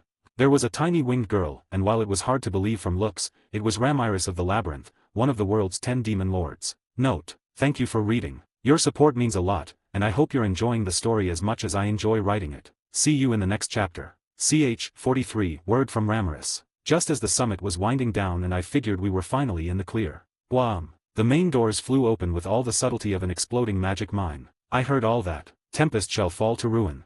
Oh great. In came this tiny winged girl, flailing dramatically midair, and while it was hard to believe from appearances alone, she was actually Ramiris of the Labyrinth, one of the 10 great demon lords. I blinked. Not because I was surprised, honestly. This sort of thing happens often enough that I should probably start keeping a bingo card, but more because I was trying to decide what face to make. Should I go with the classic "Wah, what was that?" reaction, or just sigh and brace myself? I didn't get to choose. Ramiris was already zipping straight toward me like a gnat on a mission. Behind her, Beretta, calm and composed, as always, was quietly closing the door with a "here we go again" expression. That poor guy. If there was a prize for patience, he'd win it hands down. Anyone forced to babysit Ramiris all day would probably reach enlightenment just to cope. Meanwhile, Diablo, who'd been standing behind me like the perfect butler this whole time, stepped forward. His gaze sharpened. With a single motion, he intercepted Ramiris mid-flight, plucking her out of the air like she was a particularly noisy bug. Wah, let me go. I'm a demon lord, you know. Yeah, we all knew. No one was impressed. Hey. She shouted, still flailing around like a wind-up toy. What are you doing to me? Honestly, I kind of love her for this. She didn't act like a demon lord at all, not even close, and somehow, that just made her weirdly adorable. Lady Rimuru, Diablo said, carrying her over, I have captured an intruder. She raved about this town falling to ruin. How should we address this insolence? Ramiris was still flapping her tiny wings frantically, trying and failing to slip from Diablo's fingers. Gih. I'm using my full magic force and I still can't escape. This can't be any kind of regular bodyguard. Who even are you? What did I do to you? She was making a scene. As always. I glanced at Diablo, who was holding her like a fragile figurine, then back at Ramiris. Yeah, no offense, but there was just no way she was escaping him. The difference in power was a whole other dimension. And this was supposed to be a demon lord. See, this is why I sometimes question what the title even means anymore. Fuse leaned toward me, brow slightly furrowed. Do you know this, fairy, Lady Rimuru?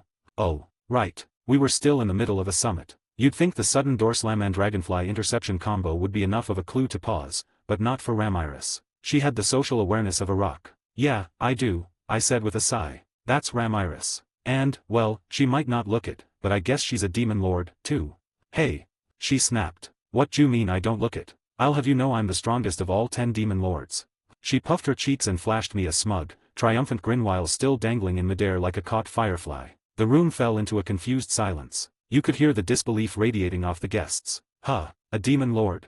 Someone muttered from the lion's side. Wait, someone like that. Another said, clearly struggling to make the mental leap. Even Gazel's eyebrows twitched slightly. I was kind of used to this by now, but for everyone else in the room, yeah, this summit just went completely off script. What? Like, what? Come on, what's your problem? You're supposed to act more surprised. I'm kind of a demon lord, guys. Ramiris of the Labyrinth, in the flesh, all right. Why is everyone acting so uninterested? I mean, demon lord or not, she was still caught between Diablo's fingers like a particularly loud fairy caught mid-flight. Honestly, with how small she was, she looked more like a wayward mascot than anything else. Not that I'd say that out loud. I'm not that mean. Well, as a demon lord herself, it's only natural Lady Rimuru would be acquainted with other demon lords, I suppose. If anything, the Storm Dragon's revival was such a shock, nothing surprising anymore. That pretty much summed up the mood in the hall. Nods all around. Calm expressions. Not one person screamed or ran for the doors, which probably made this Ramiris's worst nightmare. Huh, the Storm Dragon. Feldera's been revived. You guys are being tricked. I beat Feldera into the ground with a single punch, I'll have you know. That guy's all roar and no bite. His era's over. If you're looking for someone to fear, start with me.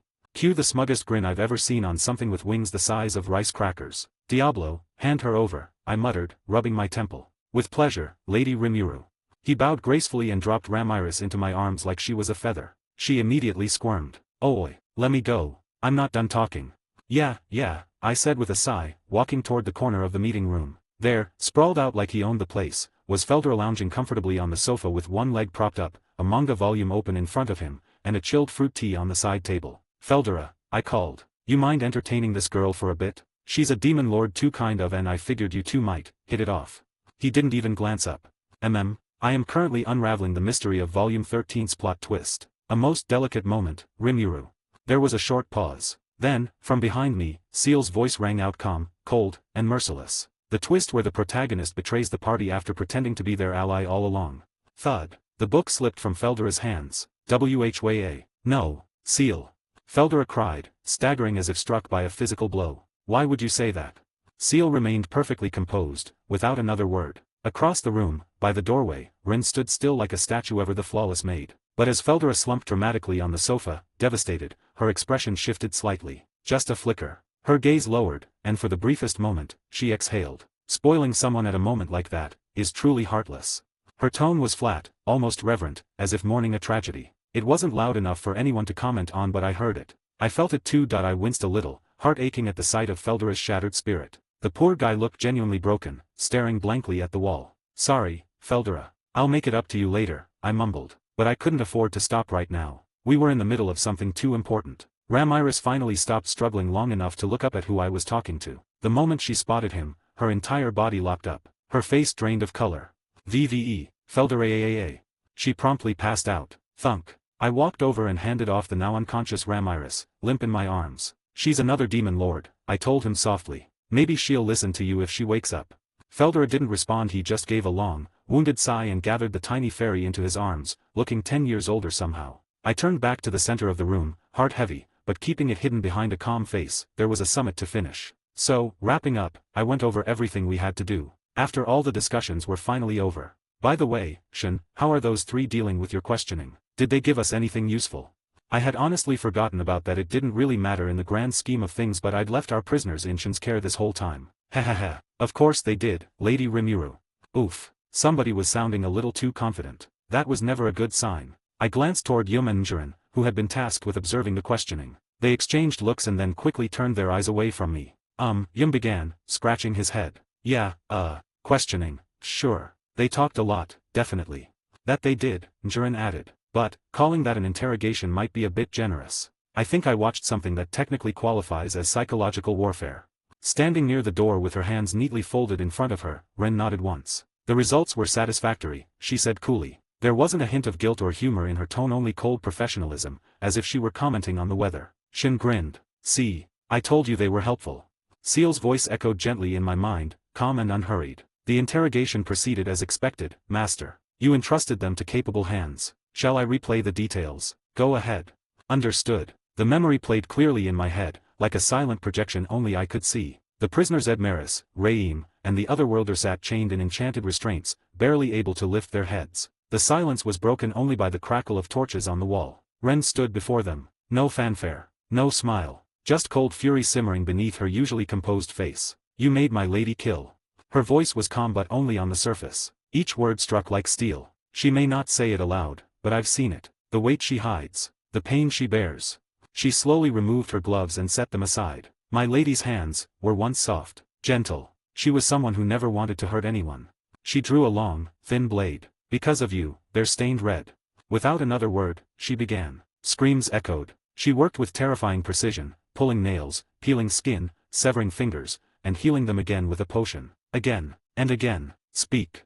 It wasn't a question. Raim tried to Lyran carved the truth out of his body. The otherworlder cried for mercy. Ren offered none. They spoke. Eventually, everything. Ren stepped back. I believe Shin wishes to continue, she said plainly. Then Shin stepped forward. Gone was the cheerful smile. Her eyes were sharp, cold. You're the reason our beloved Lady Rimuru had to slaughter thousands, she muttered. You better pray she never blames you. Because I never forgive.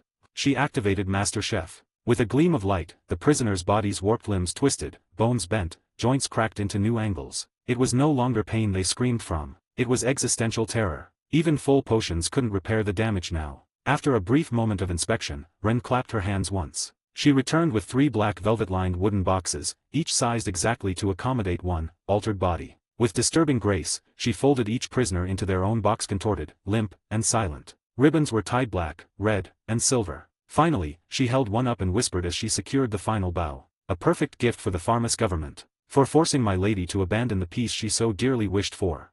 She smiled softly. It's the least we could do. I blinked. Seal's report had faded, but the images were still fresh in my mind. The dark chamber. The screams. The twisted shapes that used to be men. Ren's voice echoed in my memory, cold, cutting, furious. My lady's hands were once soft, gentle. She was someone who never wanted to hurt anyone. Because of you, they're stained red. My hands. A chill passed through me. I had ordered their capture. I had told Shin and the others to make them talk. I didn't say how, but, even so, I didn't think I had heard anything that disturbing in a long, long time, and they had done it all for me. Shin never once hesitated to call me Lady Rimuru. She'd go to the ends of the earth for me, but after what she did down there, I wasn't sure if I should feel thankful or terrified. Ren, especially. She's always quiet, unshakable, refined, but beneath that perfect made facade was something dark. A storm held at bay for my sake. She didn't scream. She didn't threaten. She simply carried out her work, with precision, grace, and terrifying intent. All because they had made me kill, because they'd forced my hand when I tried to offer mercy. They never said it to my face, but I could feel it in every blade, every scream, every flick of the ribbon on those disturbingly perfect gift-wrapped boxes. You made our gentle, kind lady take lives with her own hands. And for that, we will make you suffer. And I couldn't stop them. Not because I agreed, but because, deep down, I understood. My fingers curled into my palm beneath the table, nails digging lightly into skin. They looked clean now, soft, refined, like they belonged to someone who had never lifted a blade. But I knew better. These were the same hands that gave the order, the same ones that held my people's hopes, and spilled blood to protect them. Because I'm no longer human. I had already accepted that. I let go of my old self, that ordinary man from Japan. A place where the worst conflict was over a missed train. A world where taking another life was unthinkable. But that part of me still lingers, buried beneath the titles, the strength, the skills. And that part of me still feels it. The ache, the weight. I didn't cry. I didn't flinch, but in that quiet space behind my smile, something hurt. Because taking a life, even for justice, even for peace, isn't something you just forget. It stays with you, like a stain no amount of power can wash away. Are you all right, my lady?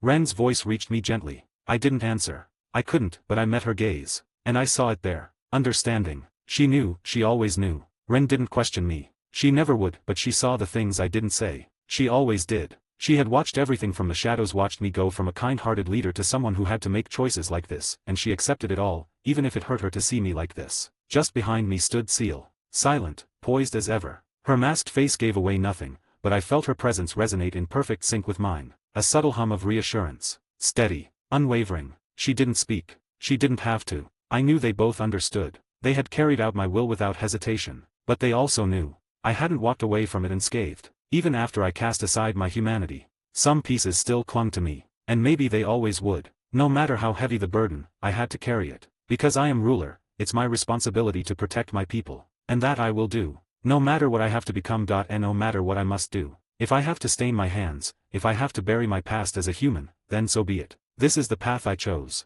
For their future I'll carry it all. I took a quiet breath and lifted my head, letting the moment pass. There was still work to do. Either way, we had 3 prisoners in custody, and following Shin and Ren's tortuam, questioning, they seemed fairly willing to talk. First off, Shin began, voice full of confidence despite everything that happened. Ed Noyal, Ed. King Ed Maris. Whispered Shana gently into her ear. Thanks for that. But really, Shin, you couldn't even come up with the king's name. I know it's kind of a weird one. King Ed Maris had apparently made contact with a merchant, one who brought him silken fabrics from our nation and whetted his appetite for conquest. The king also feared that trade would drift over to our nation in the future, which also led to those moves on his part. Shin's rundown continued, calm and clinical. The content didn't really surprise me. The only thing that did was a growing suspicion. Was that merchant truly acting on their own? Or had they been sent to stir the pot? But, what about the church? I had to ask. It was the piece I was dreading most, but also the most important one. Ah, yes. He revealed who was pushing him behind the scenes. The name was Dash. Shin paused, frowning slightly. It's a long one, Shin. You think you got that one remembered at all? The core of it all was Cardinal Nicholas Speltus, Ren said, stepping in calmly after Shin shot her a pleading look. Shin was great at extracting information from people, but anything else? Forget it. She had some kind of mental block keeping her from remembering proper names. Better give her some other assignment next time. Good thing Ren was around. I couldn't really expect much in the critical analysis department from Yum, either, so she no doubt provided some handy backup. According to her, Nicholas stated that they planned to take us all down as a nation, clearly against the will of their god. Planned to, anyway. I see, Fuse muttered. So Archbishop Raim wanted all the glory of defeating a godless enemy, so he could earn extra clout with the central authorities. Everyone seemed to agree with this. Such fragile faith, Ren murmured, voice quiet but cold. If a god demands blind slaughter, then perhaps the only heresy is obedience. The room chilled for a beat, just slightly, until she stepped back into silence, eyes lowered, hands folded neatly. It was subtle, as always, but I caught the meaning behind her words. Even now, she was angry not just for me, but for what I had to do. Either way, we still have some wiggle room, I said, moving things along. The Western Holy Church hasn't made a definitive decision yet. Perhaps there's a way to negotiate ourselves out of being designated hostile. In that case, Fuse said, straightening his posture, let me handle that. After Fuse laid out his plans, both King Gazel and Archduke Erold also offered their assistance in smoothing things over with the church. With support from the might of the Lion and Dworgen, it felt like we might actually pull this off. I was honestly grateful. Blumund had already picked me. I didn't see any reason not to take the hint. Living together in harmony was right at the crux of my ideal. Besides, Fuse, when you return home, I want you to tell the king that I have a favor to ask. A favor? Not another painful one, I trust. Kinda rude, wouldn't you say? It'll take a while to explain, and I'll probably fail to get the point across to you, so I'll visit later to go over it in detail with him. Ho, and I'm the rude one? You make me sound like some kind of dullard. No, I didn't mean it like that. I just mean, do you know much of anything about economics, Fuse? All right. I will give word to the king and arrange a time. Great. I nodded, smiling a little. Fuse could grumble all he wanted, he always came through in the end. Blumund really had chosen me. And now, I was choosing them back. Blumund's role here would be to keep statistics on the amount of trade in all the main manufactured goods of the region. I'd have them examine the products imported and exported from each nation, then make sure that the necessary items were shipped to the necessary place. To put it another way, I would have Blumund become the first large-scale trading company in the world. Get it right, and there'd be nothing small about this nation any longer. They'd be a financial superpower, wielding influence beyond comprehension. We kept the meeting going for a while after that. Everyone had their say, and eventually the talk shifted to how we'd go about making Yum the new king. I mean, sure, I could have stepped in and handled the whole thing myself, but honestly, it just felt like too much of a hassle. All that political back and forth, smoothing out the fine print, making sure everyone's egos were stroked the right way. Yeah, no thanks. So I quietly left it all to Diablo. He accepted the task with his usual grace, but I could tell. The way his shoulders drooped ever so slightly, the brief pause before he bowed, he wasn't thrilled about it. Not because of the work itself, but because it meant leaving my side for a while. Sorry, Diablo. I'll make it up to you later. Maybe. To finish things off, I asked if anyone else had something to say. A hand shot up. It was Erold, looking at me with a mix of composure and something almost like excitement. Yes. I prompted. He gave a slight nod, clearly waiting for this moment. Our nation and yours are separated by some of the most treacherous terrain on the continent, dense forests, steep mountains, and all the rest. If we could establish a direct route through that region, it would cut travel time significantly. A highway, in particular, would make the journey far more practical. He glanced my way, gauging my reaction. Ah, I see. So that's what this is about. If we were going to formalize relations with the Lion, then we'd obviously want a proper land route between us. A highway would make trade easier, more efficient and more profitable on both sides. Honestly, that had been part of my plan from the beginning. Still, the kind of project he was suggesting wasn't small. We'd be talking tree clearing, tunneling, and paving on a massive scale. Not cheap, even for a nation like the Lion. And judging by that innocent little look he was giving me, Erold had probably done his math ahead of time and was now politely trying to slide the bill onto my desk. Smooth move, Archduke. I understand your suggestion, Duke Erold, I said, folding my hands with a composed smile. We're willing to accept your request for a highway. Erold looked pleased, but I wasn't finished yet. However, I continued, my tone light. I'd like Tempest to handle all the highway security, maintenance, and associated infrastructure, lodging, checkpoints, and rest stops. In exchange, we'll impose a small transport tax, just enough to cover operating costs, and a little extra for the trouble. Erold blinked, then smiled again and nodded. That sounds perfectly reasonable, Lady Rimuru. We accept your terms.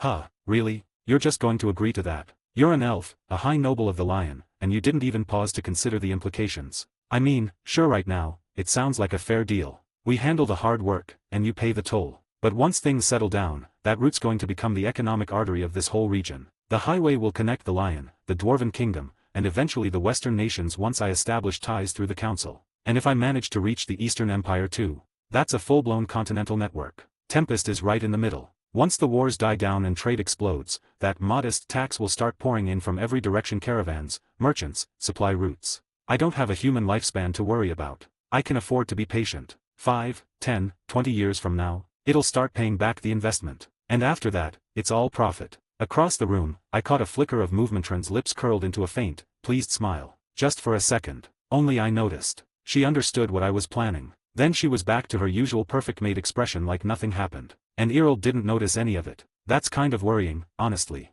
For a noble of a country like the Lion, he should be thinking far, far ahead. If he can't see through this, what does that say about their strategic foresight? Just as I was wondering whether I should tone things down, Earl finally added. However, I would like to retain the right to renegotiate that tax every few years. Now that was more like it. Very reasonable, I replied with a smile. Let's go with that. That's it.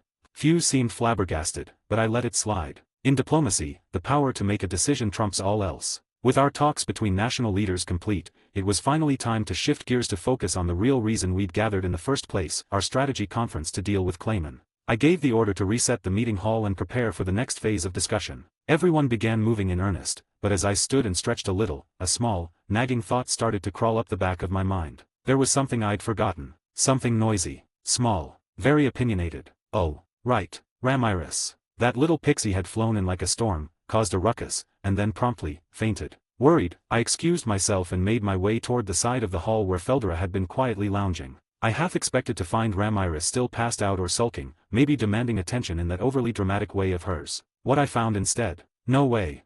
Ramiris was completely absorbed in a stack of manga, practically drooling over the page in front of her, her wings fluttering lazily as she laid on her stomach like a child at a sleepover. I blinked. Hey, what are you doing? She didn't even glance at me. Shut up a sec. I'm just getting to the good part. My eye twitched. Seriously, what was this? You barge in like the world's about to end, pass out in front of a true dragon, and now you're just reading manga. What even happened to all that? Tempest shall fall to ruin.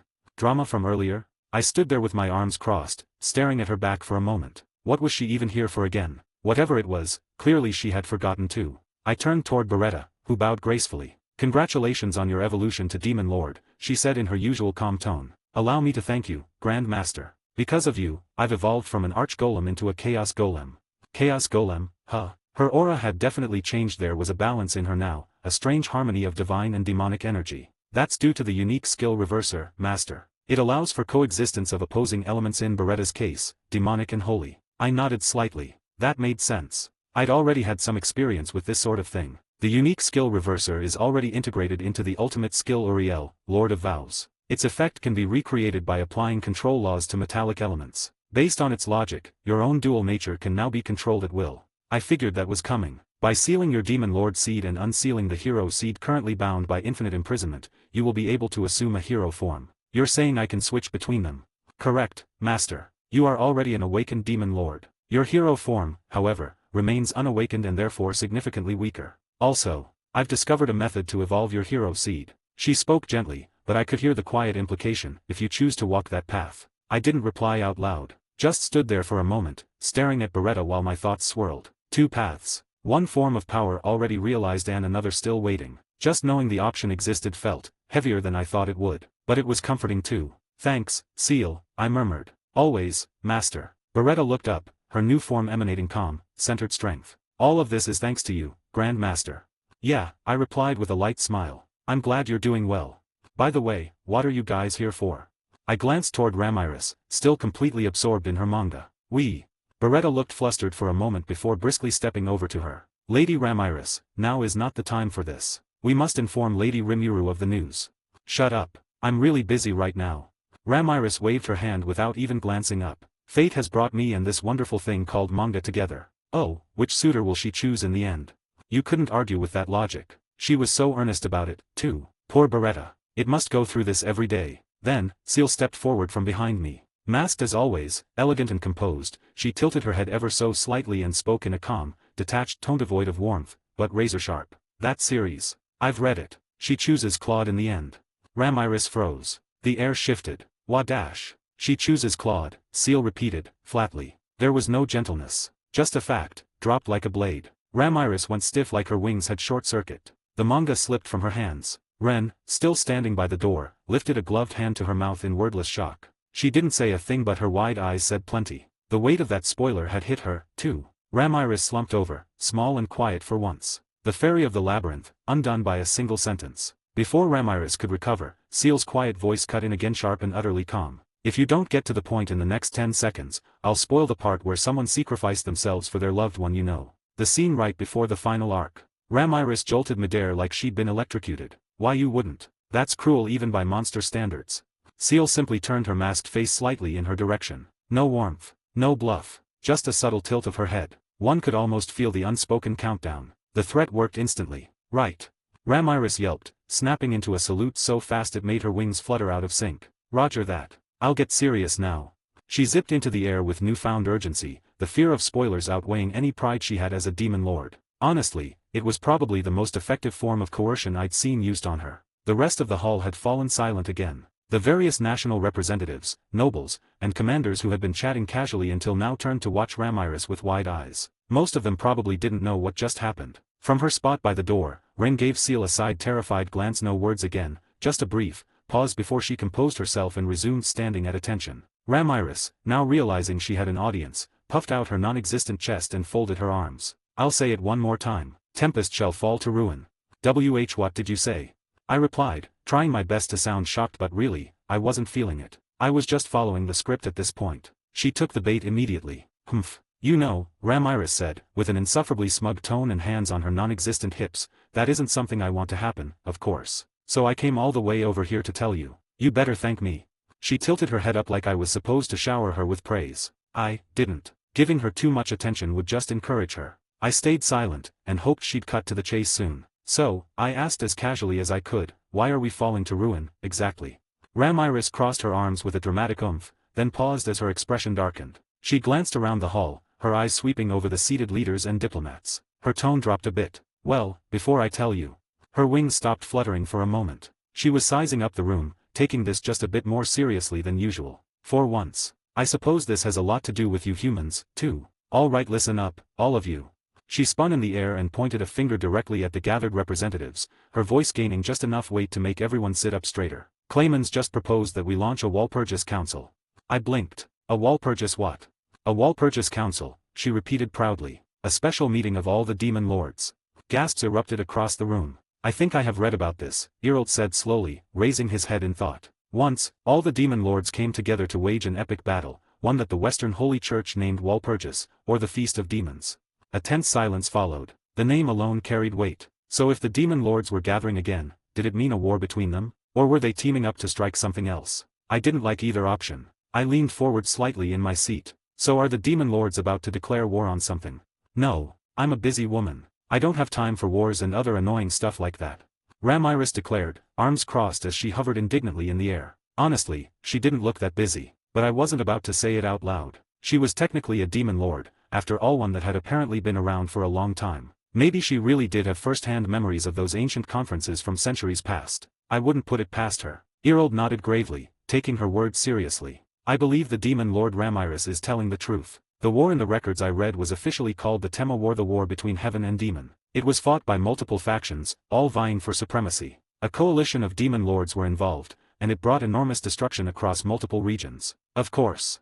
He trailed off, letting the weight of history settle into the room. Of course, he continued, this was long before the current demon lord system took shape. If a Walpurgis Council is being held now, then something major is brewing, especially if Clayman is behind it. TCH, I muttered under my breath. Clayman again. That manipulative bastard just couldn't sit still. Ramiris twirled in place midair and pointed at me. That's why I rushed over here. To warn you. Because you are probably the one Clayman's trying to paint as a threat. I bet he's going to use the council to have all the other demon lords gang up on you. A chill ran down my spine. That, actually made perfect sense. Ren's eyes narrowed subtly, but she didn't move. Seal remained composed beside me, though I noticed the faint shift in her stance, her body language alert, assessing. She was ready for anything. Then I guess I'll have to crash this little party, I said with a sigh. If Clayman's calling a council, and dragging my name into it, I'll go. I'm not letting him run his mouth unchallenged.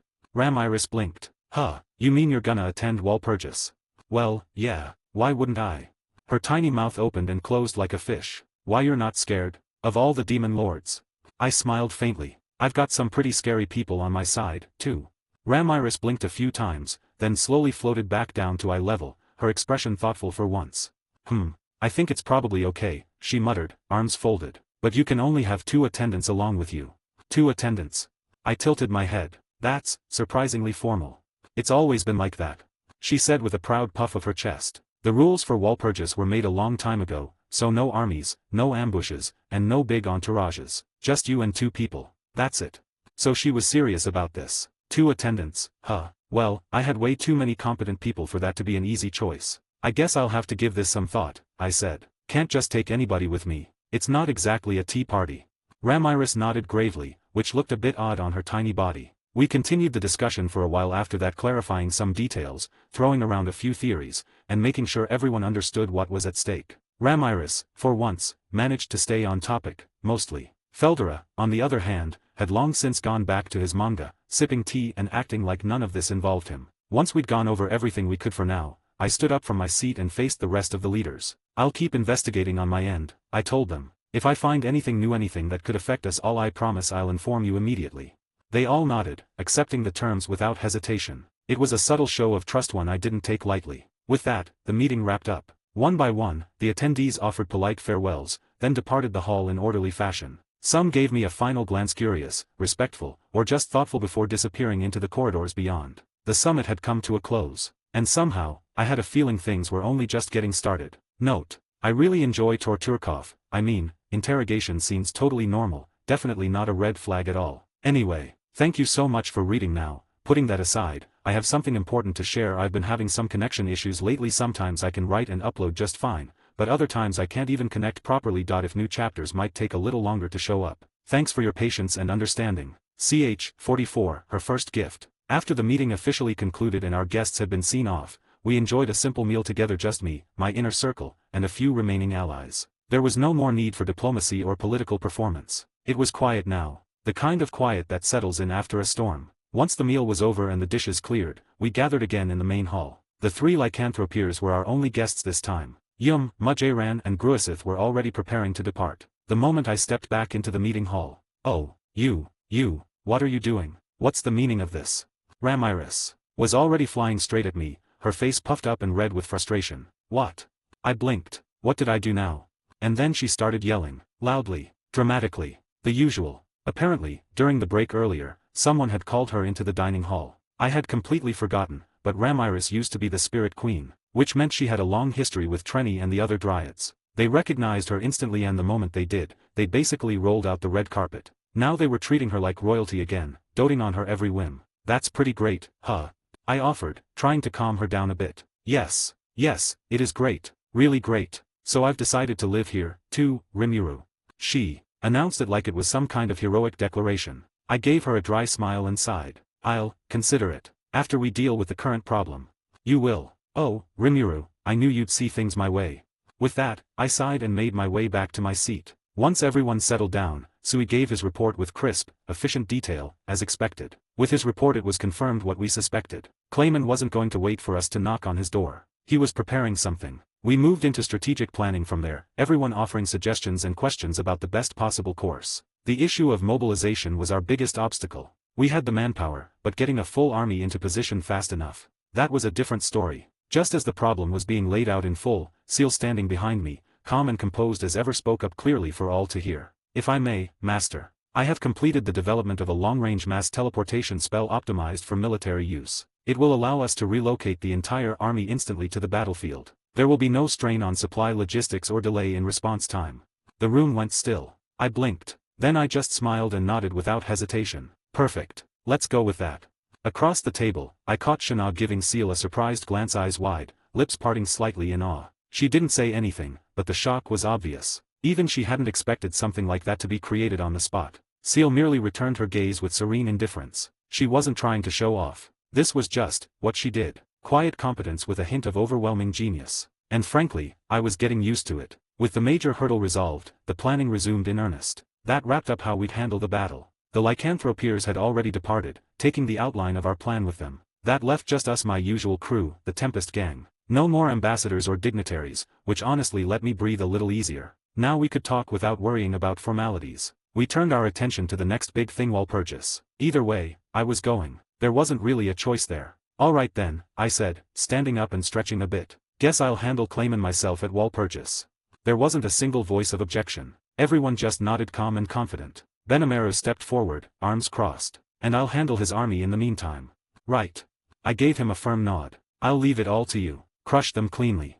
We were moving in sync, no wasted words. It honestly felt kind of nice. Everyone knew their role and, more importantly, everyone trusted each other to handle it. The pieces were in place. Now it was just a matter of playing our part. As the room settled into a focused silence, Ren quietly stepped forward from her spot near the wall. Only 2 people are allowed to accompany you to Walpurgis, my lady, she said calmly. Which means we now need to decide who else will be joining us. I blinked. Us? Did she just? Wait, Ren, you already decided you're coming with me. She gave a faint nod, hands clasped neatly in front of her. Of course. Someone has to ensure your attire remains immaculate and your tea is served correctly, even among demon lords. That's your priority. She didn't flinch. And someone has to remind you to smile politely while you're mentally cursing half the people in the room. You've been spending too much time with Seal. I take pride in anticipating your needs, my lady, she replied, expression as still and refined as ever. Seal, standing behind me, tilted her head slightly but didn't speak. I could tell from her quiet presence that she approved. Well, okay then, I muttered, adjusting to this unexpected but somehow inevitable decision. So, I guess we just need to choose one more person. Ren had already declared herself my companion, and from the look in her eyes, there was no use arguing. Not that I had the heart to say no, she looked way too composed for me to deal with this early. Still, Ren isn't exactly the strongest person around. She was sharp, elegant, and quietly terrifying when she wanted to be, but not someone I could count on in a full-scale battle against demon lords. But knowing her, if I told her no, she'd just silently follow me all the way to Walpurgis. So I accepted it. I'd have to balance it out with someone stronger. Seal would be the obvious choice. I glanced toward her. Seal stood quietly behind me, expression hidden behind her mask, hands folded neatly in front of her. Regal, calm, unshakable, but not coming in the flesh. I needed her with me but not visibly. She'd be within me in case something went wrong. That left. Ranga, maybe. Bringing Ranga through your shadow is possible, master, Seal's voice echoed smoothly in my mind. Oh, I blinked. But, didn't he get stuck when I fought Hinata? What if something like that happens again? I've taken that into account. A new countermeasure is already in place. You have my assurance.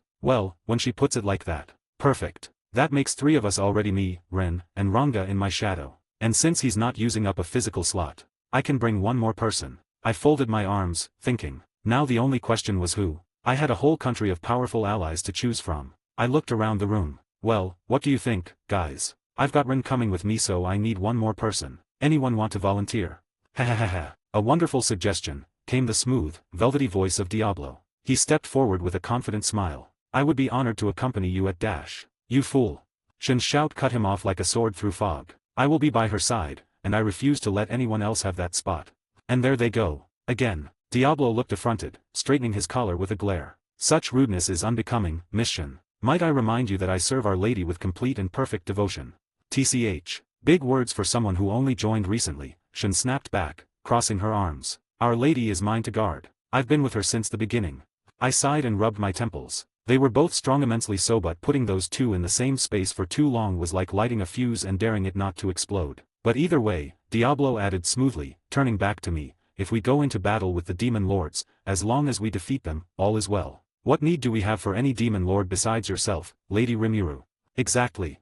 Shin nodded furiously, suddenly on the same side. I had thought you were an idiot, but for a new recruit, you might actually have potential. That was exactly what I was going to say. Are they friends or enemies or what? I honestly couldn't tell. I used to think Shin was the only one here who didn't think before she spoke, but clearly, Diablo could match her in pure chaos, just with a bit more vocabulary. Either way, they both seemed perfectly happy with the idea of slaughtering every demon lord at Walpurgis and calling it a day. Why'd it turn out like this? Looking around the room, I could see a few others nodding in agreement with Shin and Diablo's "let's just kill them all" mindset, including Seal and Ren. Some of them were more cautious. Benamera had that calculating look in his eyes again, but others looked far too excited by the idea of a free-for-all demon lord battle. The flock of war hawks in my leadership seemed to be growing. But come on, people. This isn't a festival. This was just way too reckless. I had to hit the brakes on this conversation. Whoa. No need to go crazy. We haven't decided on anything yet. Besides, Diablo Dash, I shot him a look. I already put you in charge of Pharmas, didn't I? So I'm not bringing you along either way. True. He adjusted his collar and gave me a short bow. I understand, Lady Rimuru. He looked disappointed, but I could tell there was a trace of satisfaction beneath it. Diablo was the type to enjoy challenges, and turning Pharmas into a stable territory under Yum's rule was no small feat. Hopefully he wouldn't get too bored and start treating the whole thing like some personal board game. Still, that still left me with one open slot, and a headache. I scanned the room again. Everyone was either buried in work or already preparing for battle. Benamaru was essential for leading our forces, so I would be needed for gathering intel. Shana was coordinating supplies and internal affairs. Hakura is accompanying Benamaru. Ranga was traveling in my shadow. Seal was always with me, which meant, Shen, I said finally, you're coming with us. Ha, I knew it. Shin grinned, thrusting a fist into the air like she just scored the winning point in a game only she understood. I sighed. She could be as stubborn as Ren when she wanted to be. Besides, she wasn't tied up with any critical assignments at the moment. Make sure you don't start any fights, alright? I warned her. No promises. That wasn't encouraging. Either way now, I had my two companions now, Ren and Shin. One too quiet, one too loud. This was going to be a long trip. Alright. I decided, I'm taking Shin and Ren with me, so let other demon lords know I am coming. Sure thing. Ramiris chirped, casually opening a ridiculously complex demon lord exclusive spell. Spatial interference, synchronous relay. Honestly, it was like watching a communications core powered by high magic tech. I barely had time to marvel at it before. Gwahahaha. So, finally ready for battle, are you? Then let me accompany you. With me, you'll stand above even the demon lords. Feldura. I turned to face him just as he marched dramatically across the room. The wind from nowhere ruffled his cape. His confidence was as blinding as ever. Well, hear me out, Feldura, I began. I actually want you to stay here and defend Tempest. What? Rimuru, surely you jest. You'd leave your most powerful ally behind. Feldura.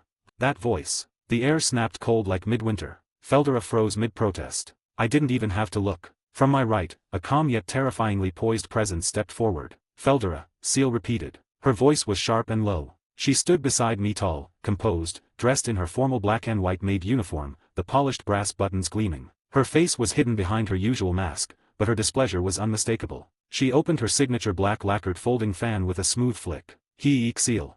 Thwack. The fan came down like divine judgment. A clean, ringing impact echoed across the room. Gwa. Feldura recoiled, clutching his forehead. Why you lunatic? That actually hurt. He mumbled, retreating behind me opposite from where Seal stood. I sighed and gently stepped in between them. Okay, that's enough. Seal, thanks. Her voice instantly softened. Of course, master. I knelt slightly and whispered to Feldura, hey, I'll summon you the moment I'm in real trouble. Just imagine everyone's in danger, and boom, you appear and save the day. You'll look amazing. He blinked. His aura reignited.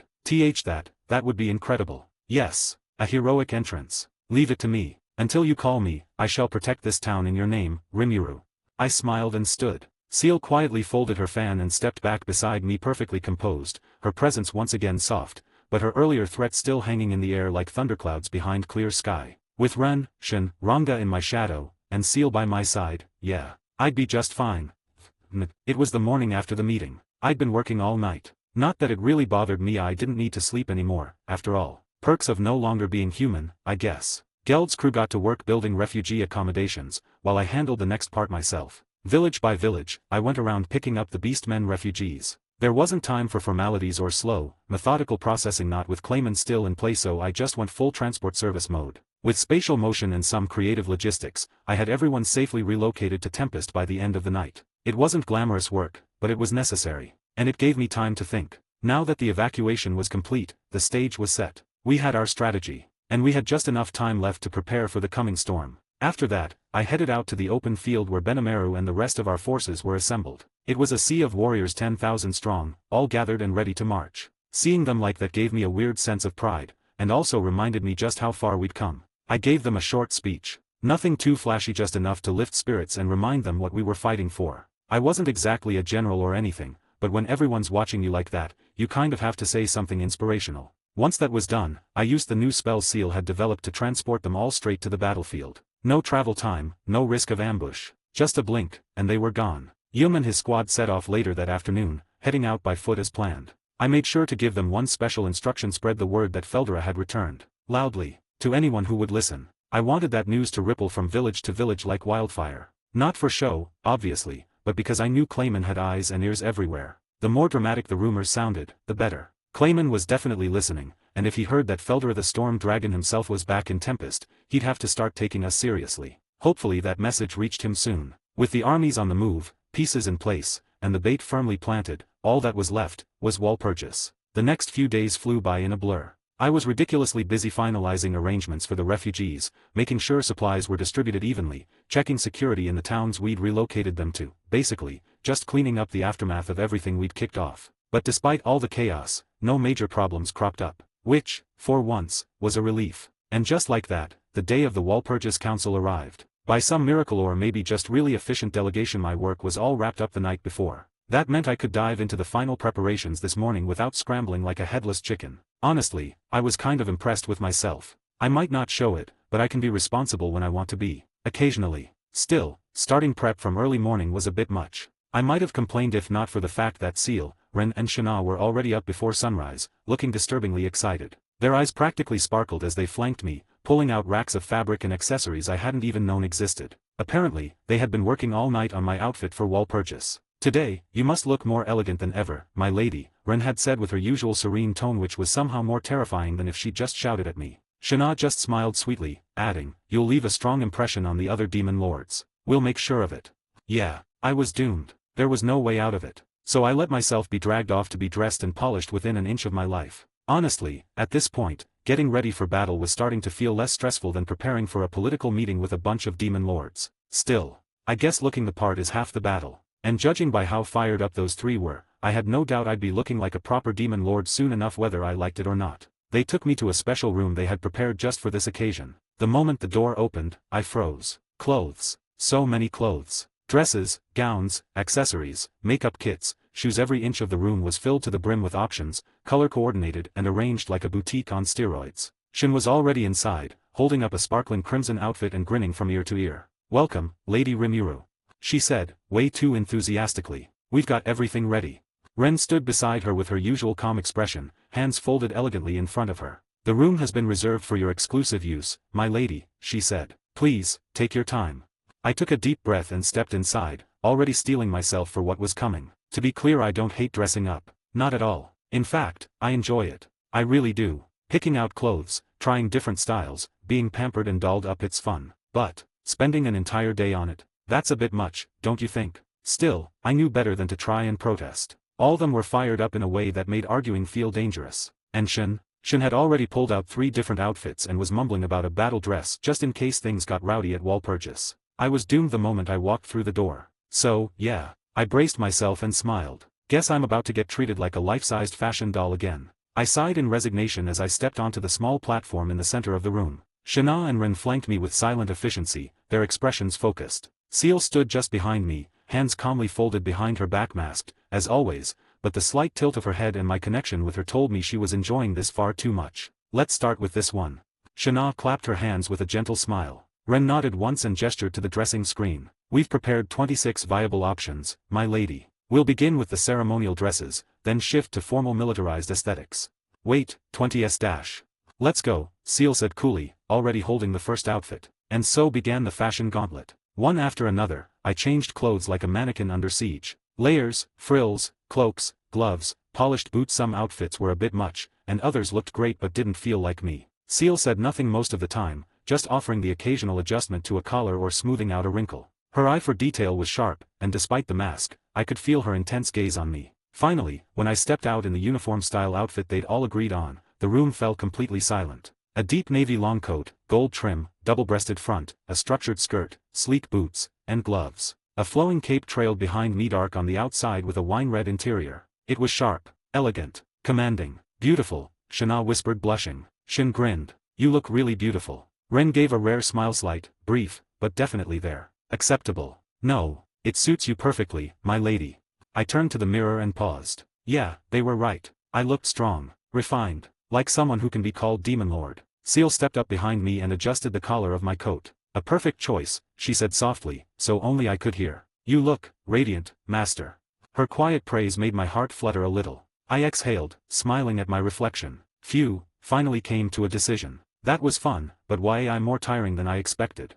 The others laughed, and just like that, the preparations were finally complete. Now that we'd finally selected the outfit, the hardest part was done. Just a few minor preparations remained. With wall purchase scheduled for midnight, we still had time to breathe, or at least I did. I slipped back into my usual outfit for now, stretching a little as I did. "Still," I muttered, "Ren said I'll need to start getting ready again a few hours before the event." Seriously, even after choosing the outfit, it's going to take hours to prepare. Seal, standing silently at my side, gave no reply, just a slight tilt of her head that somehow carried the weight of yes, obviously. Ren and Shin had already left, declaring that since they would be attending wall purchase too, they needed to look the part. Shana went with them, of course, offering to help with their coordination. Something told me I wouldn't see any of them again until evening. And so, for the first time all day, the room finally fell quiet. Just me and Seal now. I glanced at her. She stood still as ever, mask in place, hands calmly folded in front of her. But even without seeing her face, I could tell she was watching me. Always. The calm before the storm, huh? I took a seat, letting out a quiet sigh, and leaned back slightly. Looks like we've got a bit of peace before the chaos begins. Seal quietly walked over and sat beside me, her steps light and composed. Then, without a word, she reached up and gently removed her mask. Her crimson eyes met mine, soft, unwavering, and filled with warmth. She leaned in and placed a tender kiss on my cheek. "You looked truly beautiful in all those outfits today, Master," she whispered. There were several moments I had to fight the overwhelming urge to hug you in front of them. A small laugh escaped me, cheeks warming. "Well, you can hug me now," I said, smiling as I turned to her. Our lips met. The kiss was soft, lingering, and filled with a gentle affection that needed no words. When we finally pulled apart, I found myself resting lightly against her shoulder, her hand slipping into mine. "You always know how to calm me down," I murmured. Seal chuckled ever so faintly. "I merely act on instinct, when it comes to you." We stayed like that for a while, wrapped in the silence between heartbeats. Then Seal pulled away slightly and smiled, soft, affectionate, yet somehow filled with excitement. "I've prepared a special gift for you, Master." My eyebrow lifted, curious. "A gift?" She gave me a small nod, her red eyes glinting with anticipation. "What kind of gift?" Seal reached behind her and carefully unwrapped a long, narrow cloth bundle I hadn't noticed before. With practiced grace, she placed it on my lap. I blinked, slowly undoing the fabric only to gasp. Inside was a sword. A black straight sword, elegant yet minimal. Its surface gleamed under the soft lamplight, the subtle sheen hinting at the incredible density and quality of the metal. Along its guardless hilt and blade were three small, perfectly carved circular insets, subtle, but deliberate. "This," I murmured, brushing my fingers along the smooth edge. "It's beautiful. Where did you get this?"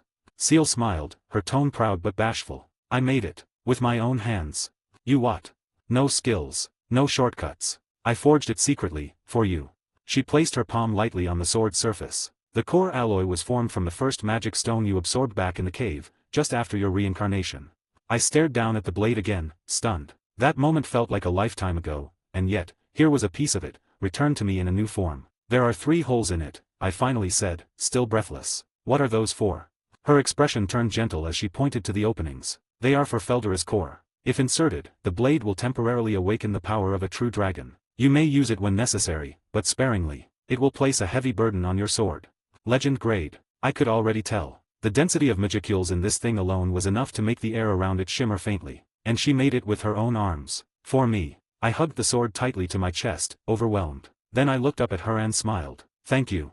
Tears were in my eyes before I realized it. I didn't try to stop them. This is the first gift I've received from you, my wife. I'll cherish it," I said, voice thick with emotion. "This blade, it's a part of my body, of my soul." I placed the sword carefully in my stomach space. I turned back to her. "You know, this means a lot to me." Seal tilted her head, eyes bright. "I'm glad, Master. That's all I wished for." I leaned forward suddenly and kissed her on the cheek. She blinked rapidly, then her cheeks turned bright red. Master. And here I was thinking you'd jump into my arms the moment I tried something like this," I said playfully, lips brushing her ear. "You looked ready to hug me in front of everyone just a little while ago." Her embarrassment deepened. "That's because you looked too beautiful, and dash." I cupped her cheek, gently making her look into my eyes. "You always say I'm beautiful. But to me, you're the one who takes my breath away." Seal's mouth opened then closed again. Her whole face was flushed now, and she looked seconds away from burying herself under a pillow. I chuckled, unable to help myself. "I really love seeing you like this, Seal. That embarrassed look suits you too well." Master," she muttered, trying and failing to look stern. But she didn't pull away. Instead, I leaned in again and kissed her, this time on the lips, soft and slow. She melted into it, her fingers tightening slightly around my sleeve. We sat there like that for a while, just holding each other. And finally, when our lips parted and I rested my forehead gently against hers, I whispered, "Thank you, for this gift. I'll treasure it forever." "Master," she whispered back, her voice barely audible, "I'm happy. Truly." Moments passed in quiet warmth. Then I leaned in again and whispered softly, "I love you, Seal." And once more, I pressed my lips against hers, gentle, but full of all the affection in my heart. Seal let out the faintest gasp against my lips, her body trembling slightly. I felt her hands grip the fabric of my outfit as I deepened the kiss. Even as she tried to regain her composure, she was already lost in it again. When I pulled back just a little, she barely managed a breathless, flustered, "Master, stop, it's too much."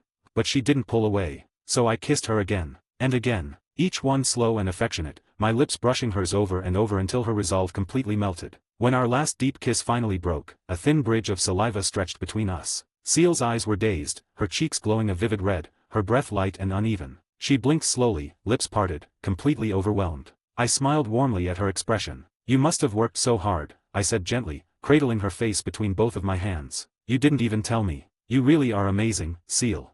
She didn't reply. Not right away. Her gaze was still unfocused, so I slowly guided her down, letting her rest her head softly on my lap. Seal blinked. Then blinked again, her expression twisting into a realization that hit her all at once. She shot up halfway, her face completely red now. Wait, this is I'm on your lap. I laughed softly, brushing her hair aside. Yup. She looked like steam might come out of her ears at any second. Her hands hovered nervously in front of her chest, unsure what to do. Master, this isn't fair. But you're mine, right? I teased gently. My adorable wife. That's. She stammered, face burning hotter. She tried to look away only for me to guide her gaze back with a fingertip to her chin, my expression soft. I'm just being honest with how I feel, I whispered. And I love seeing all your cute expressions. Seal whimpered under her breath, face still on my lap as I gently stroked her hair. We stayed like that for a while, her too flustered to move, me enjoying every second of her reactions. Wrapped in each other's warmth, the world outside felt far away. And for that moment, there was no war, no Walpurgis, only the two of us. About an hour later, Seal finally stirred. She slowly sat up from my lap, her movements graceful as ever, but I caught the slight flutter in her lashes, the way her fingers lingered against my thigh before she rose. Her skirt shifted slightly as she moved, lifting just enough to give me a fleeting view that made my heart skip a beat. Seal didn't seem to notice at first, or maybe she did. She gracefully settled next to me again, composing herself like nothing had happened except her ears were pink, and her voice had that subtle waver I knew too well. Master, she murmured, turning her crimson gaze toward me, as much as I wish we could continue this for a while longer, we still have preparations for Walpurgis. Oh. I leaned in, my voice teasing. Are you sure you're the one stopping us this time? She averted her eyes, her fingers lightly brushing her skirt as she smoothed it out. I'll make it up to you later, she whispered. Her voice was low, almost breathy, and that tiny flick of her gaze told me she knew exactly what she was doing. I couldn't resist. I leaned forward and pulled her into a sudden hug, my arms locking around her waist as I kissed her, not gently this time, but with heat, with hunger. She gasped, eyes wide, before melting into me. When we finally parted, a thin trail of warmth lingered between our lips. You're really good at tempting me, you know that. I whispered against her cheek. Now I can't wait for later. She blinked, flustered but smiling. I was being serious, Master. I know. I grinned. That's why it's dangerous. She gently pushed against my chest, but her touch was light, affectionate. We need to get ready.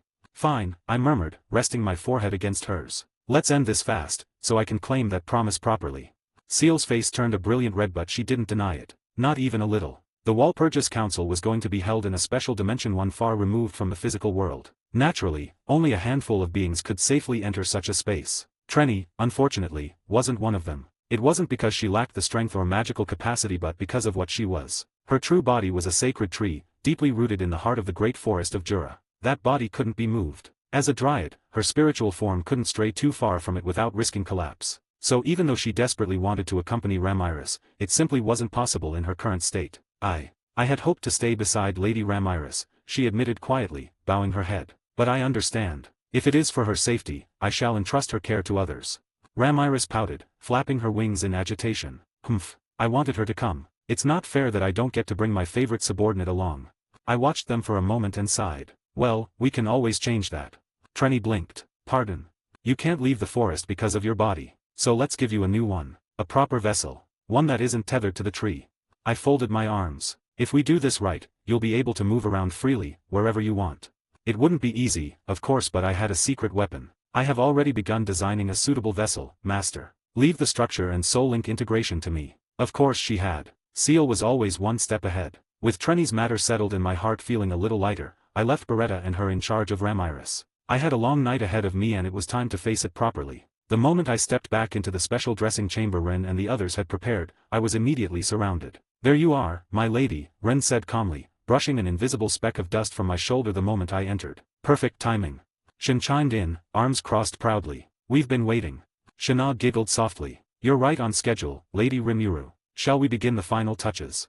I let out a quiet sigh, not from annoyance, but resignation. I had already changed into the elegant outfit we'd selected earlier after what felt like hours of dressing up. I liked fashion. I liked dressing up. But even I had limits and the prep work for Walpurgis was reaching them. Even so, I didn't protest. I sat down quietly in front of the large mirror as they began applying the final accessories, arranging every last fold and strand of fabric with the care of master artisans. Seal had already returned to her place within me by now, saying softly before vanishing, "I'll be watching over you from within, Master. You look divine." No one questioned her absence. They were all used to Seal vanishing and reappearing without notice. It had become such a common part of our daily life that not even Shana raised an eyebrow anymore. Ren adjusted the drape of my outer layer with precise, graceful hands, stepping back to study her work with that impassive expression of hers. Shin fluffed the hem of the skirt with visible satisfaction, her eyes gleaming with pride. Shana was carefully weaving a few small, jeweled pins into my hair. It was quiet, focused work, but I could feel their excitement, their pride, and in a strange way, their love. This wasn't just dressing up for Walpurgis.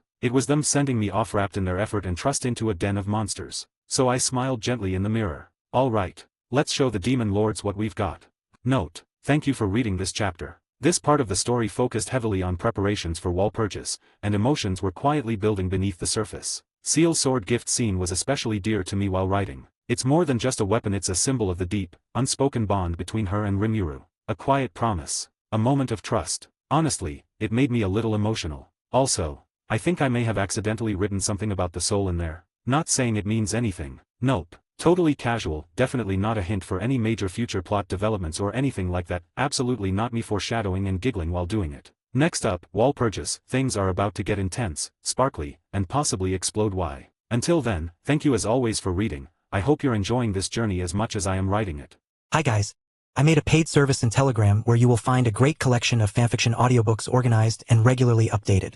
What you get: an unlimited access to the full audiobook library. New fanfiction audiobooks added regularly. You can play audios directly from Telegram anytime. Joining our service is available through a monthly subscription of $5. You can pay using PayPal or Ko-fi. So what are you waiting for? Send me a message on Telegram or Discord. I will provide the payment details. After the payment is confirmed, you will receive access to the private Telegram channel containing all audiobooks. If you enjoy fanfiction and prefer listening instead of reading, this library is made for you. Message me anytime to join.